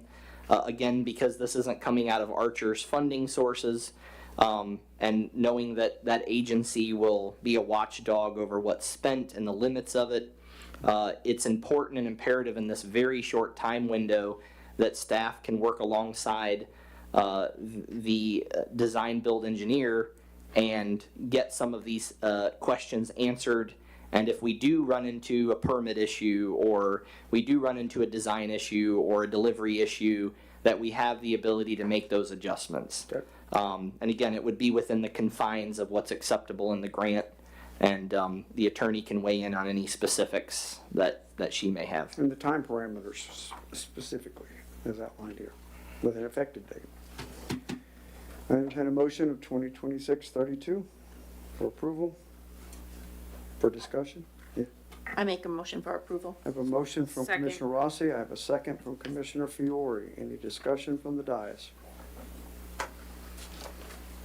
Any discussion or comments from the constituency? Yes, or Mr. Arnold? Please keep it to 3 minutes this time. Yes, sir. Please. Was it included? I don't see it. What page number is 32 on? It's a last addition to the consented, or when we started the Do you need a agenda. copy? I did Okay. put copies out there, but we're more than welcome to give All you right, one. I Yes. apologize. I just didn't see it. Y'all were talking about it, and I thought, It was added in the agenda, so Yeah. I'm okay. sorry. I just At the printed beginning. everything. And I put it in apologize, a Mr. little- Arnold, it was part of the review in the last day or so prior to the agenda, and that's, Okay, I'll and get that's out of what the way. occurred You there. came a few minutes late Yeah. tonight, so you didn't capture the whole circus, sorry. Yep. Any other comments from the constituency in the audience, or questions? Hearing none, let's go to a vote. All those in favor of resolution number 2026-32, say aye. Aye. Aye. And aye as well, nays like sign. Hearing none, motion carries 3-0. Mr. Mayor, Woodard and Kern Constructors and Woodard and Kern Inc. appreciate the opportunity to work appreciate with you guys. Woodard and Kern. We're excited. We're going to deliver a top shelf project that the residents of Archer and the board of Archer can be very proud of. And tell our sister municipality that the train is heading their way. Absolutely. Thank you, gentlemen. So now that you guys have approved, I also wanted to make sure that you knew that I would work with Woodard and Kern to do, at no cost to the city, a very important groundbreaking, so that as we're working through the contract and we're starting to pick a date, the commission and the residents will be notified. Somewhere along that, perhaps on our end, we will make invitations to the county and to Newberry and others, but we want to have our own groundbreaking, because this is quite a turnaround from where we were less than even 8 or 9 months ago. So we want to make sure that the residents know that we're headed in the right track. We want all of you to participate. We'll be working with you all to kind of compare your schedules, see what's an opportune time for the majority of you, or if not all of you, to be there. So we'll be working with Woodard and Kern on that as well. I have a question, Mayor. Yes, ma'am. So why would it be of no cost to Archer? Because I plan on getting sponsorship for it. Okay. That's why. Gratuitous work. And because has been pointed out very adeptly many times this night, I'm trying not to spend any more money we don't know we have. Yeah, I just So- didn't want to hear that you're paying for something out of your own pocket. Well, I may be part sponsor. I don't know. We'll see. Cookies and punch isn't hard. I have one, just, and again, not to belabor this meeting, and I'll talk a lot, I promise. We have a marquee board, we have a marquee rolling, but we also have that freestanding trail wooden marquee.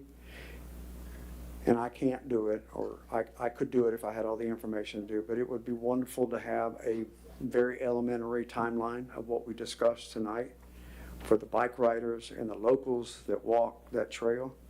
It's a good communication board if it's used. It's not. This is the most exciting project since World War II, probably, for Archer. So I would like us to somehow put this information on. So that's the first time I'm hearing about that asset. I'm always discovering new things each meeting Yeah, and it's each a time. blank, double-sided board. So We spent I years will, ago. John, have you ever heard of that? No. So we will be great to At the look into trailhead. that. It's And a trailhead right by the tower. That belongs. Mr. Mayor, I would love to take a walk around Archer. I just haven't found the time yet. But I just know there are a lot of naysayers Yeah. and people that are from the Gainesville side that think Archer is nothing and there's not anything here. I hear it through the mechanism of a deli shop that I work at. And it would be just wonderful to say, hit the trail and run to the trailhead in Archer and you'll find out about us. We'll look into the sign, and I've written it down, and we'll see what we can do. Anything that, I mean, no, it can't be minuscule, font 9 or whatever for bikers that are sweating and everything to read, but a graphic of a timeline and when the wastewater's coming, and even, ratepayers will know their rate by this quarter of this. And then if we don't hit that timeline, we'll tear it down and update it, but it would be good to use that board. I've got it written down. Yes, sir. Thank you, sir. All right. New business. Item 7. A, No way. No way. it was tabled, Yes. correct? Yes, sir. Until the July meeting. Thank you, just making sure I've got it right. Item B, agenda materials, city manager distribution and memorandum to discuss, for discussion only. Yes, Yes, sir. you're on. All right. So this was asked to be put on based on polling all the commissioners on one-on-ones. There was a discussion made during the workshop. There was dissatisfaction from a member of the board that of the 27 items, 5 of them had supplemental information from staff that were passed out, different statistics and information. Tonight we saw that. There was a last-minute addition, a resolution. These are part of the moving parts of city government, county government, state government. I would love to get the information out with lots of ample time, but unfortunately, due to progress of some things that are important, that's not always possible. Again, we've discussed our time. It's not as fruitful as I would like it to be as far as how much of it we have. So sometimes, there's projects that are gotten to at when they can be gotten to. I think we've committed to trying to put out the agenda in a reasonable effort, which you historically haven't seen in the near recent past. This time it was one day short of being a week early, with ample time to get comments from commissioners, as we've seen from a couple of you tonight. But nonetheless, I serve at your will and your pleasure. And as the commission, the question was put out, most of you said you wanted this to be addressed publicly. It can certainly be addressed with the other 2 members at next month's briefly, but I just need to know direction from you. The attorney wants time to review specifically to make recommendations as to what should be in the public sphere and at what time limit and what shouldn't. Obviously, there are materials that should be, even at the last minute, presented because it's information, it's informative, it will help possibly steer you to make the best decision for the community. Other things, I can see from a public's perspective, it doesn't look good. It looks like we're hiding things or pushing things, and I get that completely. So we need direction from you all as to if you had an issue with it, if there's some changes that you would like to see that we could attempt to, implement is the word I was looking for. Okay. And so that's kind of the direction. Commissioner Rossi, comments? I don't have a problem with getting handouts. My main concern would be to make sure that the public gets them, that there's copies for them to obtain if we're getting them at the same time. And everything tonight was Yes. provided as copies. Absolutely. Anything else, Commissioner Rossi? Okay. Commissioner Fiore, comments regarding what has? Yeah, so I actually liked the write-ups that the manager provided. He wasn't pushing his agenda. It was information to help us make a better decision based on his research. And I've said this last time, he's limited on his hours. The time he has to do the research, he doesn't have staff that's able to do that research for him to provide him that memo. It was like the last minute, but he's still able to provide it to us. So I appreciate those. And I have to state in public here, we hired the manager. If we need to have trust and we need to allow the manager to do his job. If we have issues with how he is doing his job, then we should make a motion to have him removed. We Or can't. give direction accordingly to change that. Right, but we're we're not trusting him, and that's gonna get old really fast. You're not gonna have someone wanting to sit in that position that's not being trusted to be able to do their job. So I put that out there into the world that I'm trusting him. Again, I said before, it's hard for me not to try to be a manager, but I have to remember that he's the manager, he's the one that's going to have to make those decisions. And so, I mean, that was a little bit off the track here, but that was brought up to why this came about, because we're not trusting him. And so anyways, my opinion, I like the memos. I think that yeah, I think it, thank you. No, thank you. I think there's nothing that he's doing that's incorrect by providing that information to us, and he does make copies for the staff, for the citizens, so that's all I have to say. Okay, I have no problem with it. The only clarification is we are pushing this forward. Everything we're doing at a pace that we're not sitting on our laurels any longer. And very short, brief comment. Please. It's needed. It's not just because we're gonna lose a $5.4 million. It's because we're sitting on 60% design completion on a failed engineer of record. And we're moving forward exponentially at a pace that we need to work at this point. And sorry, sir, but that's why you were the selected individual. And I'm not sorry for it. I appreciate it. The utility background, the engineering background, the skill set that you have, and this gentleman with his skill set, it's what's needed to push this train, not off the tracks, but forward like it should be. So I have no problem. It's added work for us, but guess what? That's why we're the public servants, making 200 and, do we make 200 or 250? I can't remember, but anyway, understood. And no sour grapes for it. It's needed at this point. So we got, by consensus, I think 3 votes to proceed. And thank you for the opportunity for the additional information.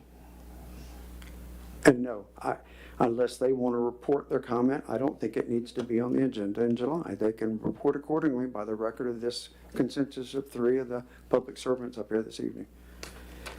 Acceptable? Yes, sir. Given direction? Understood? Okay. Yes, sir. Thank you. Thank you. All right.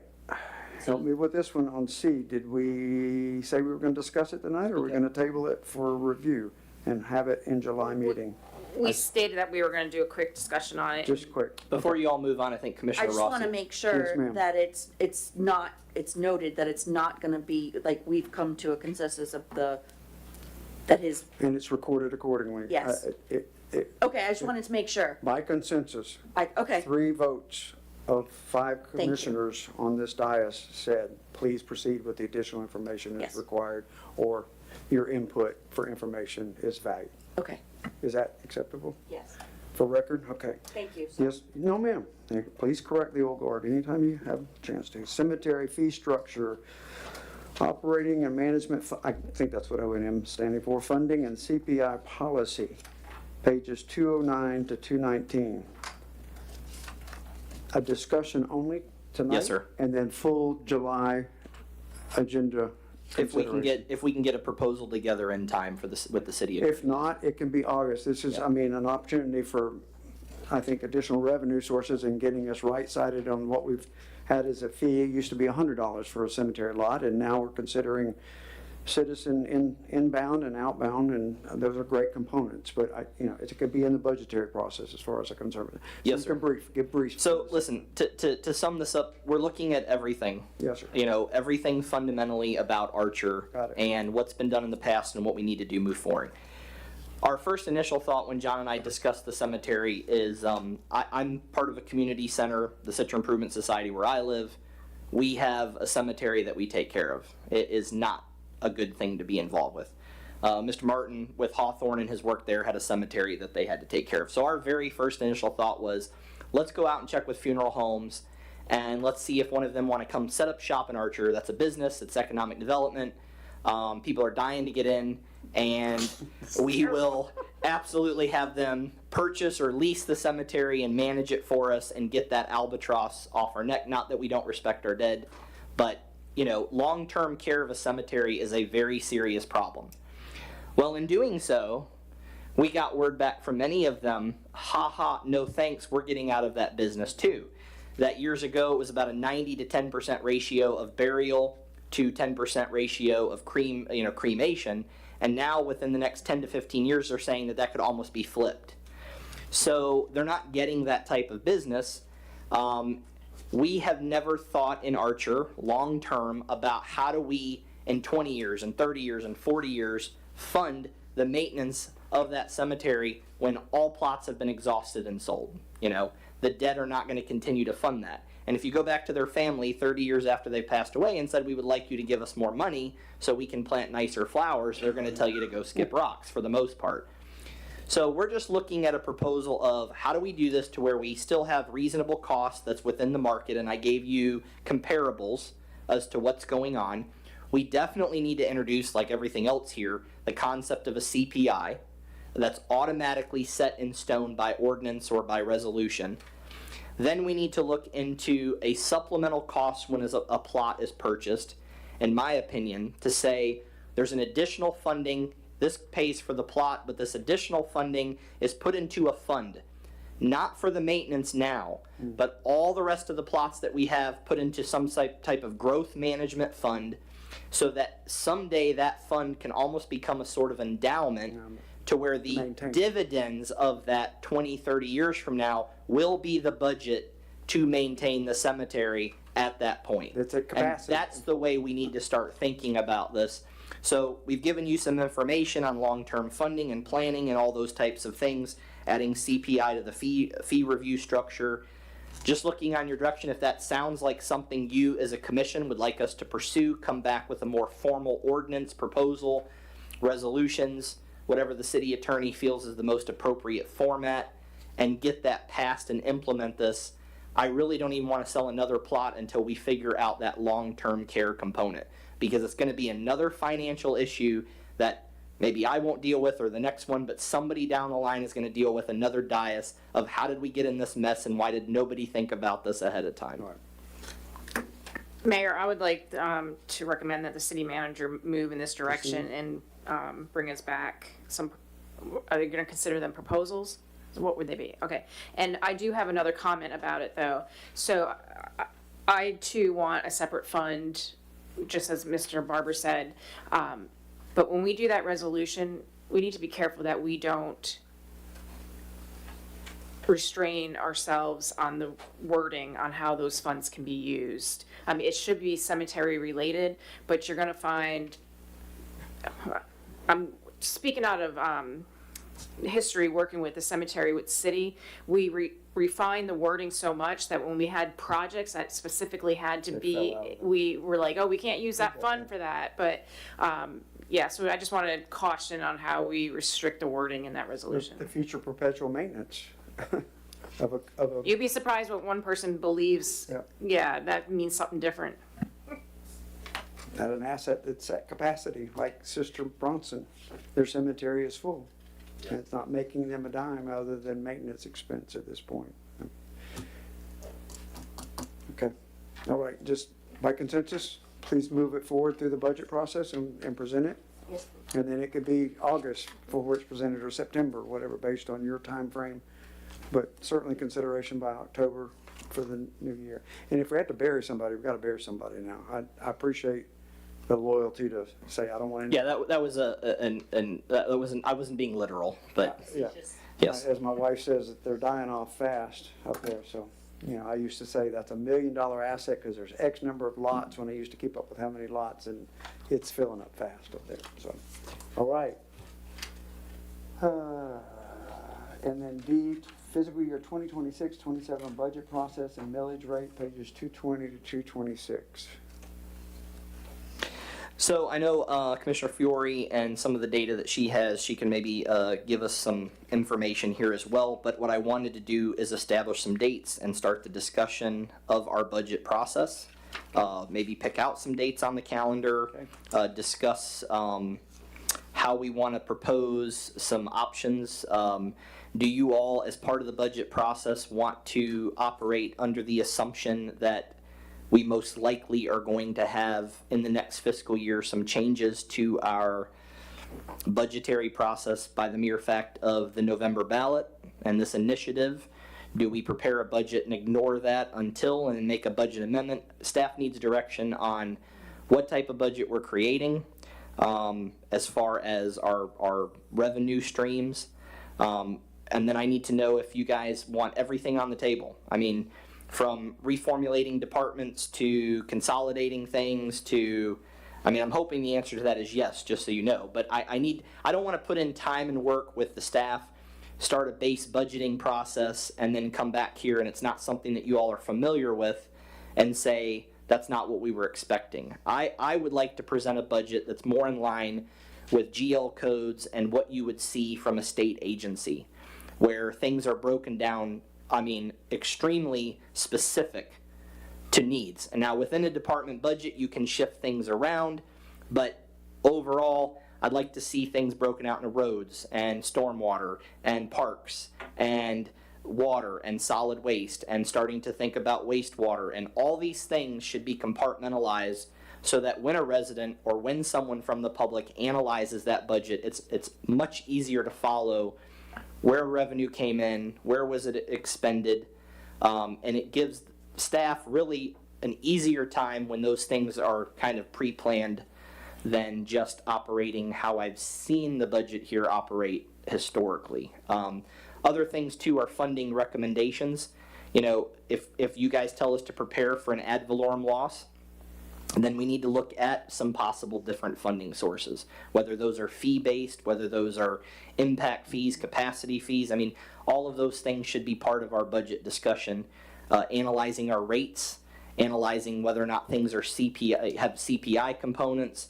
So I just kind of want an overview of what you all would like to see, and then we can get down into the nitty-gritty of when you would like to have some workshops. From a just because you guys are newer than I am here, but historically, we've always had the first workshop be, what do you wish to have, like a wish list? I don't think we can do that this year. I'll let y'all lead after me. Wish list territory. It needs to be the bare bones. Yes.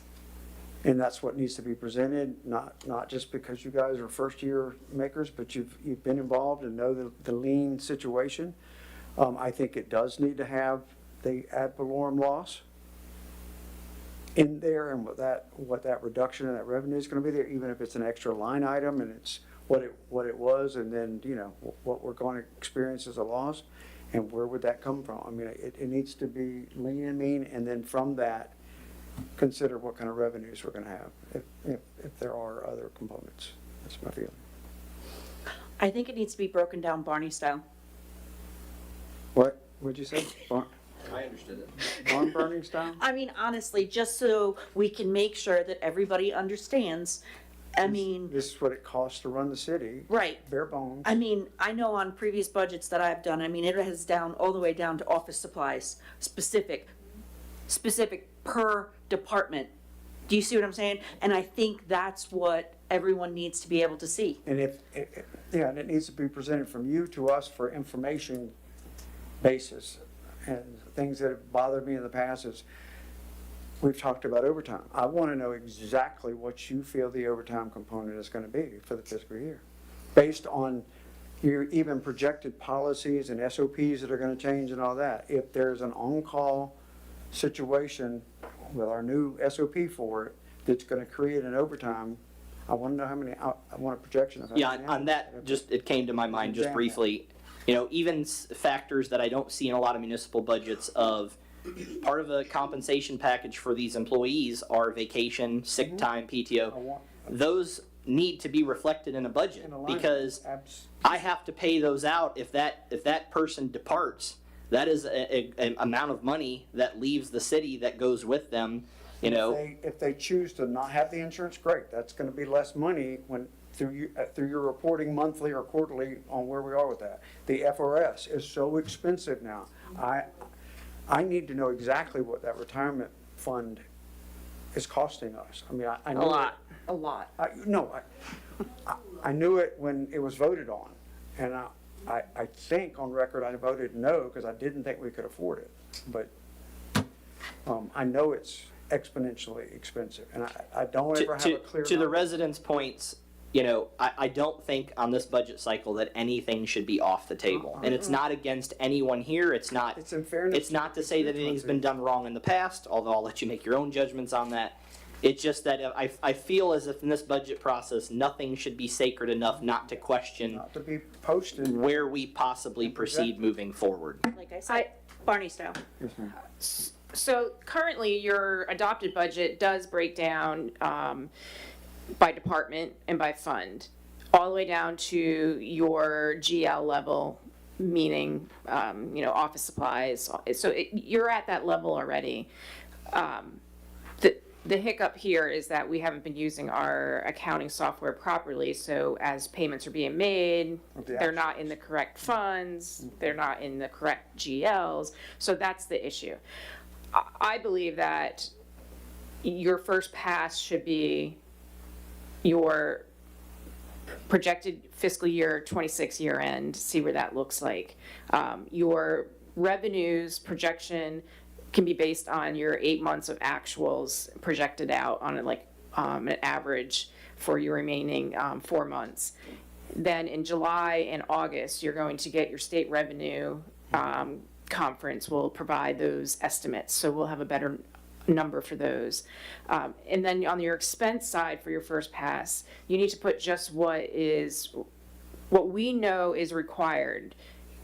Doesn't mean that it's something that can't be taken off the table, but we today know. So you would have your salary based on today's actual payroll, what you're paying your employees, your estimated overtime, all your health that we're paying.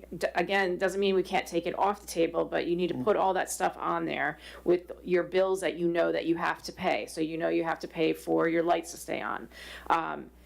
And come up with what your deficit from that point is. And then I think and you need to have that at your first meeting, so that your first meeting, you're then the commissioners saying, okay, we're an $80,000 deficit, where are we gonna make it up? We're cutting this position, it's vacant, we're cutting FRS. And those decisions need to be made at that very first meeting.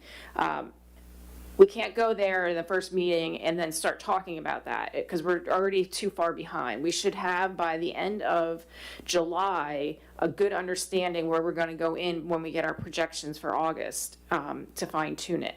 That's my opinion. But I think you already have the structure there to the point. The hardest part is going to be to get and I don't know if Michael's going to have it in time, but yeah, and I'm doing the best I can. Like, I got your revenues projected out pretty good. That's where I found out that I'm not seeing the franchise fee coming through. And we're missing sales tax for a month. I don't know why that either, but it's the expense side. I'm not able to drill down enough. I got the payroll. I think I got you the next 9 pay periods based on what we're paying out currently. I think I have that. And there is a savings there in your salary for 2026, but I don't have the expense side done to tell you if that salary savings was eaten up in another area yet, but. Are we considering the COLA increases that usually hit January, February by contractors like Waste Pro, Duke Energy? Well, I'm not there yet, but you will. No, I'm not trying to tag you with that. I'm just saying those are the things that we have not considered in past budgets with a breakout. In other words, things that are going to hit in January through July next year as a COLA adjustment or whatever. And Mr. Mayor, to the point is that needs to be retroactive within your ordinance and your resolution. You should have language to adjust to those changes cost for cost, so that you don't have to each year make changes. That's my opinion. But that's kind of how I think that the direction that Archer needs to go, is that it's not that you're raising the residents' rates, but if Waste Pro comes back with this renegotiated contract, which we're going to see here in another month or so, from the expenses, and they say that it's gone up, 12%. There will be a waste charge rate increase. There's going to have to be, correct. But you make those as part of cost for cost, so that the residents don't worry about that the city's taking more off the top. It's just literally cost for cost. A big thing that's going to have to be in this budget this year too, which again, won't be enough money to do so.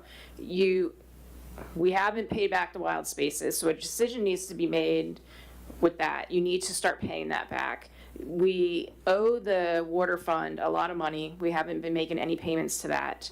So those are 2 general fund transfers out that are going to we need to try to budget in, And to that point too is, you know, we're having this, June 15th is the return date for the RFQ that went out on the debt consolidation loan that we all discussed and that you all asked the staff to move forward with.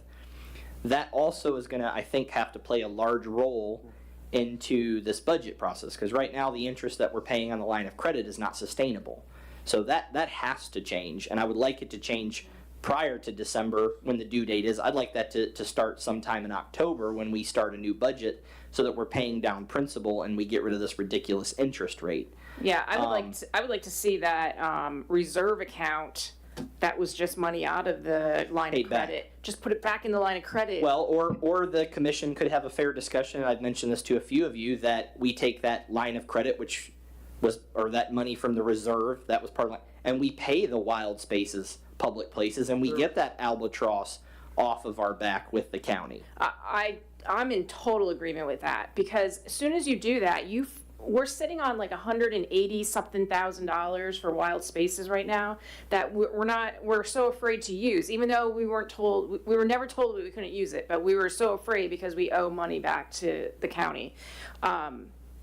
We don't owe money back to the county, we owe money back to replenish how we misspent it within ourselves. It becomes our Yeah. fund once the county, Big Brother is satisfied. Right.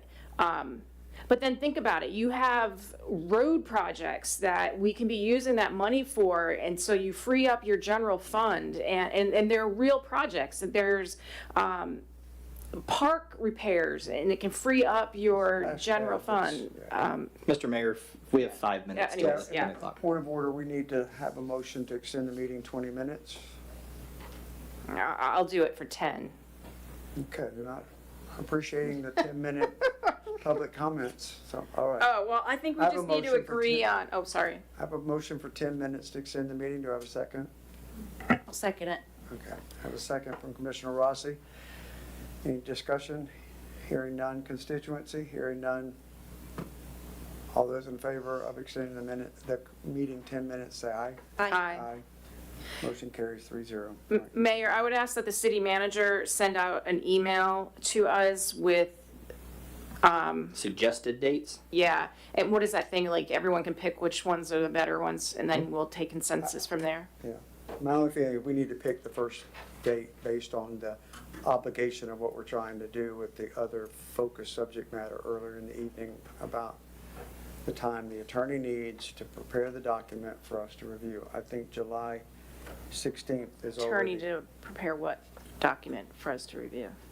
The, Yeah.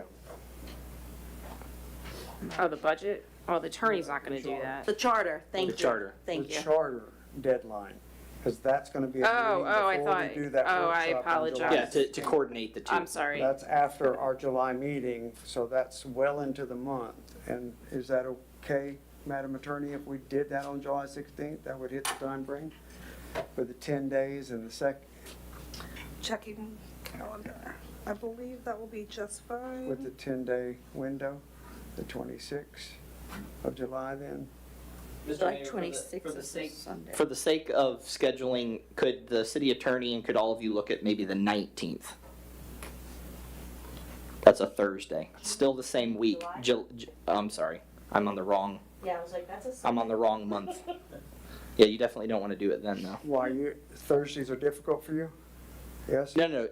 You said the 16th, which is a Thursday. That's all I was trying to do is move it to Thursday, so that's I perfect. mean, that's on here. I No, just, that's perfect. even if we don't look at, these other dates we Yep. can set on our regular July meeting, but we need to set tonight. No, I'm good. I was just making sure it was on a Thursday. I just think for Yes, for the first budget workshop. for I wanna have- participation, I just think it's a better I night. want to have the whole collective group of commissioners, but we need to set that date so we have that meeting to set. calendar. Okay. You're hesitating, no? I think if we push, to the July 8th to set meeting dates and all that, and we don't have that first budget workshop set, we can't have that special called meeting. Well, I'm just thinking, so for the charter, where we were gonna split the meeting, can that just be during the second budget workshop? Yes, that's what I was planning. So we Oh, would okay. we would do a half hour. We would, let's say, start at 6:30. The first half hour would be, or 6 o'clock, and the first half hour would be July 30th is too late. No, I wasn't meaning I thought we were talking about the 16th. Yes. Well- She said the 30th, but Oh. I'm saying it's gotta be, that workshop one has Okay. gotta be set now to hit the timeline for the charter. I was Delivery. just saying the charter piece be on the second workshop if attorney couldn't get it done on the 16th, but you're saying it has to be on the 16th. Did you say you couldn't get? I said if she said that. I don't know.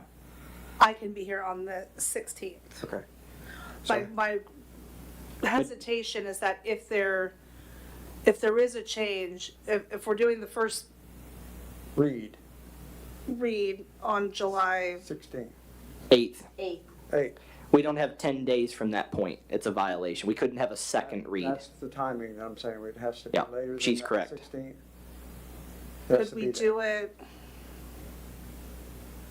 And July 30th is too late, so, I mean, I'm not, If the first reading was July 8th, could we do, Well, it's not the 8th. The first reading is going to be of the month of July will be July 13th. That's the second Monday of the month. So we have to have 10 days from there for the second read. So it would have to be the 23rd or the following Monday, the 27th. To have the 10 days of advertisement. unless we did the special meeting in less than the 30 days, which I appreciate when I made the face earlier, but maybe 3 weeks? Like if we could do, So are you wanting a day in the first week of July? Like, well, we can't because it's 4th of July. July 6th? We could have a meeting the 6th, but then you guys have a regularly scheduled meeting the 13th as well. So can we just take over that meeting for that? Well, I was planning on doing one of the reads the 13th. I What need a if we- second read in the month of July. so if we did June 29th as a first read, and then the regular meeting could be the second read. can you do it in that? Can you I will prepare it? commit to being able to do it in that And time. June 29th is what date? On Monday. It's a Monday. Yeah, Okay. I think the 29th would work of June. Are the three of you good for that special meeting, June 29th? So the 29th, I would have staff that day advertise for the second read or the following day, and then we would be good for the Right. fifth. We would be good for the 13th of July. Right. If it gets passed on first reading, that'll be good for the 13th. If it doesn't get passed and there's substantive We'd changes. have the 13th, We've got the 13th as And our then we could first do a read. second read in a special meeting in July. Yes. Okay. We can't do the first read June 29th and then have the second read as a special meeting on our first budget workshop July 16th? That's more than 10 days. Yeah, even the 13th, which is your regular meeting, it works as well, yes. But if it goes to the 13th with changes, the 16th's not acceptable for a second read because you haven't had 10 days. When you make a change, it I'm starts sorry. over to So you're first talking read. about July 13th, the regular meeting, to have it as a second read? Correct. Okay. Yes, sir. I'm good. Or potentially first read with time to have another special meeting. But June 29th is the first read at this Correct. point. That would be, based on- that would be Yes, sir. the goal. And you're okay with getting that prepared? Yes, sir. 6 o'clock here in the chambers, okay. So, first read June 29th, I need a motion, first read June 29th, Monday, 6 PM for the charter review document. I'll make the motion. Second. I have a motion from Commissioner Rossi, I have a second from Commissioner Fiore. Any comments? Anything from the constituency? All in favor, say aye. Aye. Aye as well. It's approved. And then our second read will be July 13th at our regular scheduled meeting on Monday. So then, since we didn't need a date yet that coincided, I will send out, if that's okay, the list of suggested dates for July for you all to kind of collaborate on by consensus, and then I'll inform you what that consensus is For the for first the workshop. workshop. And that allows our other colleagues to be Yes. able to read in as well. And Which For could, the- I'm oh, sorry, go which ahead. could start with as early as July 16th, it's already here, July 30th. As long as the August first 4th. read goes well. Yes, well, it is. The train's left the station on that one too. so, for the city manager, I'm gonna send a list of items that I'm gonna need to be able to, give you something for possibly the 16th. Okay. And I've asked for this information in the past and I haven't received it. It's gonna be items such as, I need to see a statement by employee what we're paying for insurance. I need to see, I've got some of that I've already started working on, and I've got some of those. If you could give me a complete list, Yeah. I will tell you that by the end of next week, at the very beginning of next week, Monday or Tuesday, at the beginning of next week, I'll have the list Okay. fulfilled. all right, thanks. Okay, moving on. Item 8, it's public comment period. Ms. Costello, Thank you. 3 minutes, please, because we're going to Okay, extend the meeting good. again. So I was wondering, because I said about the personnel policy, because I know that it's crazy how much call-out time that we're doing. Does the personnel policy absolutely have to be changed before we can start using flexible hours? So 'Cause- I don't have flex time or comp time within the personnel policy that is not at the discretion of the employee. My answer to that question, Mr. Mayor, is that I cannot violate a city policy. If I can do things that are not clear in the policy and it's up to our discretion, yes. But what I'm seeing on most of this stuff, it's very clear in the personnel policy. And that's why I go to review that, and when I'm asked a question either by the commission or by a staff member, I just reference the policy that I have. And I'm holding your time for a second. So based on that, can you provide the personnel policy with all the personnel policies for us to review as homework?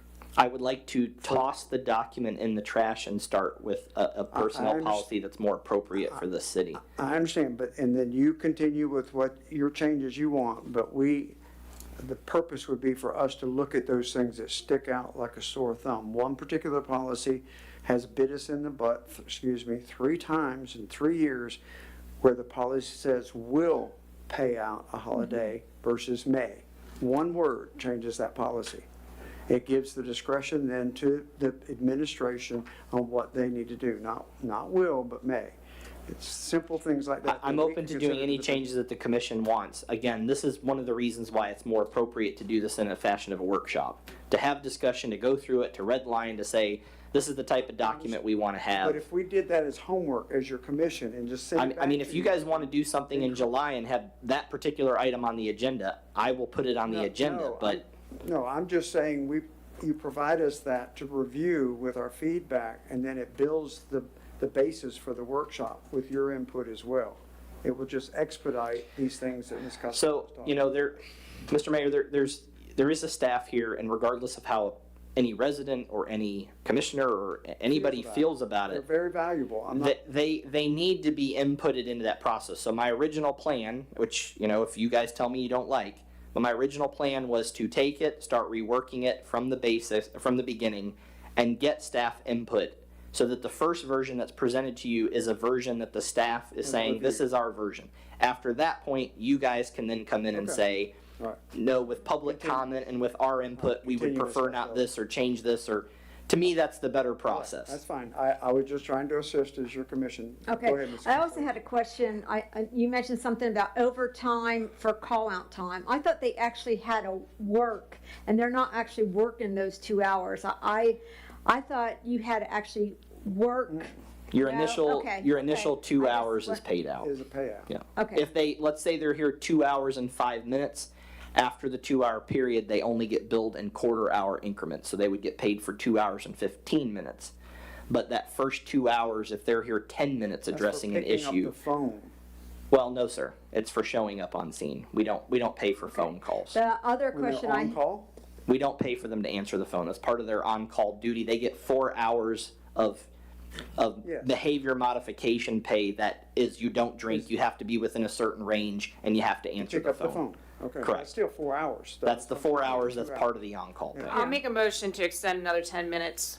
I have a motion to extend 10 minutes as I asked for 20, yes? I ma'am, know do I have a you second? Sorry. Do you have a second? I'll second it. Okay. All those in favor say aye. Aye. Aye as well. Motion carries. Go to 10:20. Okay, the other question I had, Juneteenth, Is that in the personnel policy? Because I thought we adopted that personnel policy before that even came a holiday. You can answer later. I'm just going to go through these real quick. We used to get Public Works report, and I would like to see Public Works report on when we get the commission meeting. My next question is, why is not Maddox Park bathrooms open on the weekend? I seen in the timesheets where they were getting an extra 2 hours to go open Maddox Parks. If they're getting paid call-out time to open the bathrooms, why don't they just include Maddox Park? They're supposed to. Okay, well, if you look at the timesheets, that's not happening. Okay, that's it. Thank you so Thank you, ma'am. much. Thank you. Yes, sir, Mr. Arnold. 3 minutes, please, sir. Gene Arnold. Again, I think for the last 2 to 3 years, I've had a perfect attendance record coming to these meetings. I don't know if I'm necessarily proud of that, but You were late I tonight. have been part of that. Now, part of that coming to these meetings, that period of time, is the frustration that I've felt. And again, I want to make sure that I'm very clear with these gentlemen over here that wish you nothing but success. I am confident that you're going to do a great job, but I want to give you an idea of my frustration of what I've seen, unfortunately, just a taste of it. We fired a city manager. We didn't pay our IRS bill. We were taking Wild Spaces money. We didn't pay that. We had an employee steal money from us. We had to declare a financial emergency. We had to fire Kimley Horn. We had a grant that we lost that they did design and we couldn't afford the construction. This is Bank just accounts with funds that we didn't know about. we could go on and Yes, on. sir. Yes. So the city of Archer, who my family has a business in here, whenever I say we're located in Archer, they always snicker and say, what's going on out there now? Now, granted, I've seen in the news where High Springs and Alachua, a lot of people have problems in their cities. Fort White, Williston. Absolutely, but Zanesville, somehow Archer County. Yeah. Archer, we get a little bit of a bad rap. So I just want to see us be successful. A rising tide lifts all boats, so to speak. So I apologize if the frustration boils over. But anyways, you mentioned timesheets and call-outs. I don't know, is that part of something? I don't see any of that. Maybe that's a supplemental thing that you all get and we don't get on the website, but just a thought. On the invoices, I didn't get a chance to really go through this. We're paying a statement from the IT company, that Emerald. Still don't know what they do, but we write them a check for $2,200 each month. And then 2 months ago, there was a $3,800 check. Lastly, I'm gonna leave you with this, and I don't mean to be negative, but when myself and the commissioner who's absent align together on the same thing, that's a bit frightening. So I wish you would have tabled that conversation with Mr. Martin and not had voted on it tonight. Thank you very much. Have a good evening. Have a good evening, too. You're not going to stay to the comments? Okay. Any other comments tonight? Have a good evening, Mr. Arnold. Have a positive Just a Pollyanna moment. All the negative that was mentioned is 100% true, and to me, it's an opportunity to. There's nowhere to go but up. The train's left the station, as I keep saying. Yeah. All right. Nowhere to go but up. Anyone else for comments? Okay. Commissioner reports and comments. Anything other than your hard work at home? Yeah. And your beeping of your, okay. Anything? What do you mean, the beeping of what? Whatever you said that you knew somebody was working because you got pinged. Oh. See, I hear everything you say and I remember it. Commissioner Rossi, anything? Okay, the only thing I want to report is I attended the North. I'm sorry. Yeah, I think it says mayor comments. I am part of the public servant, bashing tonight. I attended the North Central Florida Planning Council. I am off of the executive committee because of my tenure ending or whatever, so now I just still represent until you all don't want to support the North Central Florida Planning Council. Got it. I attended and represented us at, just because I was asked to just be there and do well-wishing at the 25 year of the University of Florida Health Nursing Clinic across the street over here. Well attended, nice function, very professional. Archer First, they were the first prototype for nursing clinics and educational institutions throughout the county and Florida with the University of Florida Health. I was asked to be part of the commencement exercise of Newberry High School graduating seniors. Almost 200 students, 2 lines. Again, Archer First, sorry he left because there's a lot of negative, but no positives ever spoken about. I had Dr. Patton come up to me and Mayor Martin and say she is so impressed that out of all of the county, Newberry and Archer mayors are the only ones, and I'm sure Commissioner Bailey as mayor did it before my time, but she has never seen 2 municipal mayors be part of commencement exercises in any of the other high school institutions in the county. And she, I mean, it was sincere. And she shook my hand, she shook Mayor Martin's hand, and I was very proud of that because, again, Archer First. We think nothing of being together, you know, and I said, well, we're sharing regional caca water system, so why can't we graduate the seniors together? I mean, just a joke, what can I say? I think that's all. This meeting is adjourned unless there's anything else at 10:15. Thank you for your attendance and participation.